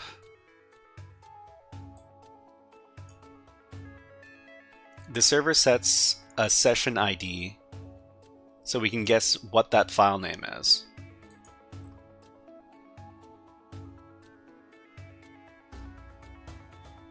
Logs, let's see. Natas var www natas 25 logs natas 25. Okay, Fernosec says we can also trigger log request and put whatever payload we want into that file. Okay, so trigger log request. We put in a payload. Okay. Second of mine says you can set user agent to cat etc. something something temp Natas and then elf. Okay. Let's see. Second of mine, let's Furnace X says you need it to be a PHP. You need it to be a PHP payload. PHP payload. So you can set the user agent to. So I guess to do this, we could use some curl.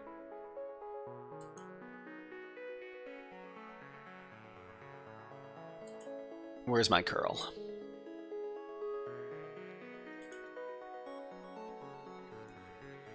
Let's see, PHP echo shell exec cat something something. Okay, so I think I've got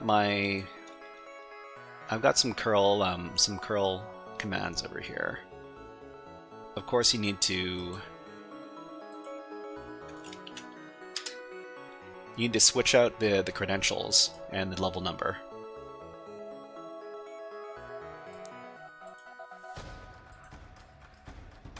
Okay, so we've got this curl command. This is level 25. I'm pretty sure this is 25. Hold on. This is level 25. Okay. Okay, so this is the password. We need to pass this in to the curl command.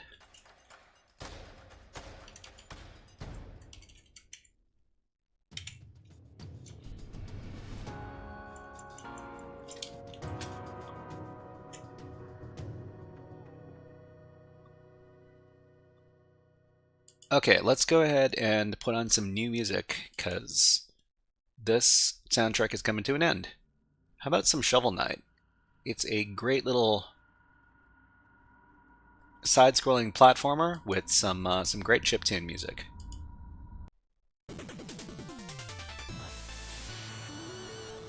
Okay, wow, it certainly is upbeat. Okay, so this is Natas 25. But we also need to send our payload. So user agent, A is for agent, right? I'm pretty sure A is for agent in PHP. A is for agent in curl. So the agent is going to be something like cat PHP echo shell exec. And it's going to show up in. I'll just copy Furnace X payload. Something like this. Okay, but we need to make sure this ends up in the. We need to make sure this ends up in the file log. So function log request.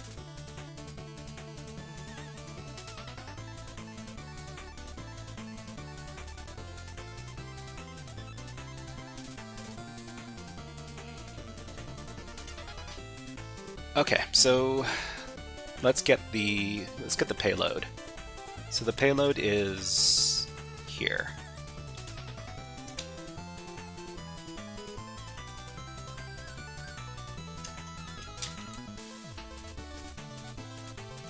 Okay. So we're going to add it on to here.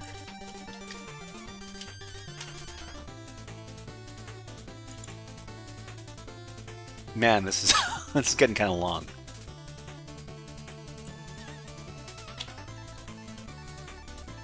Okay, so that second line says I was working on some SSRF stuff. Oh, that's super fun. Server-side request forgery. Okay.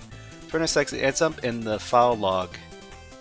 Whenever we trigger. Oh, okay. So we don't need the thing to be so long, but I guess it's okay. We can just include this. Okay, the next thing we need to do is we need to access that file. So the file is going to be where?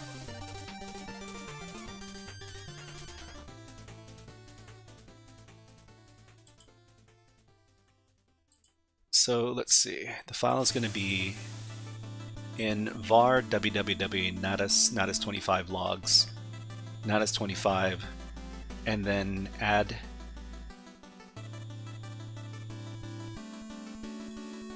session ID. So how do we know what our session ID is?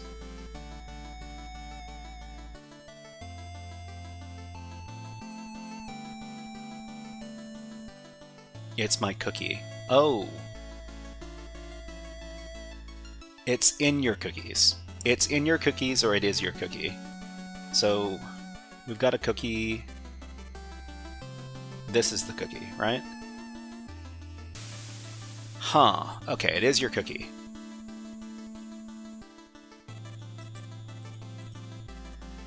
So we need to access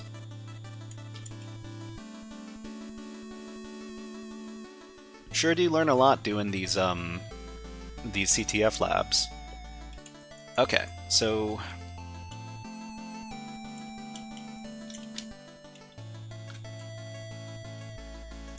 that's the cookie, and then it's going to be this, and then .log. So this, and then the session ID number, and then .log.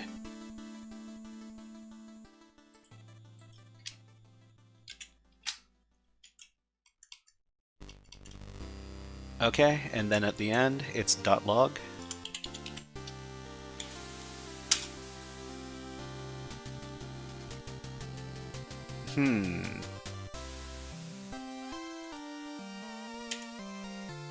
Wait.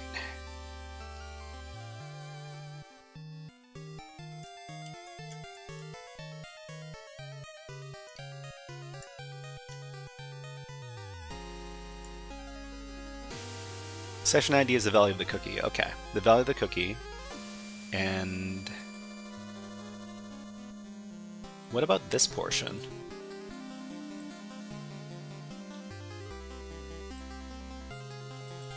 Hold on.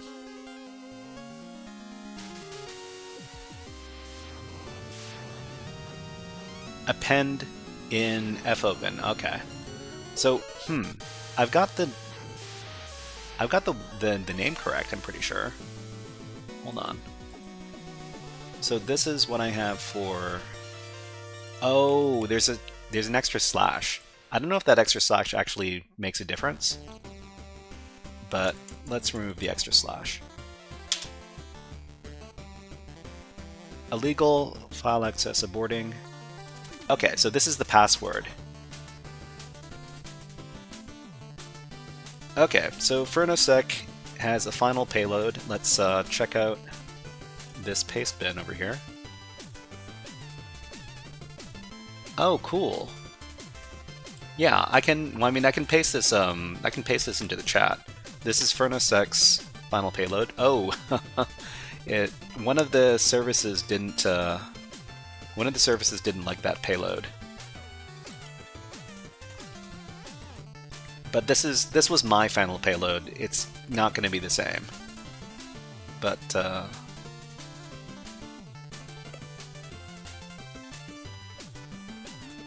hold on, I think my my chat application crashed.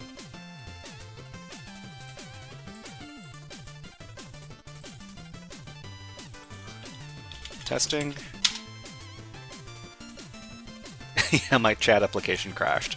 So I lost everybody's messages. You only need one ... since, let's see, something is in... Oh, okay. Anyways, this was my final payload. Oh, wow, it doesn't want to copy that over. Okay. Anyway, I'll copy this final payload over to... So we did get the, we got the password. Okay, we're pretty close to finished. So let's go ahead and edit our file. So the web app vulnerability here is local file inclusion, and then in parentheses, filter bypass. Oh, I guess you could also call this like PHP injection as well, or like host header. But no, HTTP header injection. HTTP header injection.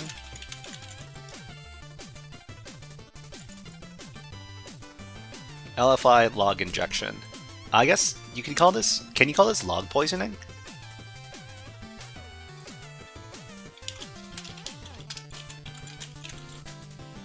Well, no. The logs aren't poisoned. The logs are poisoned? Oh, right. Yeah. The logs are poisoned because they've got the PHP code in them. Yeah. So, header injection, log poisoning, local file inclusion, filter bypass. You're injecting PHP via the UA. What is UA again?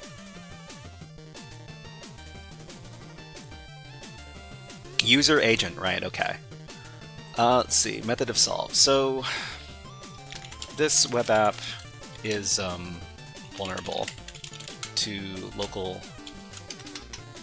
LFI, but there are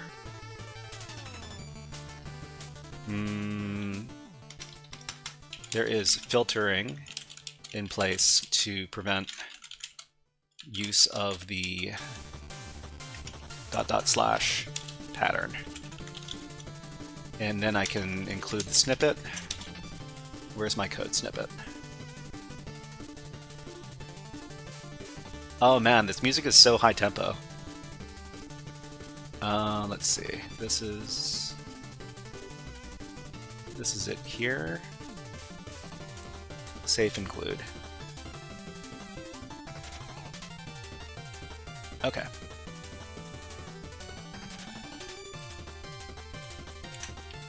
Okay, so this is the filter that's in place to prevent the ... pattern. Great. And the next thing we talk about is what?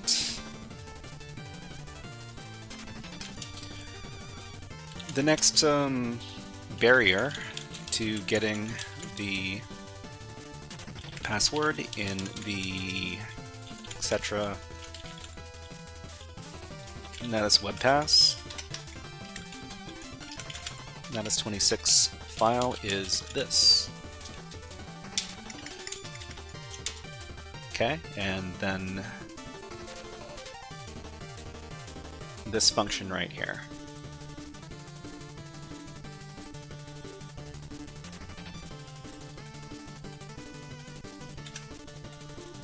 Okay.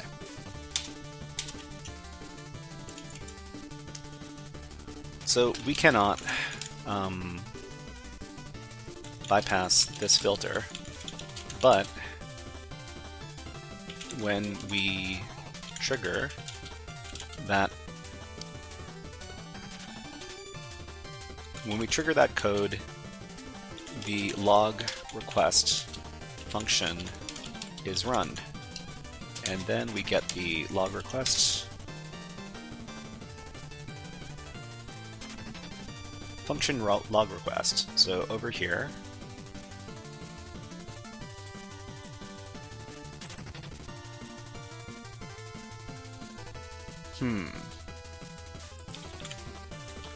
Can you all send a couple of test messages? I just want to test out my my chat app to make sure that it's receiving messages again. Any message will do. Anyways, test. Yeah, okay, I'm getting the messages again. Great, thank you. Okay, so this is the log request function.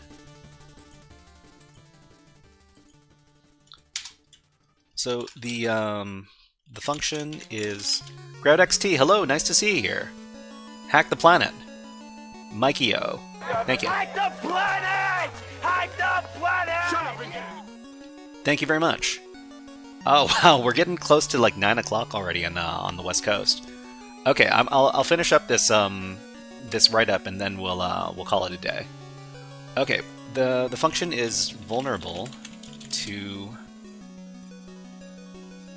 PHP code injection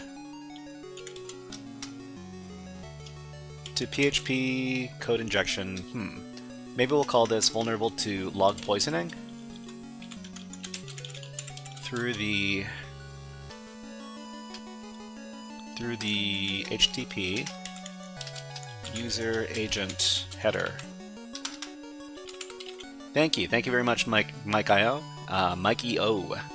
Nice to see you. And GredXT, thank you very much for lurking. I very much appreciate it. Hey everybody, let's do, what was it?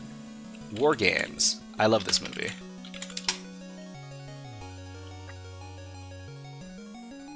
We're in. Shall we play a game? How about global thermonuclear war?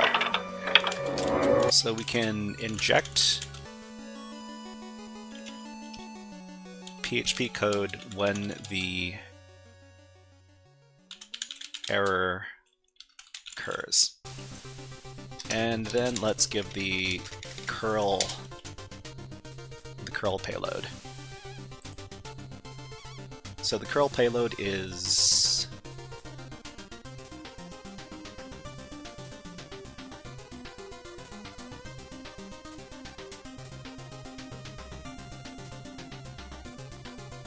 this one.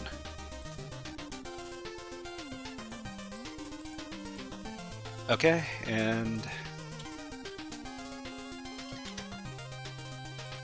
so after this,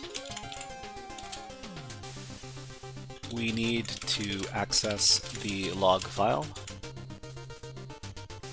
but the code lets us know the file name. And what is that piece of code? It is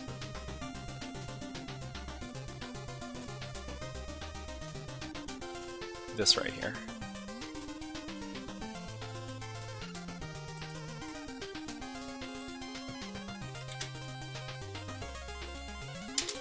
So we access the log file with this payload.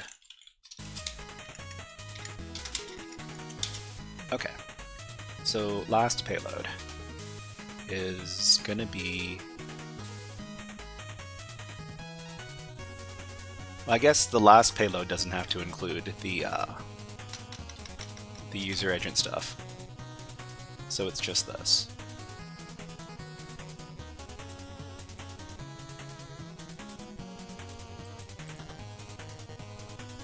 Wow, this is this was certainly a very interesting level. so much fun stuff in here. Jeez.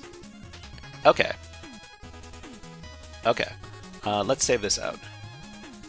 FurnaceX says, not sure if Natas has covered it yet. You can also grab your session file off disk. Although you can't get it to store anything useful in there. Okay. Man, FurnaceX. Well, I mean, I know that Sick in the Mind is works as a pen tester, but FurnaceX, do you also work in missing single quote at the end of last code block? Oh, thank you. Where's that missing single quote? There. Yes. Thank you very much for pointing that out, GradXD. Yeah, FurnaceX, let me know if you work in the cybersecurity industry. You certainly seem like a person who works as a web app security tester. That's my impression. Of course you do. Okay. I worked as a junior pen tester for about half a year. Mainly do AD stuff, Active Directory. Okay. But I appreciate having some experienced people watching me cover these levels. Okay, let's commit the changes. And then let's unsave changes. No, I don't want to discard them. Wait, why are there unsaved changes? Save it. Commit the changes. There is an error committing your changes. The Shyhead is committed since he started editing. See what changed. Commit the changes. Why are you... Okay. Let me... Before we start erasing stuff, let me copy all this to my clipboard. I don't know what's going wrong with Kubernetes. Awesome. Okay, so first of all, we can cancel changes. And then we can go back. Yeah, we wrote this. We wrote all this. So yeah, no problem here. Great. Great, great, great. I love when Git gets fussy about doing stuff out of order. Yeah, well, love. Love is a strong word, as far as that's concerned. I have another word. The word is not love. Oh, look! Hey, I'm chosen as part of 100 users who have been selected to get a reward program. I can get a Samsung Galaxy S23. And gift cards and all sorts of other stuff. Why am I here? I started off at urlencoder.org and it brought me to this spam page. Oh man. Give it your credit card details, all of them, yeah. Why wouldn't we? Why wouldn't we? Okay, so let's talk about what we're going to be doing in the next stream before we head on off. Okay, so this is week 15 of 2025, and we just finished our Wednesday stream. We're going to be doing our Friday stream in a couple days, and we're going to be doing Codecademy C programming. We're going to be working through our loops and conditionals with C programming because we want to learn about low-level programming for reverse engineering and binary hacking. Does it have malvertising? Yeah, I guess we should be using CyberChef instead. So that's going to be the first thing we do on the Friday stream. The second thing we're going to be doing is we're going to be doing the binary challenges from PicoCTF 2025. So it was pretty fun. It's pretty fun doing a bunch of the binary challenges. I didn't finish them all, but we did find some new stuff inside those binary challenges. We're going to be going over them as the second topic on Friday. For the third topic on Friday, we're going to be doing some Windows hacking. So unfortunately, we're not going to have our good friend OreoBite. He's not going to be around for Friday, but we're going to be doing some Windows hacking anyways. And this is another Active Directory box. This one's called Black Gold. It's from our favorite website, thehackerslabs.com, and that's when it's going to be happening on Friday. Hope to see everybody there, but let's see if there are any fun people on Twitch that we can raid into. Okay. My good friend, actually, we should check to see if there are any cool people at infosecstreams.com first. Okay, so we just have Bladhack Knock. They are not a regular streamer, but they are a pretty cool place to go if you want to check out what network operation centers look like. But I've got my my good friend SnowXCones is streaming on Twitch right now. So they usually do. I think they're looking for a job right now, and they're doing a lot of leet code. So let's get ready to raid them when the ad break ends in just a little bit. Okay, everybody, when you arrive at SnowXCone's channel, actually let's say this in a minute because the ads are still running. But hey, last birds. How about the last birds? How about these birds? How about the peanut bird? There you go. This guy loves peanuts.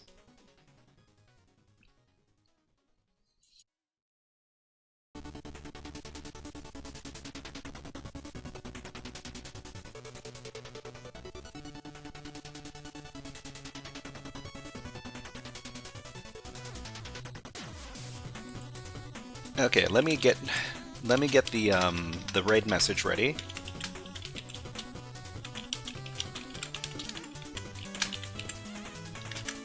Okay, so everybody on... So let's see what my good friend SnowXCones is doing on Twitch first. So Twitch, oops, Twitch.tv SnowXCone. We're going to be raiding into this channel in just a little bit. And let's... yeah, this is muted. Awesome. If you could give this raid message, I would really appreciate it. OSFrog, Hip Hop Hack, OSFrog. SnowXCone is a streamer who is who's looking for a tech job right now, and I'm pretty sure they like to do a lot of leak code stuff. So if you're interested in stuff like that, then you will appreciate her channel. It says, "Hello Darkness Leak Code, mild friend." Great. Okay, so everybody, we're gonna start that raid, but before we finish, SnowXCone. Before we finish, thank you very much to all the great chatters today. People like GroudXT, Fernosec, Sick in the Mind, and Mikey O, and I can't see much of my list anymore.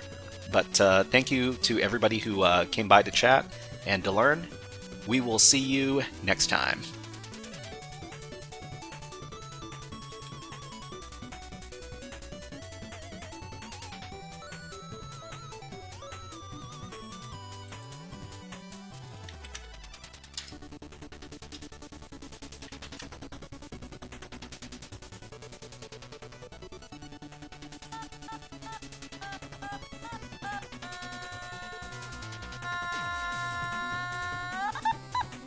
Okay, and then you can also, that's the mid-tone, there's low tone too.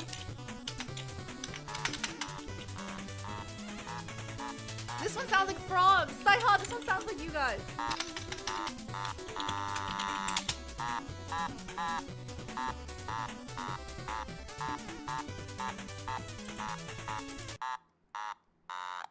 It's a little tone deaf, but that's okay. I struggle. Looking forward to see you join the San Francisco Philharmonic. Yes, yes, that's my future. People ask you to play songs on this. Yeah, I'm gonna make it a redeem. I need to learn some more fancy songs, but right now it doubles as decor because it's actually so cute. It's so cute. I love it. Oh, another thing arrived. Thank you, Panda. This also arrived. It's really nice. It's a hardcover version. This is the Lightning Thief series, except this is after they go to college. So this is going to be my next bedtime reading. I'm actually very excited to read this. I did take a pause on reading, so this will get me back into it. I'd be a hypocrite if I told my 6th grader to start reading and I'm not reading myself. So yes. Guys, I'm going back to LeetCode today because I didn't have LeetCode interviews for a while. I was just doing like lots of behavior. Today I had a behavioral guys with OpenAI, with the hiring manager, and he gave me hard questions, like hard behavioral questions. Okay, one of them was, what's a time when qualitative results differed from the quantitative results, and how did you handle it? I've never gotten a question like that before. I was like, what? I think the best case scenario would be like if you were a data scientist and there was something, I was thinking about it more like maybe it's like, oh, if like quantitatively customers, for example, are like giving you bad reviews, but then maybe like, or maybe quantitatively you're getting like an all-time high of customer usage, but then qualitatively customers are complaining that they don't like your feature. Like maybe that's an example where like maybe it seems like on paper that your feature's doing well, but people are dissatisfied. I don't know. But yeah, I said something about how like when we're hiring people, when we're considering interns, sometimes on paper they're like power coders. They're like pushing out a lot of code. They're like being super active in meetings and stuff, but like maybe qualitatively they're not like the best fit if they don't like for example, I'm in cybersecurity. Saiha is in cybersecurity. But yeah, so like if they're not interested in the topic or they don't have like a drive to do research beyond just their job, like I think that's a big thing. If you only do what you're told and you don't like look for additional tasks, maybe that's like not a good fit even though you're good at what you're told. I don't know. But I think it's like balance. I wasn't sure. Isn't that kind of a tricky question? He asked me and I was like, I'm going to need to think about this for a few minutes because I've never gotten this question before. But it was very like efficient. It wasn't like a conversation. It was like, I have like a list of questions. I'm going to ask you each question. You're like, we're going to get through it. So like the second I answered, it wasn't like a back and forth. It was like, okay, noted. You wrote down notes and then went to the next question. It was I was like a little bit nervous, you know? I'm proud as an Asian parent. I don't know how it went. I'm actually really nervous. He was so cool and smart and accomplished. He used to be like a director of engineering at Google, and then he also like worked at a bunch of startups, and he just sounds so smart. And he said that the role that he's hiring for, until he hires someone, he's doing the role. So he's like being like a front-end engineer right now for the whole team, building dev tools. I didn't realize that. I thought I was building a dashboard for like, I guess that makes sense. It's building a dashboard for developers to look at like malicious use of AI.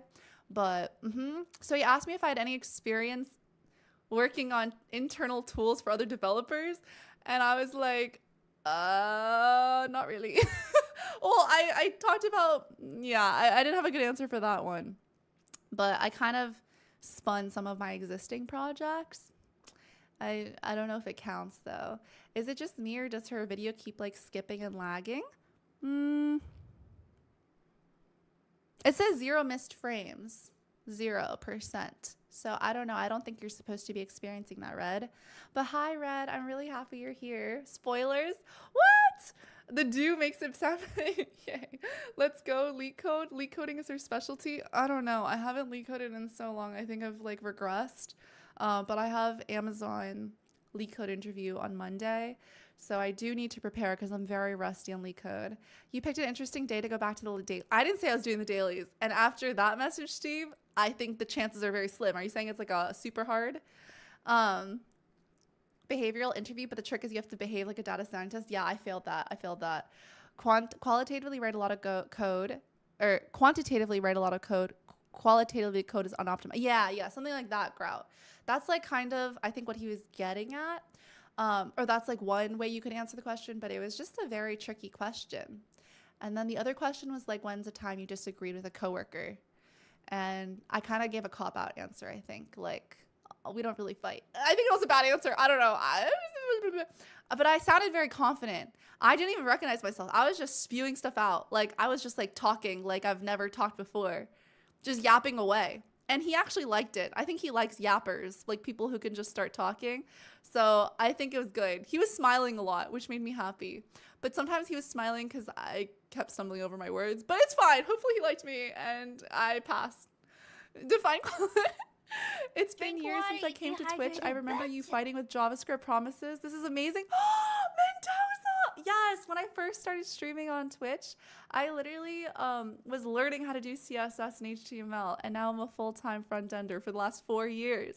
And now I love promises. Love them! Oh my gosh. But Mendoza, welcome back. It's actually so nice to hear from you, and I'm really, really happy that you remember that. Yeah, it's been a long journey, and chat has taught me more. I think streaming, more so than anything, has like given me so many opportunities, and like I'm very grateful for all of you guys. You guys also pushed me. I think I probably would have given up on like coding. Not coding, but I think I would have given up on like pursuing side projects and like rigorously trying for a new job. You guys really encouraged me to like leak code every day. And then whenever I get distracted, you guys yell at me, which kind of helps because I don't have a lot of self-discipline. So yeah, I'm really, really grateful for you guys. Thank you. You're applying for front-end roles? I am. Oh my God, I'm so dumb. I was like, why am I not hearing any alerts? My speaker is muted. Thank you so much, Shiva, for gifting a sub to D Mendoza. Thank you. No, not joke. No, joke. No. I challenge you to a code off. What? Do you want to do a coding challenge? Actually, you know, a nice cock challenge would be pretty good right now. Do you guys want to do a COC challenge? Where are the patter community? Where's the pats? He tells you when he would find out if you're getting the offer. Oh, I'm not at the point where I get an offer. Wait, I still am not hearing anything. Why is it silent, huh? Did you guys hear that? Wait, my mic's not correct. Oh, I have... okay. Now my mic's working. Oopsies. I had it set to the wrong speaker. Whee! Thank you, Alta4. Thank you, BG. Can we get a shout out for BG? Guys, BG is a super giga chad, like, actually really, really good at his job. He's like who I need to become. He's a subject expert. He's very, very smart. You guys should all give him a follow. And he has a very cool setup. Yeah, I think his like layout and everything is beautiful. I do hear the alert. Wee! Thank you, Merle. Thank you. We fought to the death and I won. Seems fine. Oh yeah. Also, huge shout out to Apute. He's been like literally like my AI tutor. He's taught me so much. I feel like I'm ready to be an agent engineer. This man has taught me so much. And it's actually very similar to like my thesis. I actually forgot because you taught me what embeddings was. And I was like, wait, I've learned this before. I wrote my thesis on embeddings. Guys, this is brain rot. This is the impact of brain rot. I literally wrote my thesis on like word embeddings. And he taught it to me. I was like, yeah, wait, this makes a lot of sense. Like, huh? Jesus. You should be teaching me. No, it's been so long. It's been so long. And I did it in a different context because that was like before I think AI really started to pop off. It was for a class called AI. Okay, maybe I should have been more attentive. I need to reread my thesis. Maybe that'll help me with my studies. Today isn't super hard. It's got some off by one opportunities and oh God, Steve. Oh God. So you're saying for me, it's going to be a little bit of a challenge. There's definitely no yapping here on stream. Did you break out a nice joke? No. Today I did 0 jokes. Can I get some congratulations, Snow? This is my first interview, I think, where I didn't crack a single bad joke or any joke at all because all of my jokes are kind of bad. I didn't crack a joke in the interview. I remained professional. I did like smile a lot. I think I do that when I'm nervous, but I didn't crack any jokes. But also it's because the guy didn't allow for any awkward silences. I think when there's like a silence, I start to like fill in the blanks with discomfort and like yapping and sometimes bad jokes. But he was like, okay, I answered a question. Whee, thank you. I found out the company I buy my yardsticks from won't make them any longer. Nice, good one. But yeah, it was actually really good because the second I answered the question, like he took notes and immediately went to the next one. I feel like it shows how how efficient they are.